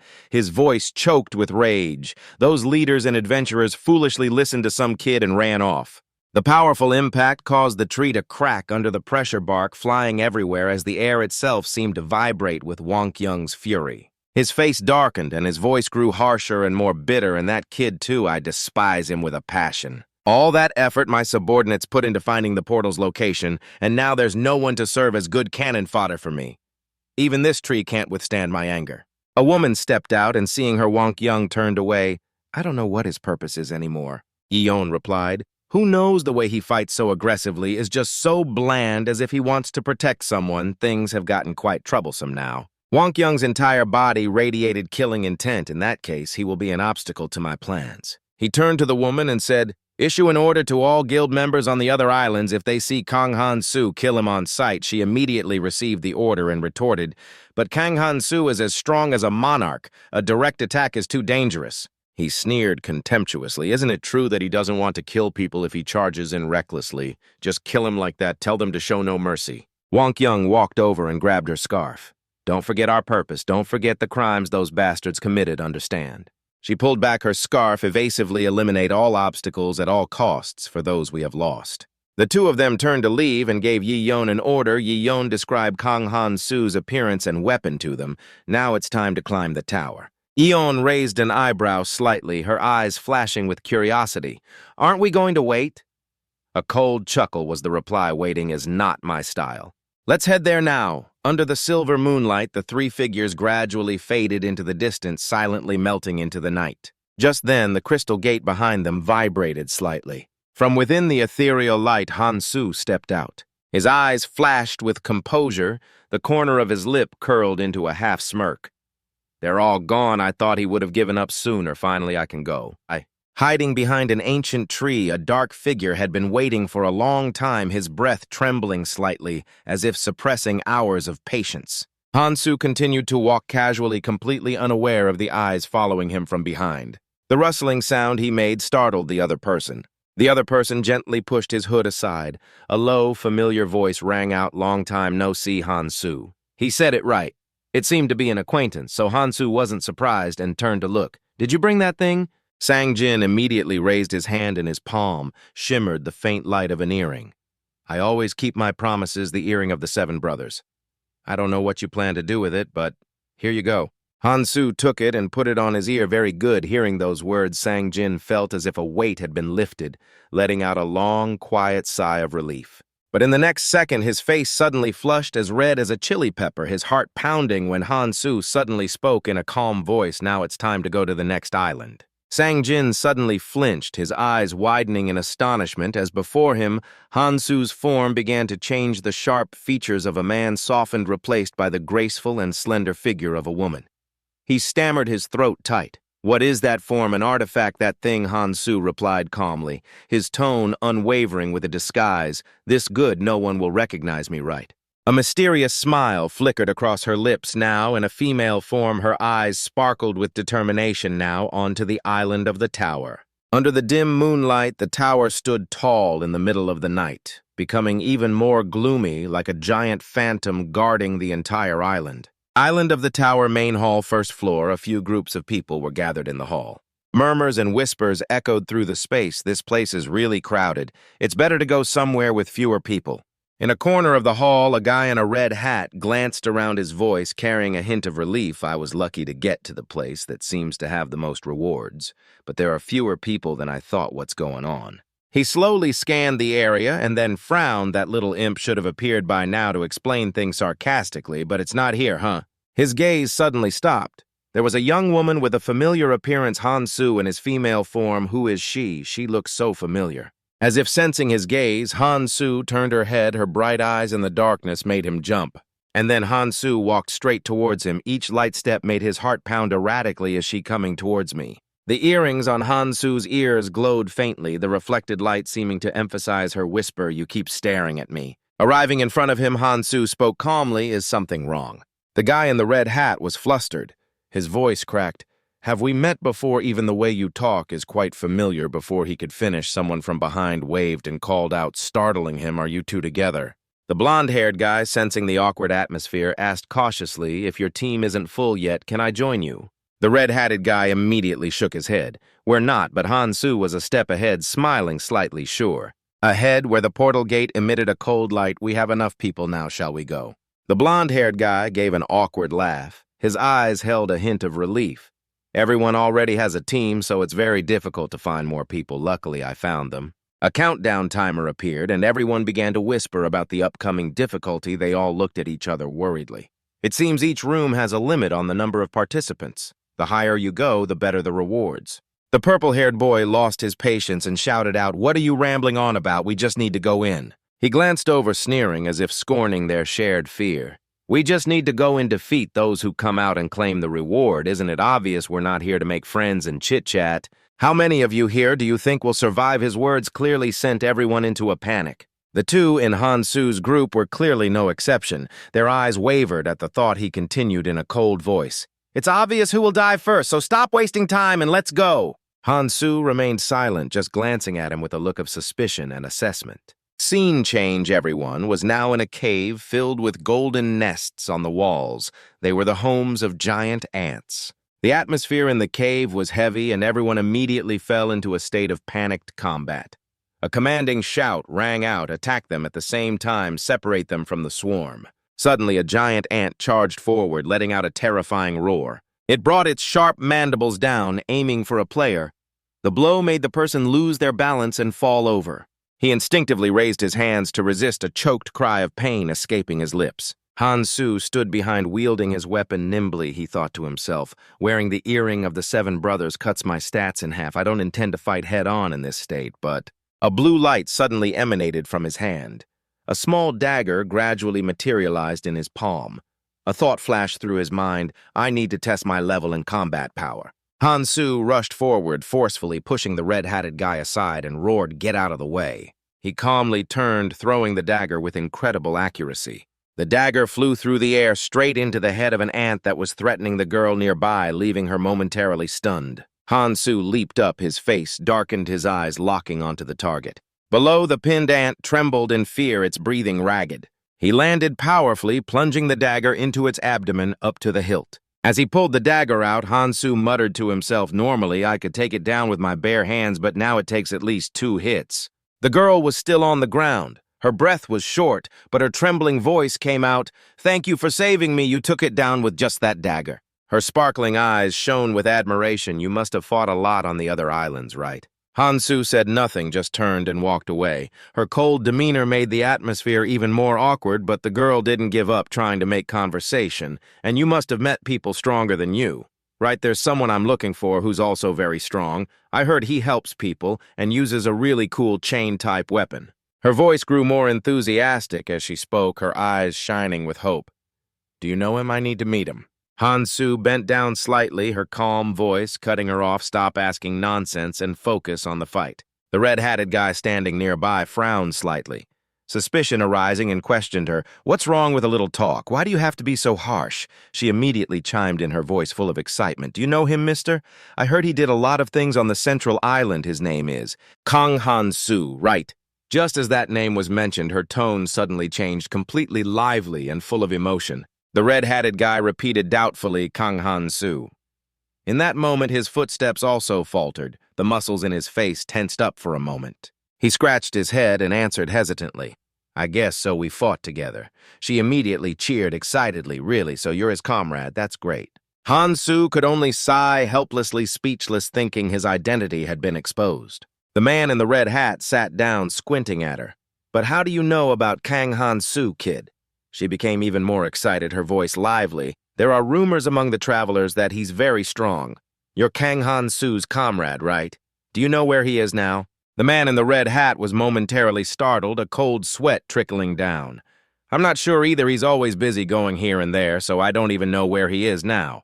He pondered for a moment. If the rumor is about a strong person named Kang Han-Su, then it must be him. His gaze unconsciously shifted to the female version of Han-Su standing nearby. On second thought, she does look quite a bit like him. The man in the red hat suddenly recalled his first impressions. "At first I thought he was all talk. Han-Su was even skeptical. Did someone tell you that you have to fight?" At that time, he had just panicked in response, so what are you planning to fight alone? If it weren't for Kang Hansu, many would have died. He must have gone ahead of me. In his memory, Hansu was a strong and arrogant person who went ahead to save the day. Elsewhere, they had cleared out the swarm of ants. One person said with a sigh of relief, killing these ants didn't drop any artifacts, just a few ancient runes. Low difficulty combined with such large numbers will lower the artifact drop rate. Another person struggled to pull their sword from an ant's corpse. The blonde-haired guy glanced into the distance, squinting as he recognized it over there as a gate just like the one we entered. As he spoke, a blue gate appeared as if in confirmation. Everyone cheered with joy. We can go to the next floor now. Can we find an artifact as soon as we leave? They walked towards the gate. Everyone, let's go. You can't. A cold voice cut through everything, followed immediately by a piercing scream. The blonde-haired guy whipped around and saw someone bleeding and collapsing. The sight sent shivers down the entire group's spines. The axe had just fallen, drops of blood trickling down onto the stone floor. Someone analyzed coldly, the fewer people, the higher the artifact's grade. But if we all go in together, the artifact's quality will decrease. So choosing a room with few people becomes meaningless. The purple-haired guy laughed wickedly. He raised his blood-stained weapon and said in an obvious tone, "I'll kill all of you and take the artifact for myself." He frantically swung his weapon at the others. "Hey, let's talk first." Before the sentence was finished, the person had fallen. Blood splattered everywhere, along with piercing screams. He charged at Hansu with his weapon, shouting, "You guys only focus on running away and don't even fight back. You're too weak. That's why this is so easy." Hansu coldly raised a small knife, his eyes sharp. But the purple-haired guy didn't hesitate, knocking the knife from his hand with a contemptuous blow from his weapon. Hansu collapsed to the ground, and the purple-haired guy became even more arrogant, shouting mockingly, "What the hell? I thought you were the strongest one here. How pathetic. You're even weaker than I thought." The man in the red hat turned pale at the sight, but he still chivalrously stood in front of the girl kid. "Get behind me." She reached behind her back, pulling a weapon from her cloak, ignoring him as he continued to speak. "When I give the signal, run as fast as you can. Stay still." A swift whoosh through the air startled the man in the red hat. She held a crossbow aimed forward, her voice cold. "If you move, I'll miss." The arrow whizzed through the air, lodging precisely in the purple-haired guy's head, causing him to collapse instantly. The man in the red hat turned back to praise her. "That was amazing, kid. You took him down when his guard was down." She calmly reloaded the crossbow, smiling, "I guess, since it's my first time using this, I missed." No, that shot was perfect, but now the arrow was once again pointed straight at him, leaving him speechless. The bowstring released with a thud, the arrow embedding itself deep in his head. Her face was cold. "I should have skewered both of you at the same time." She bent down to pick up the two ancient runes that had dropped her hands, trembling slightly with excitement. This should be enough, right? Brushing her bangs aside, her eyes shining, she laughed with satisfaction, smugness clear on her face. "Monarch, the chain user, isn't in floor 1, room 10. I was bored, so I killed the rest of them." She was still smug about her success. Her body relaxed, completely unaware that Hansu had gotten up. "If I catch him, it'll be even better. If I see him on the next floor, I'll report back over." The other side gave a decisive order, all right. Hansu stood up calmly, his eyes as cold as ice, startling her.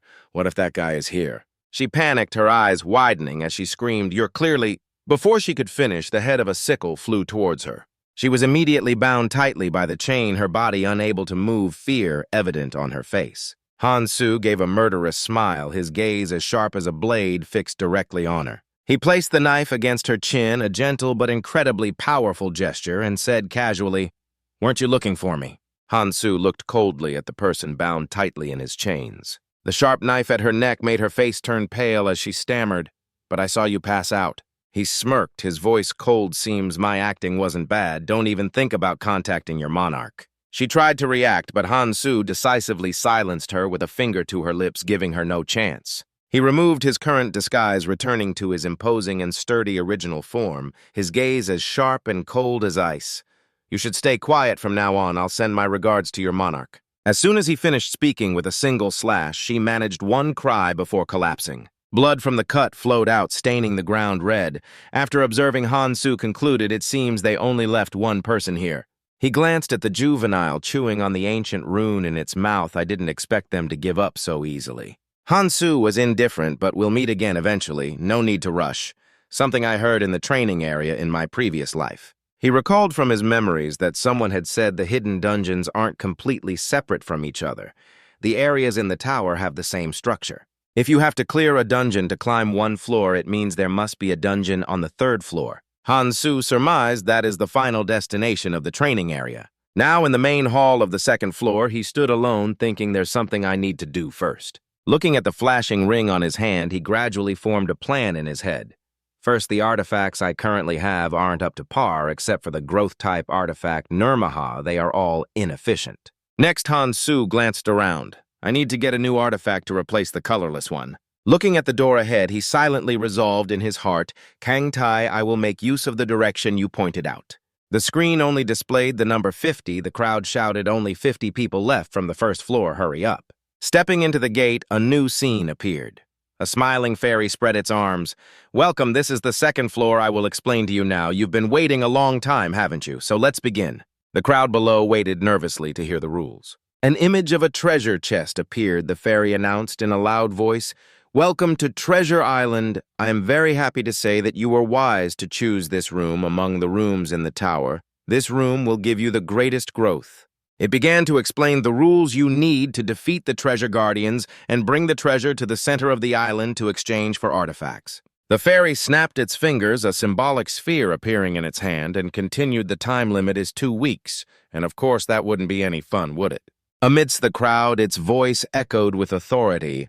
Only those who exchange treasures for artifacts will be allowed to leave. In other words, those who fail to exchange for an artifact will die. The numbers on the screen changed continuously. There is only one treasure, so you can choose to exchange it for 50 artifacts to save everyone or choose fewer and let only some survive. The numbers spun. The fairy reminded them with a smile. The fewer the artifacts, the higher the quality. You know that well, don't you? I hope you choose wisely. To be more specific, it provided new information. There are a total of 128 guardians. I will mark them on the map. Han-Soo, currently in disguise, glanced and thought to himself, 128 guardians in 2 weeks. He looked at the person behind him. This is a difficult situation. I wonder how she will handle it. After hearing the rules explained, the blue-haired woman began to speak. Let's do it this way. She confidently outlined a plan split into 5 teams, each team with 10 people. Each team will hunt and defeat 2 guardians a day. The woman asked with a smile, everyone can do that, right? The crowd immediately started murmuring, are you suggesting that people in the guild work together and only 10 people per team? Those not in a guild will be at a disadvantage. Han-Soo evaluated inwardly, that's not a bad idea. In the crowd, Yun-Chai gently nudged the arm of the male archer standing next to her to give a signal. He immediately spoke up, we agree 2 guardians a day isn't impossible if we fail. We'll take responsibility for ourselves. We have enough people in our guild, and just like that, the 2 who looked the strongest shared the same opinion. Gradually, teams were formed. Right now, we have no choice but to cooperate if we want to survive. Someone volunteered to announce when the treasure is found. We'll let everyone know and gather at the center immediately. Instantly, the remaining people also rushed to find members. All right, 5 people come here. Our party has more than 10 people now. Han-Soo stood alone, silently observing the map. 128 guardians are scattered throughout this vast dungeon. I'll have to cover a lot of ground. The key is to move alone. With that thought, he turned and headed off in a direction by himself. Seeing this, Yun-Chai frowned in confusion. Where is that woman going? Han-Soo searched as he walked. I'm looking for the hidden piece in this place. The Philosopher's Stone. The condition is. In a flashback, Kang-tae pointed to himself confidently. I guess no one but me could have succeeded. Kang Han-Soo, I'm going to tell you. So listen closely. He recounted among the orbs collected after defeating the Guardians, one of them was glowing. The others were normal. People usually focus on the treasure and just toss those orbs. But I figured it out. Kang-tae affirmed they're not just ordinary orbs. He boasted smugly, I discovered it with this brilliant mind of mine.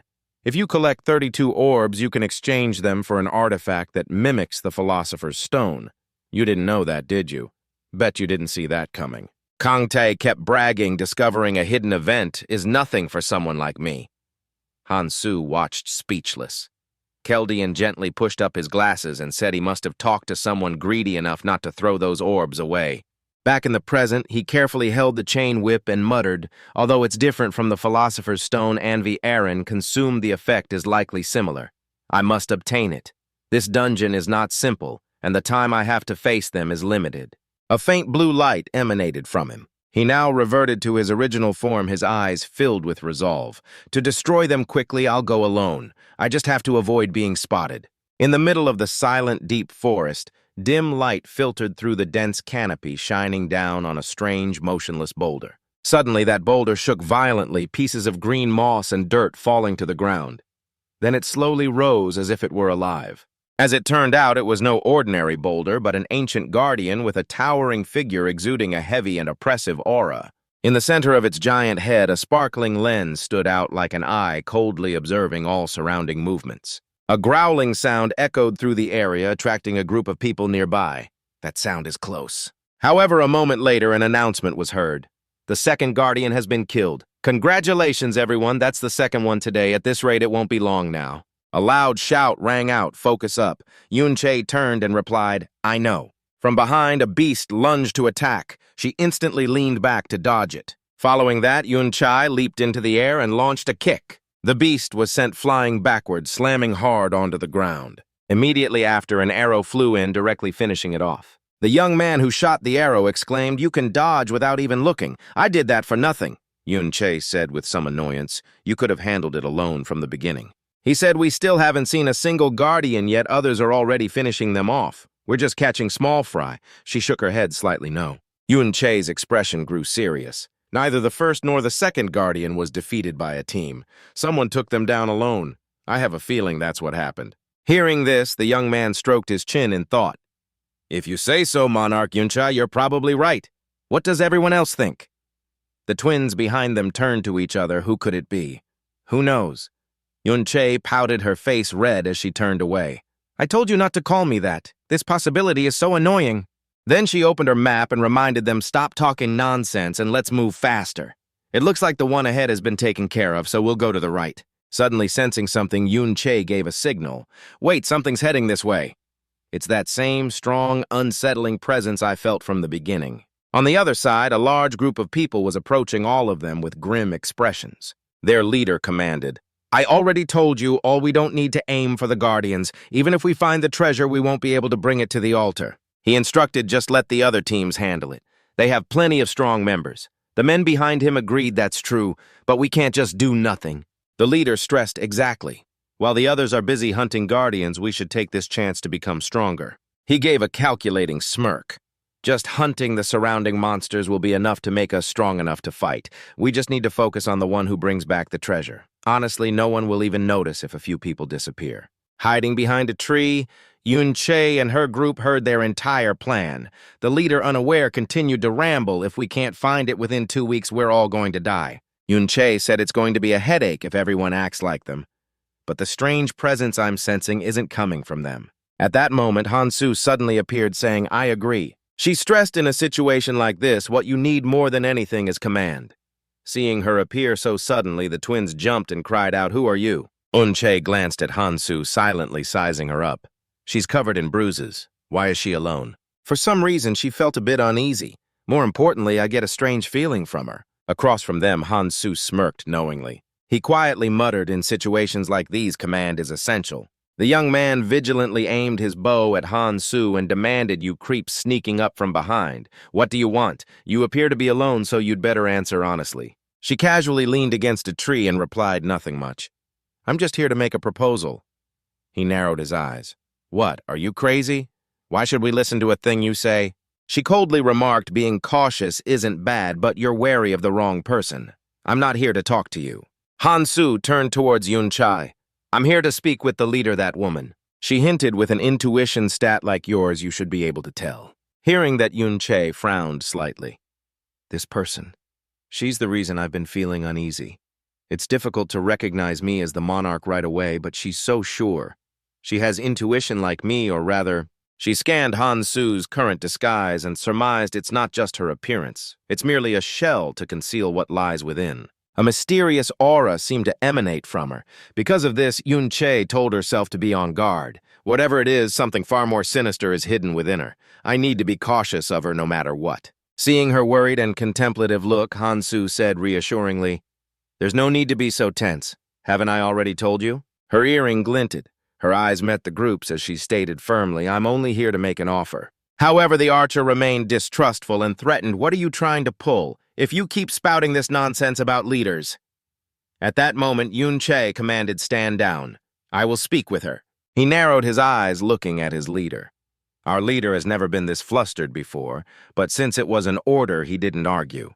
All right. Yun Che asked cautiously, you seem strong enough to handle this alone. Why are you making an offer to us? I need to know why. For some reason, though, Han Su hadn't done anything, she clung to the archer and stammered, even if you're strong, we won't back down so easily. She didn't hide her intentions and said frankly, everyone has their reasons. I need someone to fight on the front lines in my place. Yun Che immediately asked, you want us to handle that group that just passed, don't you? I understand why, but we can't take on 40 people. She shook her head in disagreement. What are you talking about? You only need to face 10 of them at a time. Besides, they're weaker than you. Use your authority as a leader to convert the weakest among them, make them your party members, and increase the size of your team. Yun Che turned pale. Alarm bells went off in her head. Managing even this many is already a pain, and now you want me to add more people. Do you want me to die? My intuition told me saying this aloud would be dangerous. Beside her, the archer tried to stifle a laugh. She's whining about not being able to manage more people. She clutched her head and sighed. Seriously, I just wanted to get through this peacefully, but it looks like I have no other choice, so I'll try. Han Su didn't forget to add, I'll be watching, Yun Che said worriedly. I'm telling you it's not going to work. Looking at the system messages, Han Su had already noticed something obvious. Finding someone with intuition in the tutorial zone is rare. This should be easy. As they left, he thought to himself, now that I've killed the Guardian and gotten the treasure, it's the perfect time to prepare for the next step of this mission. Suddenly, the group was ambushed. Everyone was slammed to the ground, unable to fight back. The twins were in charge of tying people up, and the archer stepped forward to report these guys are refusing to join the guild. Yun Che then said they're already part of the guild, so just tie them up without any fuss. The blue-haired woman listened with a resentful look. You don't need to tie us up. Are you discriminating against us because we're from another guild we haven't done anything? Yun Che glared and cursed inwardly. You think I want to do this? In the end, I'm doing exactly what she just said. She glanced over the people being tied up and felt troubled, but aside from these people, I have accepted everyone else here as members of the guild. Yun Che clutched her head in frustration. This is so tiring, I don't really agree with doing this, but it's because of this damn quest. Just then, the system announced, congratulations, you have found the treasure you need to bring the treasure to me to redeem it. A few surprised voices cried out, what, who got it? Yun Che was still confused. But if everyone is here, then who found the treasure? Suddenly one of the twins called out, leader. When she turned to look, he held up a glowing orb. I found this under that tree over there. Looking at it, Yun Che couldn't help but smile. She said she would let us go easily. This must be the real treasure, right? She handed the item to the fairy for a direct appraisal. After inspecting it, the fairy cheerfully flew over and announced, that's right, it's confirmed, it's the perfect treasure. It's a shame no one died here, you did quite well. It held up a magnifying glass for a closer look and said, although it seems you weren't the one who retrieved it directly. Yun Che asked tentatively, so is there no reward for me? The fairy snapped its fingers and a panel of numbers appeared. No need to rush. Don't worry, I'll give you plenty of time to choose. A mechanical voice announced, which number will you choose? Even though you are the guild leader, the unique golden cloak is beyond your reach. The people behind her were anxious and afraid, each of them praying silently, please let everyone get an artifact, please choose the option with many items. Yun Che smiled with amused hesitation. What should I choose? Should I pick number 1 and eliminate everyone to monopolize the item? Hearing this, a terrified man hurriedly pleaded, please save us. Others followed suit, please save all 50 of us and we will serve you as our true leader. Yun Che turned her head and asked in a cold voice, but don't you all think this is a bit boring? How about a survival game, all you new guild members? A glint of madness flashed in her eyes as she gave a wicked smirk, either commit suicide or slaughter each other. That is an order from me, your leader. The crowd was outraged upon hearing that. What did you say? They yelled, impossible. Do you really think we would follow that order just because you are the leader? At that very moment, the tattoos on the backs of their hands began to glow before fading away. They were surprised the guild tattoo on my hand has disappeared. Does this mean we are no longer guild members, so can we act freely now? The fairy, lounging in midair with its legs crossed, spoke with disgust. Did you think a suicide order like that would work without any binding conditions? You are all pathetic. Get out of here. This place will be sealed soon. The fairy pointed to a tree trunk that was opening up into a portal and added, because the path to the third floor is now open, as you can see. Immediately, the whole crowd rushed forward. Damn it, let's bounce! Behind them, the blue-haired woman had freed herself from her bonds. I'm free. Wait a second. I'll untie everyone. Hurry, we need to report to our leader immediately. He went on ahead, so he must be on the third floor by now. Han-Soo stood perfectly still with his eyes closed, monitoring the situation. When he heard the blue-haired woman speak, his eyes slowly opened, hiding behind a tree. Han-Soo quietly listened to every word they said. We could have killed them all here, but we were interrupted by the related quest, so yes, I understand. The person on the communication link was suddenly surprised. What, you want me to come right now? Yes, I'll leave immediately. I'm on my way. The leader situation is more urgent. After saying that, she gave an urgent command. Head to the third floor. The leader is in danger. Don't dawdle. Get up. Behind the tree, Han-Soo smirked. Got you now. Lead me to your leader. He silently listened to the hurried footsteps. The path to the third floor and the third floor itself are quite vast because it is a dungeon. Waiting until the footsteps faded away, Han-Soo slowly stepped out, thinking, so finding a specific person is nearly impossible. There is only one way. Back in the classroom, Keldian had taught a lesson. If we fail to catch the Dark Monarch in the training area, and he moves to the red zone, everything we have done until now could become meaningless. Hearing this, Han-Soo was deep in thought while Kang-tae dozed off beside him. Keldian laid out the plan we need to block all the paths and lead him in one direction. He asserted the towered island is the perfect place to execute the plan. Then Eris also chimed in. That's right, it is impossible to act on the first and second floors of the tower island, but it is possible on the third floor. She analyzed there are hundreds of starting points on the third floor, but once he gets there, he will need the help of his guild members to move forward, so he will summon all of them. After a moment, Eris raised one finger and concluded that will be our only chance. She added, the third floor of the tower is a place he must pass through before reaching the true other world.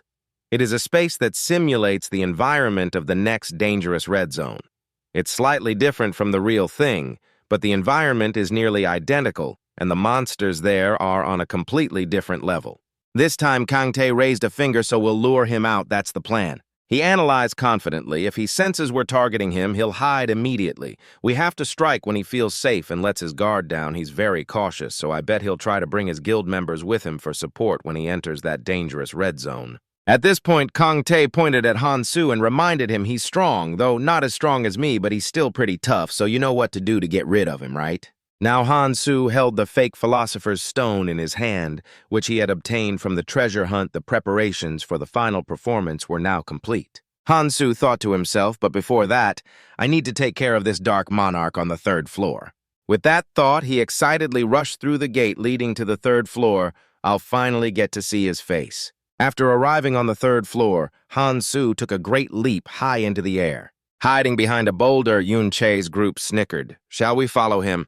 The dark space was tinged with red, and the howling of the cold wind made it even more sinister. Wonk-Young yelled out an order. Contact all guild members, tell them to get to the third floor immediately. A group of people was surrounded by a horde of ferocious monsters in a space thick with hot and toxic air. From one direction, a large beast slowly approached it, opened its massive maw, revealing sharp teeth and a long, grotesque tongue. This was a place where monsters appeared in countless numbers. Wonk-Young muttered quietly, and this is just the beginning of the other world. He turned to look at his subordinates fighting desperately behind him. They said they wouldn't interfere, but it looks like we won't need them after all. Just then, the monster suddenly stomped its foot hard on the ground, creating a violent tremor before charging straight forward. A loud roar amplified the terror. It was charging directly toward where he stood. In the blink of an eye, the distance between the man and the monster vanished. And just as the monster lunged, he swung his sword to block its jaws. The monster clamped down on the sword, and under its immense strength, Wonk-Young was forced to his knees. His feet were on their very tips. His body strained to find a foothold against the tremendous pressure. After holding on for a moment, Wonk-Young gritted his teeth hard. He forcefully pulled his sword free, simultaneously spinning and slicing the monster's mouth apart. Someone shouted, "Guildmaster, the monsters are swarming in greater numbers at this rate." Wonk-Young reassured them, "Do not be afraid. If you want to live, then follow me." Standing on the monster's corpse, he raised a clenched fist to rally their resolve. "We will not fall. Do not let these monsters push you back." The group's morale was instantly restored. "Understood, we trust in our guildmaster." Wonk-Young gritted his teeth, his expression tense. "Right, I cannot die here. I am not allowed to give up." Watching his subordinates fight their hearts out, his belief strengthened. My guild is one of the strongest who have ever entered the tower. I have defeated countless foes. To make it this far, there is no way my calculations could be wrong. We will make it through. After a long struggle, Wang Kyung's group arrived at a place he was filled with doubt. There are fewer monsters here, is it, because of this fragment? Wang Kyung's expression grew serious. It possesses an unsettling aura as if it were a living being. Before him, a ruby-colored shard appeared, and within its dim light, the faint images of people could be seen. Not only that, it was also shaped like a cross, and Wang Kyung looked on, wondering, are those people inside? Driven by curiosity, he slowly stepped closer, his eyes never leaving the object in front of him. A fairy suddenly appeared and asked, "It's beautiful, isn't it?"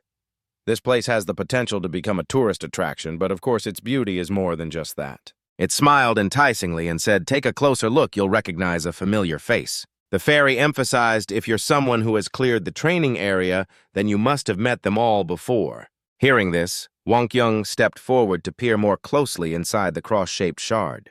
The images of people appeared, and among them was a faint, familiar silhouette. And then the beautiful face of a young girl gradually came into focus. Seeing that familiar figure, he raised a trembling hand as if to touch it. "So-jong." Wang Kyung collapsed, his heart filled with regret. "So-jong, my daughter, if only I had obtained the monarch's trait sooner." The scene shifted back to that nightmarish night a monster had suddenly attacked. Amidst the fleeing crowd, some people lost their lives. A man screamed, "Let's get out of here, just leave them," while another person desperately pleaded, "Don't leave me behind." So-jong had fallen to the ground. She reached out a trembling hand, pleading, "Father, save me." Wang Kyung quickly turned to run to her. "Wait, I'll save you," but the other man stopped him. "Stay put. You must protect me, that is an order." He hesitated, "But my daughter," but the man yelled, "Your job is to protect me, not those useless weaklings. I am your monarch." More cruelly, the man callously spat out, "If I had known monsters would appear here, I would have used them as bait," as Wang Kyung clutched his daughter's body and called out in a choked voice, "So-jong, no, please, wake up, not you too." At that moment, the man arrogantly added, "They should consider it an honor to die for me, their monarch."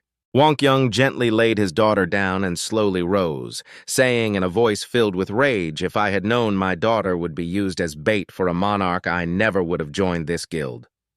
The monarch yelled while running, "Shut up, run," while they're still eating the bait. "You are not to disobey my order." Before he could finish speaking, the knife in his hand had already stabbed him. The man struggled to say, "How dare you disobey my command?" The mark on his hand gradually vanished. Wang Kyung decisively pulled out the knife, causing blood to splatter. If a piece of trash like you can be a monarch, then so can I. That night, Wang Kyung's life changed. He stood silently over the blood-soaked corpse of the former monarch. On his hand, a blood-red mark formed. It was the mark that allowed him to obtain the monarch's trait, a destiny to kill scum like him. He clenched his trembling hands because of this power of mine. Wang Kyung couldn't help but grit his teeth tightly. His tear-stained face slowly revealed a crazed smile. "For my daughter, I will rule over all the monarchs. I will not stop until I find my son." Returning to the present, he tremblingly touched the shard and mumbled, "I thought I would never get to see you again." He couldn't help but scream, "Thank God you have answered my prayers. Tell me how to get her out of there. I can revive her, can't I?" The fairy said with a smile, "Calm down. That's just a copy we made when we brought you here. We copied your information and stored it in that cross-shaped shard." It explained, although they're just copies, they have the same powers and memories. She must mean a lot to you. The rule is simple: bury someone alive. Hearing this, the remaining people began to whisper, "Then my son can too. All the dead are in that cross-shaped shard, but where are we going to find a sacrifice?" Wang Kyung flashed a cold smile as he glanced over the crowd. "I see just one is enough, so Jong will come back if I sacrifice the weakest among them." A thought suddenly flashed through his mind, "What if I kill one of them?" However, the fairy seemed to read Wang Kyung's mind and interrupted, "No, that's not allowed. Of course you can't use people from your own party." It rested its chin on its hand and continued, "That would be too easy. I don't like that kind of script. You won't be able to come back once you leave here. So think carefully while we've been talking. 4 more people have just entered." The fairy taunted, "Thanks to someone, there aren't many people left alive in the tower. Right? You should have known that." After hearing this, Wang Kyung couldn't help but punch the cross-shaped shard hard. Damn it, to come all this way just to be helpless. He gritted his teeth. "A chance to see my daughter again. This is the only chance I have left." At that moment, a hurried voice called out, "Monarch." Yeon surveyed the situation and reported, "Someone is approaching. Our guild members have been defeated." A cruel smile crept onto the corner of Wonk Young's mouth as he gave the order, "Capture them alive." In another area where the people just mentioned were a haunting scene unfolded. Bodies lay motionless on the cold ground, blood flowing out to soak the earth and stones. At the same time, Han-Soo had just dealt with another enemy. The man coughed up blood and fell. He lightly wiped a smear of blood from his face and mumbled, "Too bad I don't have a smoke bomb." As if sensing footsteps, he glanced over. "They're here." Ahead, Wonk Young's group was advancing with hostile intent. This was Han-Soo's target, one of the targets to be eliminated, along with the Berserk Monarch, the Mad Dark Monarch Lee Wonk Young. He recalled his list of crimes was as thick as a dictionary, of course, that was in a past life. But it would happen soon enough. At that time, the Mad Dark Monarch, unable to resurrect his daughter, had desperately searched for his son and was plunged into an abyss, and in that desperate search for his child, he became a murderer far beyond his current level. In the current situation, it seemed Han-Soo was completely alone. Meanwhile, on the other side, Wonk Young had a powerful force. The situation looked like an impossible fight. But he didn't seem to care. He stood up straight, looking towards them with confidence. Han-Soo gripped the chain in his hand, getting into a ready stance, and thought to himself, "I will save your son at all costs, even if it means killing you right here." Eon saw his weapon and exclaimed in shock, It's him, the chain user." Wonk Young suddenly burst out laughing. How truly lucky. His entire body seemed to be shrouded in a cold, murderous aura as he smirked. "I can't believe the person I was trying to eliminate came to me on his own. This must be a gift for Sojong." Wonk Young declared loudly, "I will make use of your useless little life." Han-Soo did not react to his words. His gaze was intensely focused. As soon as he finished speaking, he immediately charged forward. His intention to fight in close quarters was clear. On the opposite side, Han-Soo lowered his center of gravity, stood in a firm stance, his entire body ready to fight. At that moment, the ground suddenly began to shake violently. Small stones bounced up and down continuously. The powerful tremor startled Wonk Young. He also realized something was wrong, his eyes immediately focusing on the ground beneath his feet. The ground suddenly exploded into large pieces, dust and debris flying everywhere, but Han-Soo and Wonk Young managed to jump away from their spots in time. From within the deep crater that had just opened, a huge, ferocious monster suddenly emerged. Its body contorted its breath, emitting a strong, foul stench that immediately made the air feel suffocating.